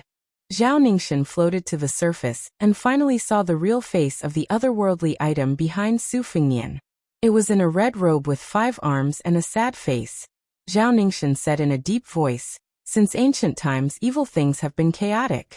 I can tolerate your domineering highness, but I can't tolerate the otherworldly item. Today, even if I have to sacrifice my cultivation, I will enforce justice for heaven." This time, it was Su Fengnian's turn to stretch out a palm with a gloomy face. His eyes were full of hatred, indicating Zhao Ningxian to enforce justice for heaven. What a good enforced justice for heaven. On the top of Kuanglu Mountain, there were celestial beings who went out of body. There were celestial beings who were angry and spitting out purple gas. They said that they would enforce justice for heaven. Zhao Ningxian didn't dare to be distracted. He breathed heavily with his palm on the back of his left hand, facing the East Taoist ancestral court Longhu Mountain. Please. 3 words in 1 word. Please allow Longhu Mountain. Please celestial beings come down to heaven. Please come down to earth. A portrait of the first ancestor fell to the ground in the mansion of celestial masters. A purple thunder as thick as a pillar blasted down from the sky.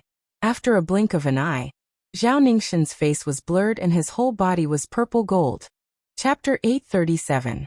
There were portraits of the ancestors hanging on the wall of the temple of Dragon Tiger Mountain. The portrait of the first ancestor fell without any wind. A dozing Taoist boy guarding the hall was so scared that he did not dare to pick up the scroll. He hurriedly reported the situation to the residence of the Taoist master. Zhao Danxia, who was in charge of all Taoist affairs, quickly walked into the temple of Dragon Tiger Mountain. She was pleasantly surprised, but there was still a trace of worry in her heart. She knelt down in front of the temple of Dragon Tiger Mountain and carefully picked up the scroll. Baiyu, an outsider of the residence of the Taoist master, slowly stepped over the threshold. Mr. White Lotus, who thought he was a bookworm, had hurt his eyes from reading, so he walked slower than others. He squatted beside Zhao Danxia and was lost in thought. Zhao Danxia, the head of the Liang Taoist, asked softly, "It's inevitable that fortune and misfortune depend on each other. But in Mr. White Lotus's opinion, how much fortune and misfortune are there?" Baiyu shook his head and said, "The divinations are a mess." But since Attentive Mind was able to invite the first ancestor of Dragon Tiger Mountain, compared to inviting the 3 modern ancestors 100 years ago to kill Lu Songtao of the devil cult with the 10,000 miles sky thunder nail, Attentive Mind can rest assured. Since he is enforcing justice on behalf of heaven, he will most likely use great fortune to eliminate misfortune. You really can't think of anyone in the world who can suppress the first ancestor. Wang Xianji is only a few people who can fight, but on the Spring God Lake, Attentive Mind will undoubtedly win. After this battle, it will be a great thing for Dragon Tiger Mountain. Zhao Danxia respectfully hung the portraits of the ancestors in the middle of the wall. After hanging them up, she knelt down and kowtowed.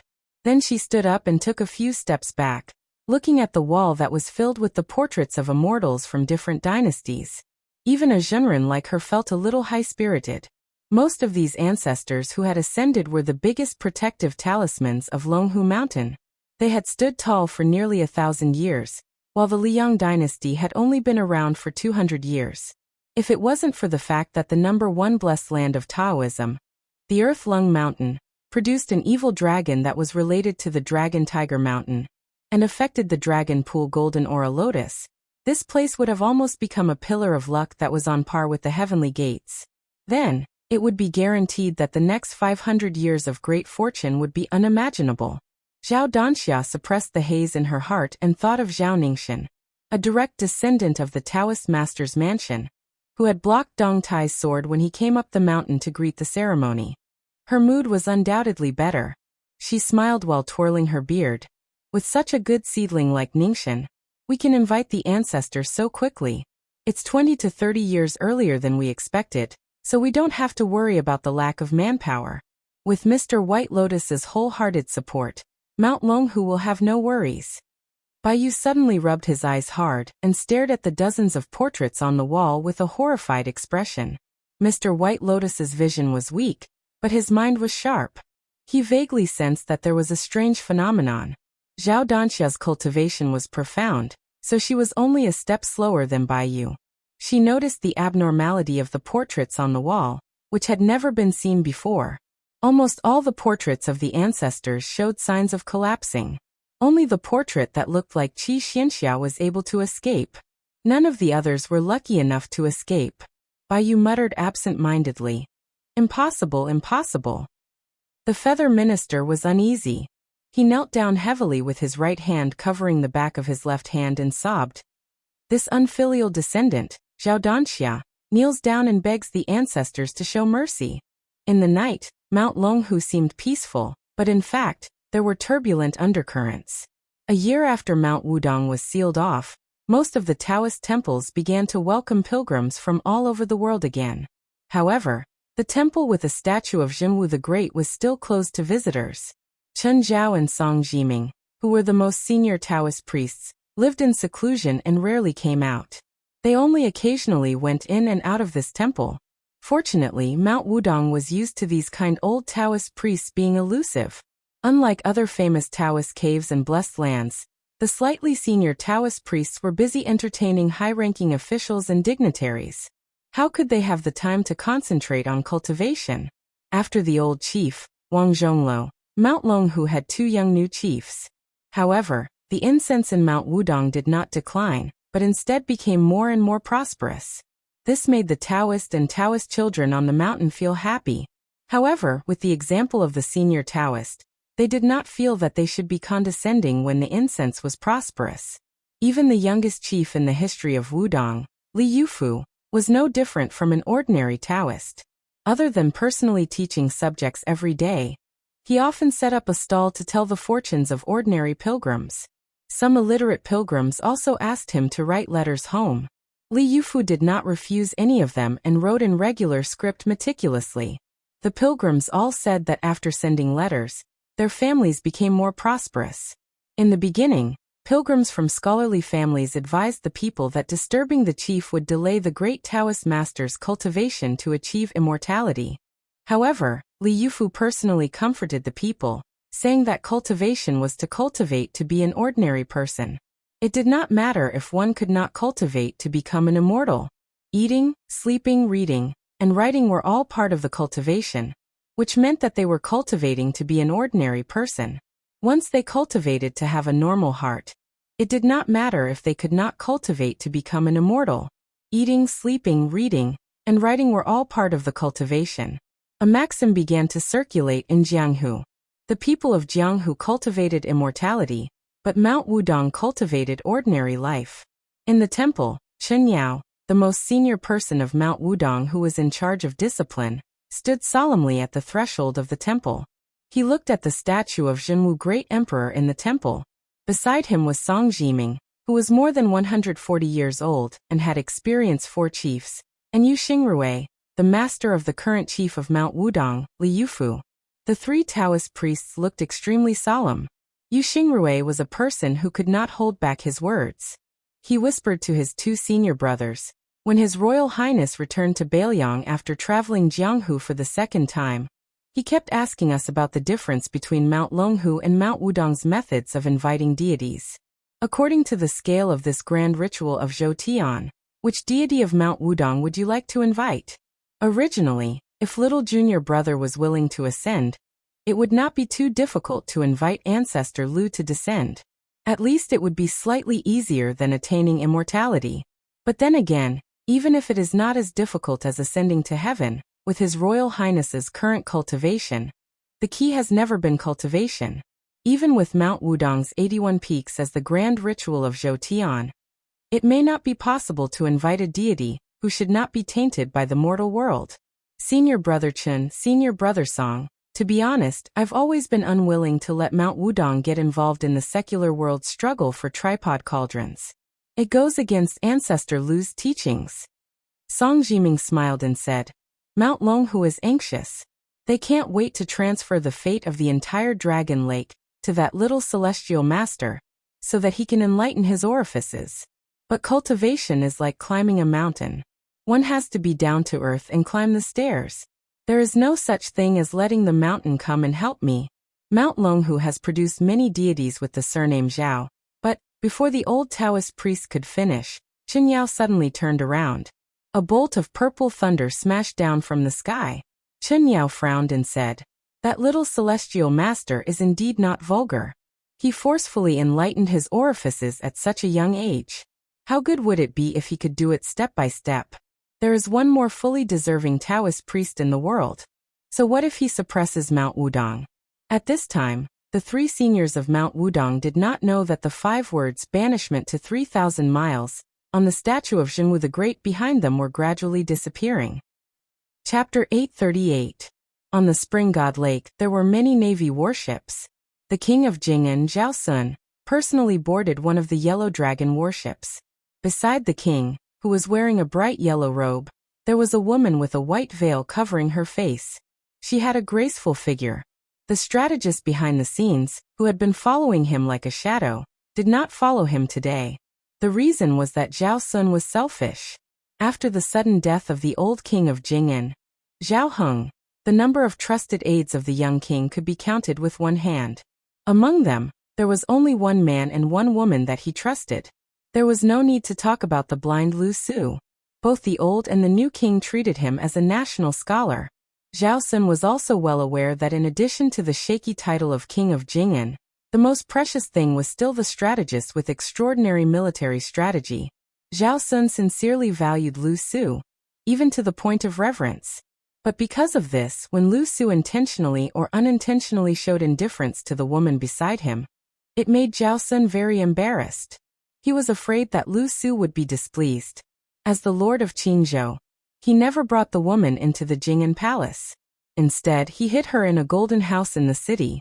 For her, he even avoided the matter of concubines several times. It was enough to show her position in the young king's heart. Zhao Sun quietly reached out his hand, wanting to hold her hand, but she gently glared at him. The young king resentfully withdrew his hand. Not only was he not annoyed by her insensitivity, he was instead full of joy.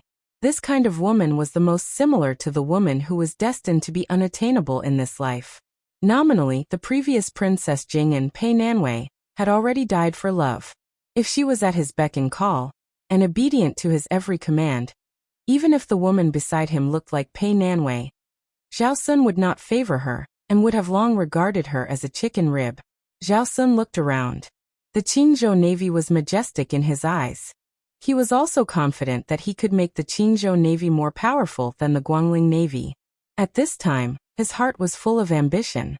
He reached out a hand and pointed to the river, as if he was talking about the country, and said, "Nanwei, father could not control the Qingzhou Navy at all, let alone make the Green Party bow their heads. But I did it, and it only took a year." The woman said with a gentle voice, "Mr. Lu is a pillar of great talent that even Grand Preceptor Sun and Grand Preceptor Zhang have repeatedly praised. Living in Xiangfan is already an injustice. You absolutely cannot have the slightest bit of complaint towards Mr. Lu just because Mr. Lu doesn't like me. If Mr. Lu only listens to your preferences, then people will look down on you." Zhao Sun was even more delighted when he heard this. He nodded. "Don't worry about this. As long as I, Zhao Sun, am rich, I will not let Mr. Lu be poor. What Yan Qi King Zhao Bing can give Nalan Yusi, I can only give Mr. Lu more." The woman coldly reprimanded. "What's the point of saying these flowery words? You know that Mr. Lu does not care about those empty titles.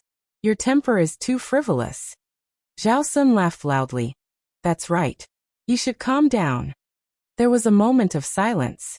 Zhao Sun looked at the 800 Li Spring Immortal Lake and said in a low voice, "One day, I will give you the Spring Immortal Lake." Zhao Sun swears that these words are not false. The corner of the woman's mouth rose. Outside the city of Xiangfan, a group of travelers arrived. 2 carriages passed through the city, but did not enter. There were rich men, powerful men, a fat pig, and several retainers who caused people to be intimidated at first glance. Approaching the fork in the reed pond, the 2 carriages stopped at the same time. The old man got off the carriage. He walked with a slight limp and his hands on his hips, which could not hide his hunchback. He muttered to himself, "This is the place where he killed the 11th in the world, Wang Mingyin? And he killed that old woman, Zhao Heng's trusted cavalry, with a single spear?" The fat pig eagerly approached and said with a smile, "Father, His Highness said that he would draw his sword before he killed, and that he would return it to its scabbard after he killed." Ningame and the 100 Phoenix battalions were completely convinced at that time. The old man with yellow spots on his hands and face smiled. He squatted down and grabbed a handful of soil. Holding it in his hand, he looked at the reeds in a daze. The old man murmured, "After Huang Zhenta brought him back to Bailiang, he told me that this child scolded me every day and was full of resentment. But he always found excuses to go to places where I fought in the past to take a walk and take a look." The fat pig squatted down and felt uncomfortable holding it in. He simply sat down on the ground and said with a smile, "Father, His Highness has a sharp tongue but a soft heart. He is stubborn on the surface, but in his heart, he admires you very much. Most sons are like this." The old man dismissed it with a smile. He tilted his palm and watched the soil slide down. He said softly, "Such a child who has a sword god and a death warrior protecting him, and who is so timid that he doesn't even dare to take off his soft armor when he sleeps. Why did he go to Baimang and risk his life for the fifth raccoon? The night before he went to Baimang, he drank with me. Before he died, he cried and told me that he had a dream that was not a dream. On the top of Quanglu Mountain, there was a celestial being called Zhao Huangchao who had an out-of-body state and killed his mother's soul. He said that sooner or later, he would kill that fellow. When this child first started to practice the saber, I actually did not think highly of him. But I know that revenge is one thing, wanting to take revenge is a matter of course. Whether he can do it or not is another matter.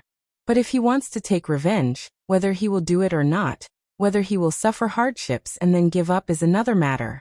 In terms of status, if you add up all the places in Liang and Baimang, or even up to the spring and autumn period and the Central Plains, the number of people who are better than him can't be counted with 2 hands.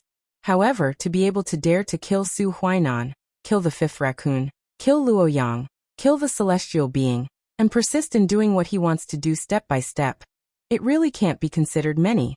The old man wiped his sleeve with the hand that was grabbing the mud, and then took out a jade bracelet that had a few strands of green left in it from his other sleeve.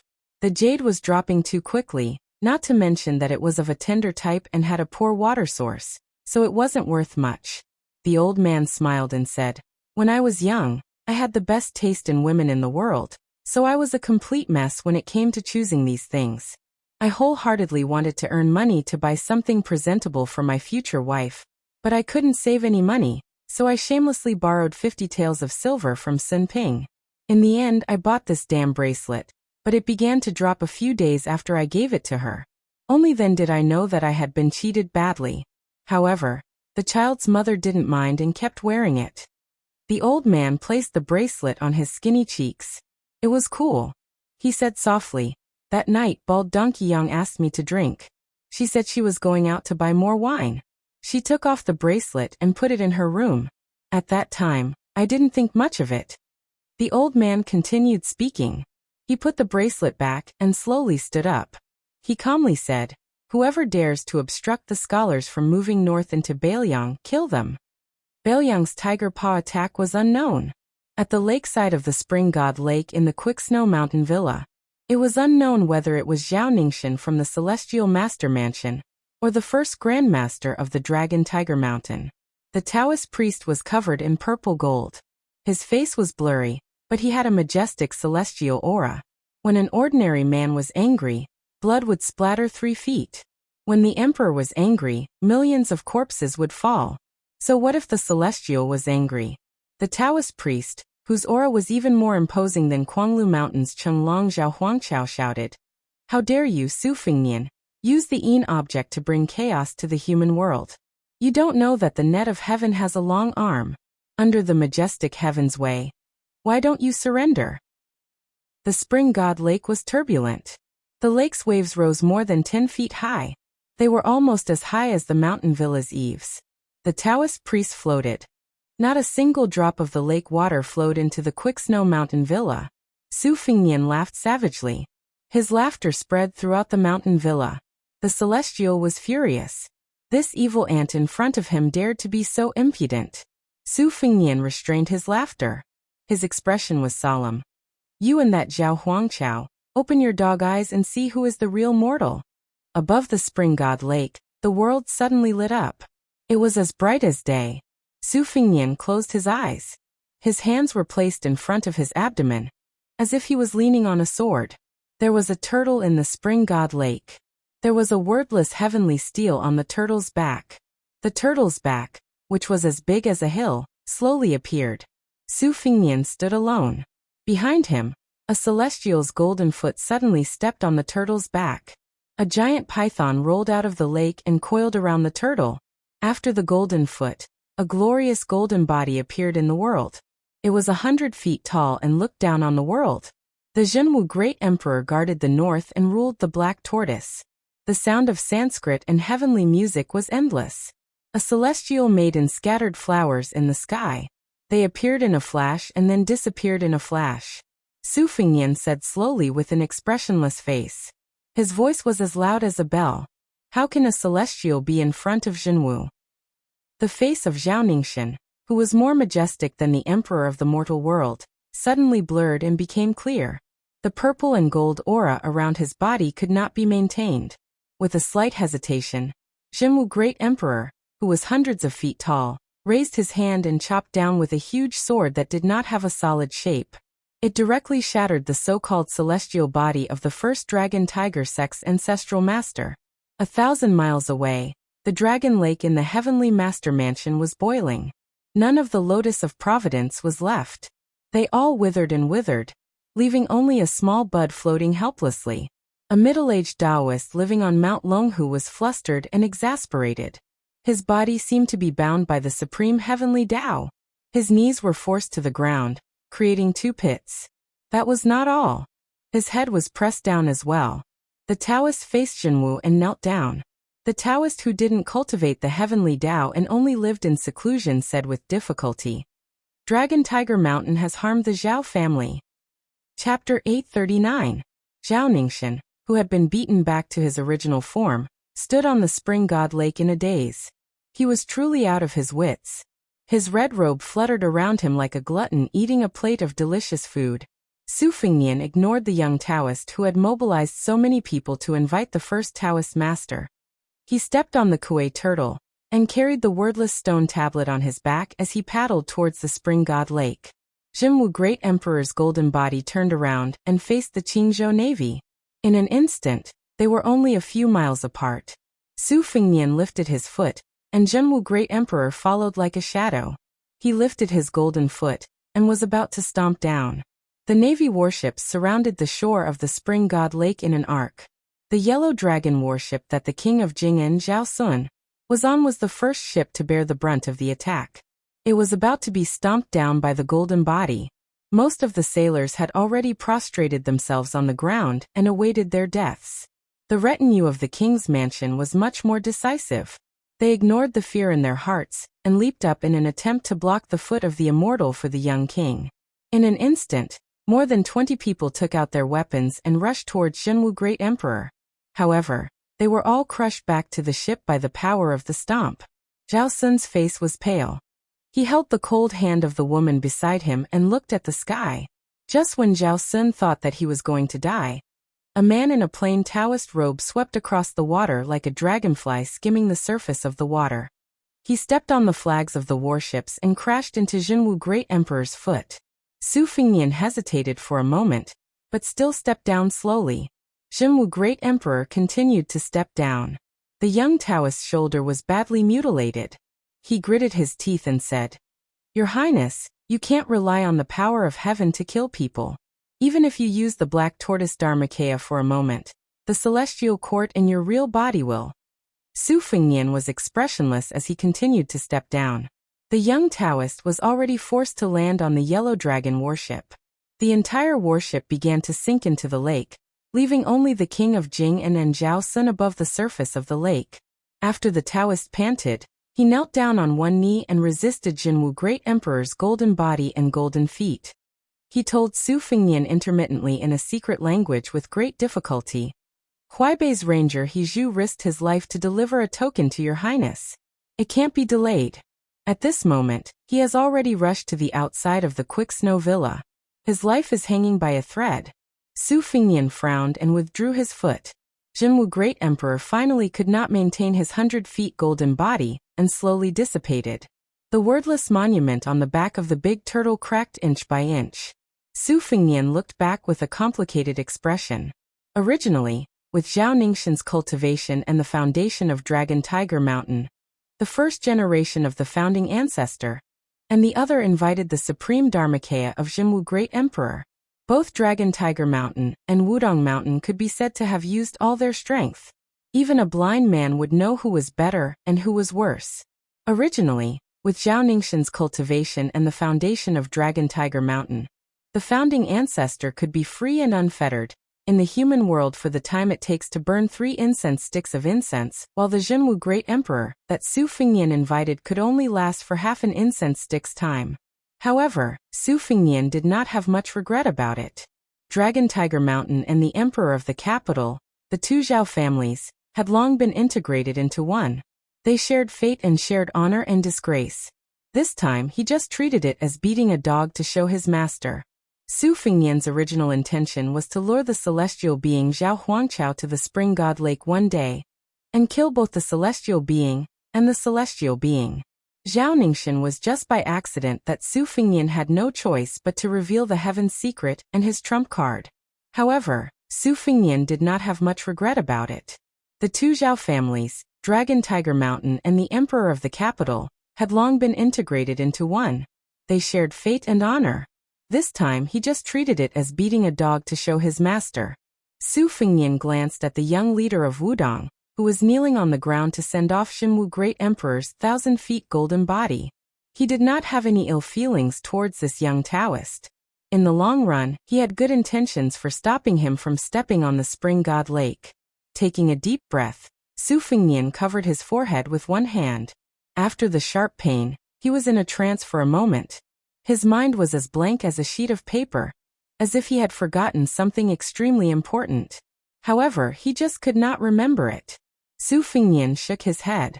Li Yufu staggered to his feet. His lips moved slightly as he sent a secret message, that He Zhu is seriously injured. The sword qi in his body has already formed a shadow. He is only relying on the help of this little Taoist to keep him alive. He will not live for long. Your Highness, please go out of the villa and meet him. Su Fengnian rushed back to the villa, and stood on the roof of the courtyard to look down. He saw that a rider took advantage of the turmoil in the villa and rushed straight to the gate. The young ranger seemed to be trying his best to say something. However, at this time, the people in the villa were so shocked by the 1,000-feet golden body that came and went that they had no time to care about such a rude nobody. The galloping ranger was like a headless fly. His chest was covered with blood, his face was pale, and he was about to fall off the horse. In his blurred vision, the ranger saw a figure rushing over from the wall and helping him down from the horse. He sat on the ground against the wall and blood kept oozing out from the fingers covering his mouth. The white-haired young master in front of him knocked on several aperture acupoints to stop the vicious sword qi that was wantonly running around in his body. The young master asked in a deep voice, "I am Su Fengnian. What do you want to give me?" The ugly ranger took out a hairpin from his arms and handed it to Su Fengnian with trembling hands. He said in a hoarse voice, "I am He Zhu. I met a young devil who killed people on the street and was seriously injured. I was saved by a Miss Jia. She asked me to send this hairpin to Bailiang. She said that she and young Master Su did not owe each other anything." Due to the final radiance of the setting sun before his death, He Zhu, who had regained some of his vigor, squeezed out an ugly smile and said slowly, "I was injured by the sword qi and rushed to Bailiang. I heard that there were scholars from Shangyin Academy who were rushing to Bailiang, so I wanted to go with them. I could only blame myself for being incompetent and fainted halfway. Fortunately, I was saved by Zhenren Li, the leader of Wudong sect. Then I knew that young Master Su was in the villa. If I had known that young Master Su was His Royal Highness in Bailiang, I would not have agreed to this at that time. After all, the He family in Huaibei was exterminated by General Su. But since I have promised Miss Jia, I have to keep my promise. I have to." Su Fengnian held the blood-stained hairpin tightly and asked softly, "How is Miss Jia?" The ugly ranger said worriedly, "I only know that Miss Jia has been fighting with 3 powerful devils for a long time. One of them has an amazing sword qi and killed people along the way. He calls himself Cut Willow. The other 2 also have an accent of Beimang. Zhenren Li of Wudong sect has revealed the secret of heaven. They are most likely level 1 masters in Beimang. When Miss Jia gave me the hairpin, she was in Qinghu City, which is more than 200 miles away from here. She was seriously injured in an alley called Plum Alley in the south of the city. I hope young Master Su can hurry to rescue her." Su Fengnian nodded and held his hand.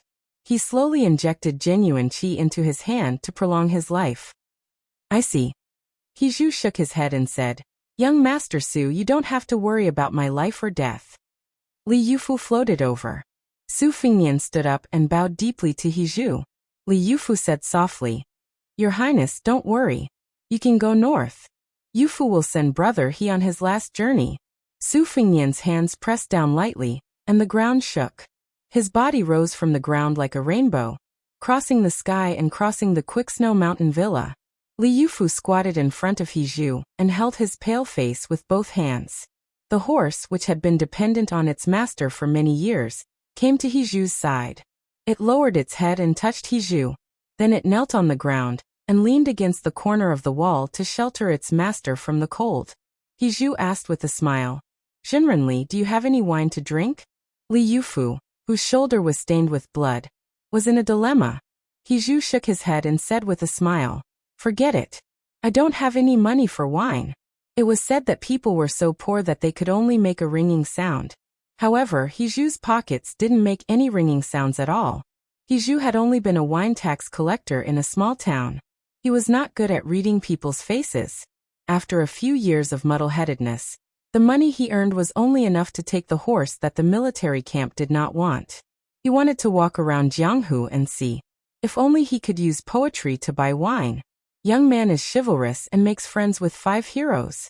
Liver and gallbladder holes, hair stands up.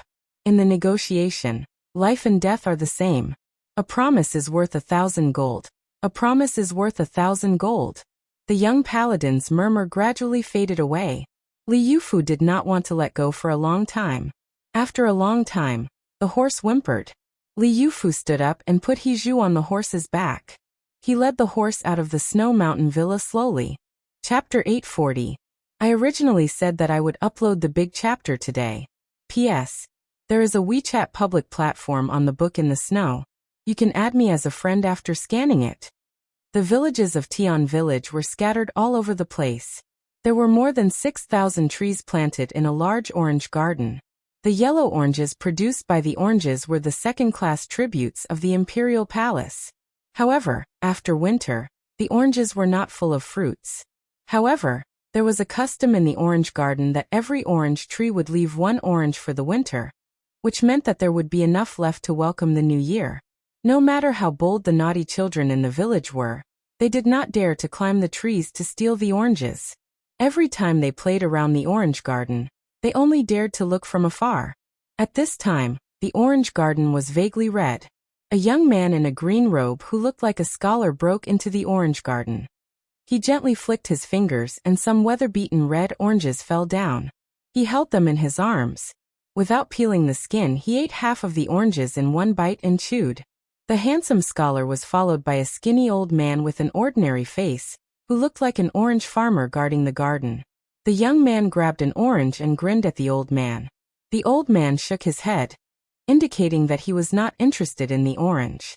The young man chewed the orange meat and peel, and said vaguely in Beimang language, "The south of Liang River is really a good place where people won't starve to death.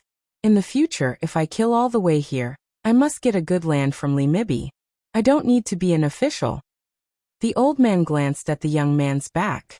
There were 3 cocoon-like holes, which forcibly blocked the injuries. 2 swords and 1 knife had penetrated his body.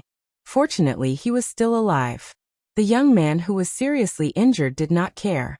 He took 2 bites of an orange and quickly finished a whole bag of oranges. He reached out and patted the dust on his clothes, which affected his wounds. He could not help but grit his teeth and gently brushed a cocoon wound on his chest with a finger. The other 2 sword holes on his body were still manageable, but the knife wound under his finger was insidious. It was caused by a hand knife, which was not inferior to his specialty, Lu Qingyin. Thinking of the girl who carried a withered sunflower, the young man felt a headache.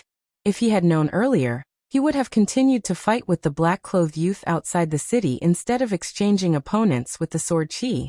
At that time, he only thought that the unknown girl was fierce, but she was not as powerful as Su Longxiang, who was born with a Vajra body. In Xinwu City, he used a skillful sword to exchange for Su Longxiang's 2 swords with only brute force.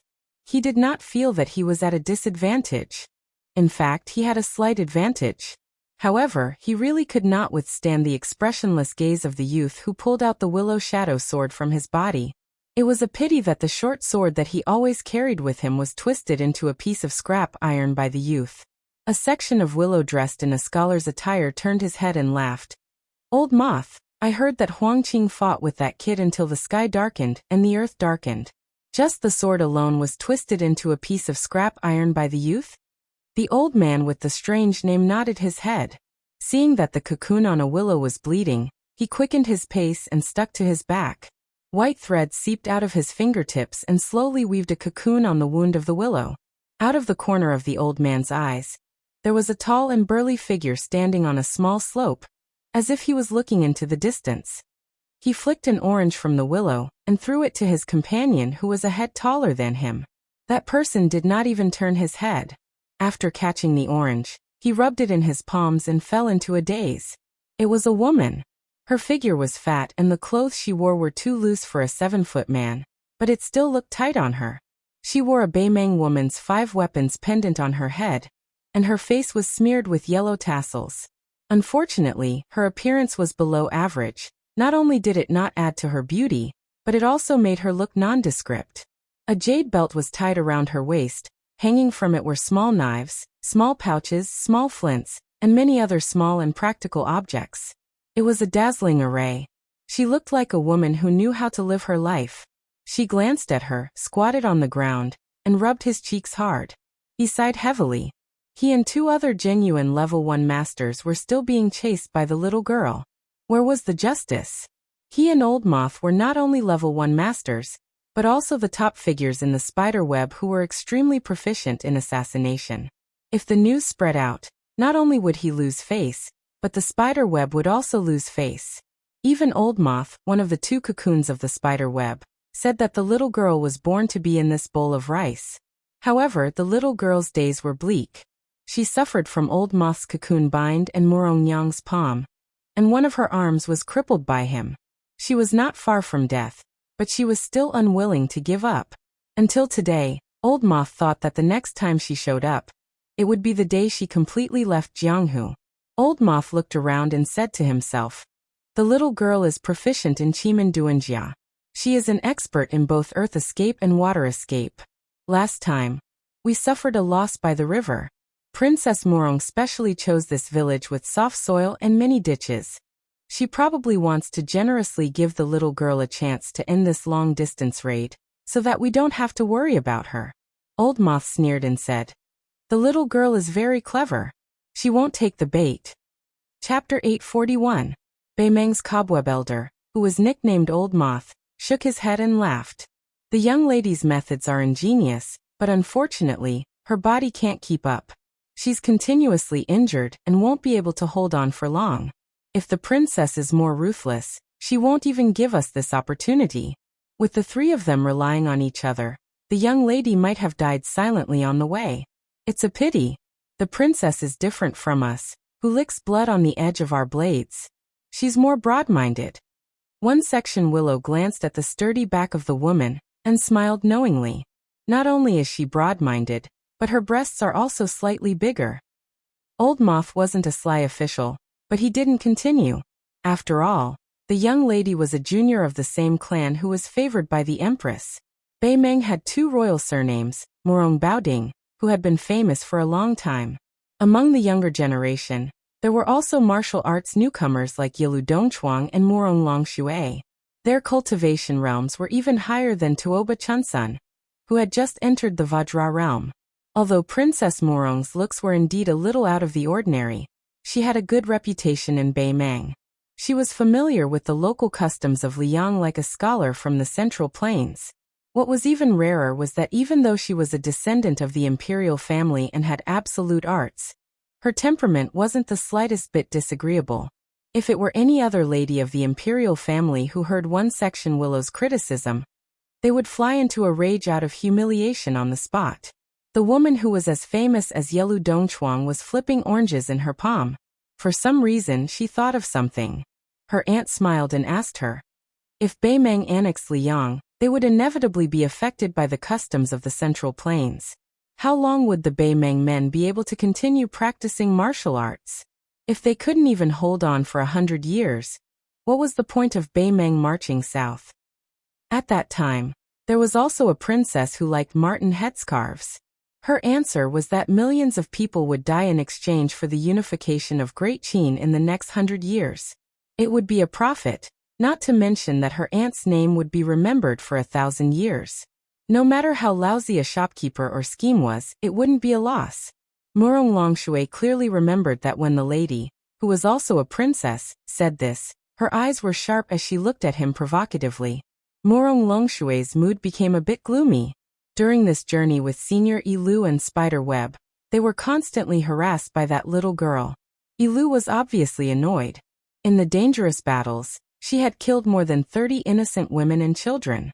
Even though she wasn't happy about this, she couldn't say anything. Bei Meng and Liang seemed to be peaceful on the surface, but that was only because of the lives of hundreds of thousands of soldiers. During the several expeditions to the north, the soldiers who died in battle didn't have time to bury their bodies and had to dig up graves. Over the years, the people of Bei Meng had dug up their graves countless times. They shouldn't implicate their wives and daughters, and the dead were more important. It was better to squash enmity than to keep it alive. Many of these universal principles were not worth mentioning in the face of national enmity. Murong Longshui had traveled alone to Bei Meng many times and had seen many children in the north. Even though their ancestors had stayed away from the chaos of war for generations, when Liang was mentioned, they would all grit their teeth and look ferocious. There was not a single bit of innocence to speak of. One of the tribes spent a lot of money to buy a Central Plains woman who had been kidnapped to Bei Meng.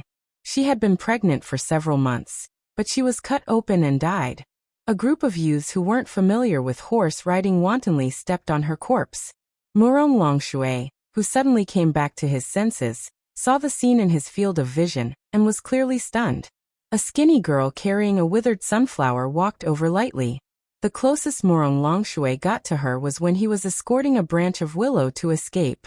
In an alley he was slashed diagonally by the little girl's hand blade. Even though he crossed his arms to block the attack, he was still sent flying several feet away. However, the girl did not have it easy either. She was bound by one of the twin cocoons of the spider web. Murong Longshui did not care about bullying her with numbers. After rolling, he bounced back up and landed a solid palm strike on the girl's body. The young assassin smashed through the alley wall and disappeared in a flash. Murong Longshui did not care about bullying her with numbers. After rolling, he bounced back up and landed a solid palm strike on the girl's body. The young assassin crashed into the alley wall and disappeared in a flash. Murong Longshui did not have much malice towards her. However, this girl's disruption had delayed too much of the Taiping commandery's plan. She had to die. A branch of willow stared at the young assassin and said in bewilderment, "With her current pitiful state, there is still a slight chance of success if we ambush her. She walked out so openly. Does she think we are scared?" Old Moth hesitated. "She most likely has a method of mutual destruction." A branch of willow shook his head. "With the chaotic aura she exudes, she doesn't have that ability." Old Moth said in a low voice, "I remember Master said that there is fate above aura." A branch of willow immediately laughed. "Princess Murong, this girl is already an arrow at the end of its flight. I'll leave her to you." Although he said so, the 3 first-rank masters began to spread out quickly. Murong Longshui, who was walking down the slope, was in the middle. A branch of willow and Old Moth were on the left and right respectively. They were prepared to surround the girl who had crashed into a place of certain death. The girl who was carrying a branch moved her lips slightly. She seemed to be calculating the distance between them. The 4 of them looked up almost at the same time. Between the girl and the 3 of them, an uninvited guest crashed down from the sky with a loud bang. Amidst the commotion, the white-haired young man had his hands in his sleeves. His back was facing the assassin while he faced Murong Longshui and the other 2.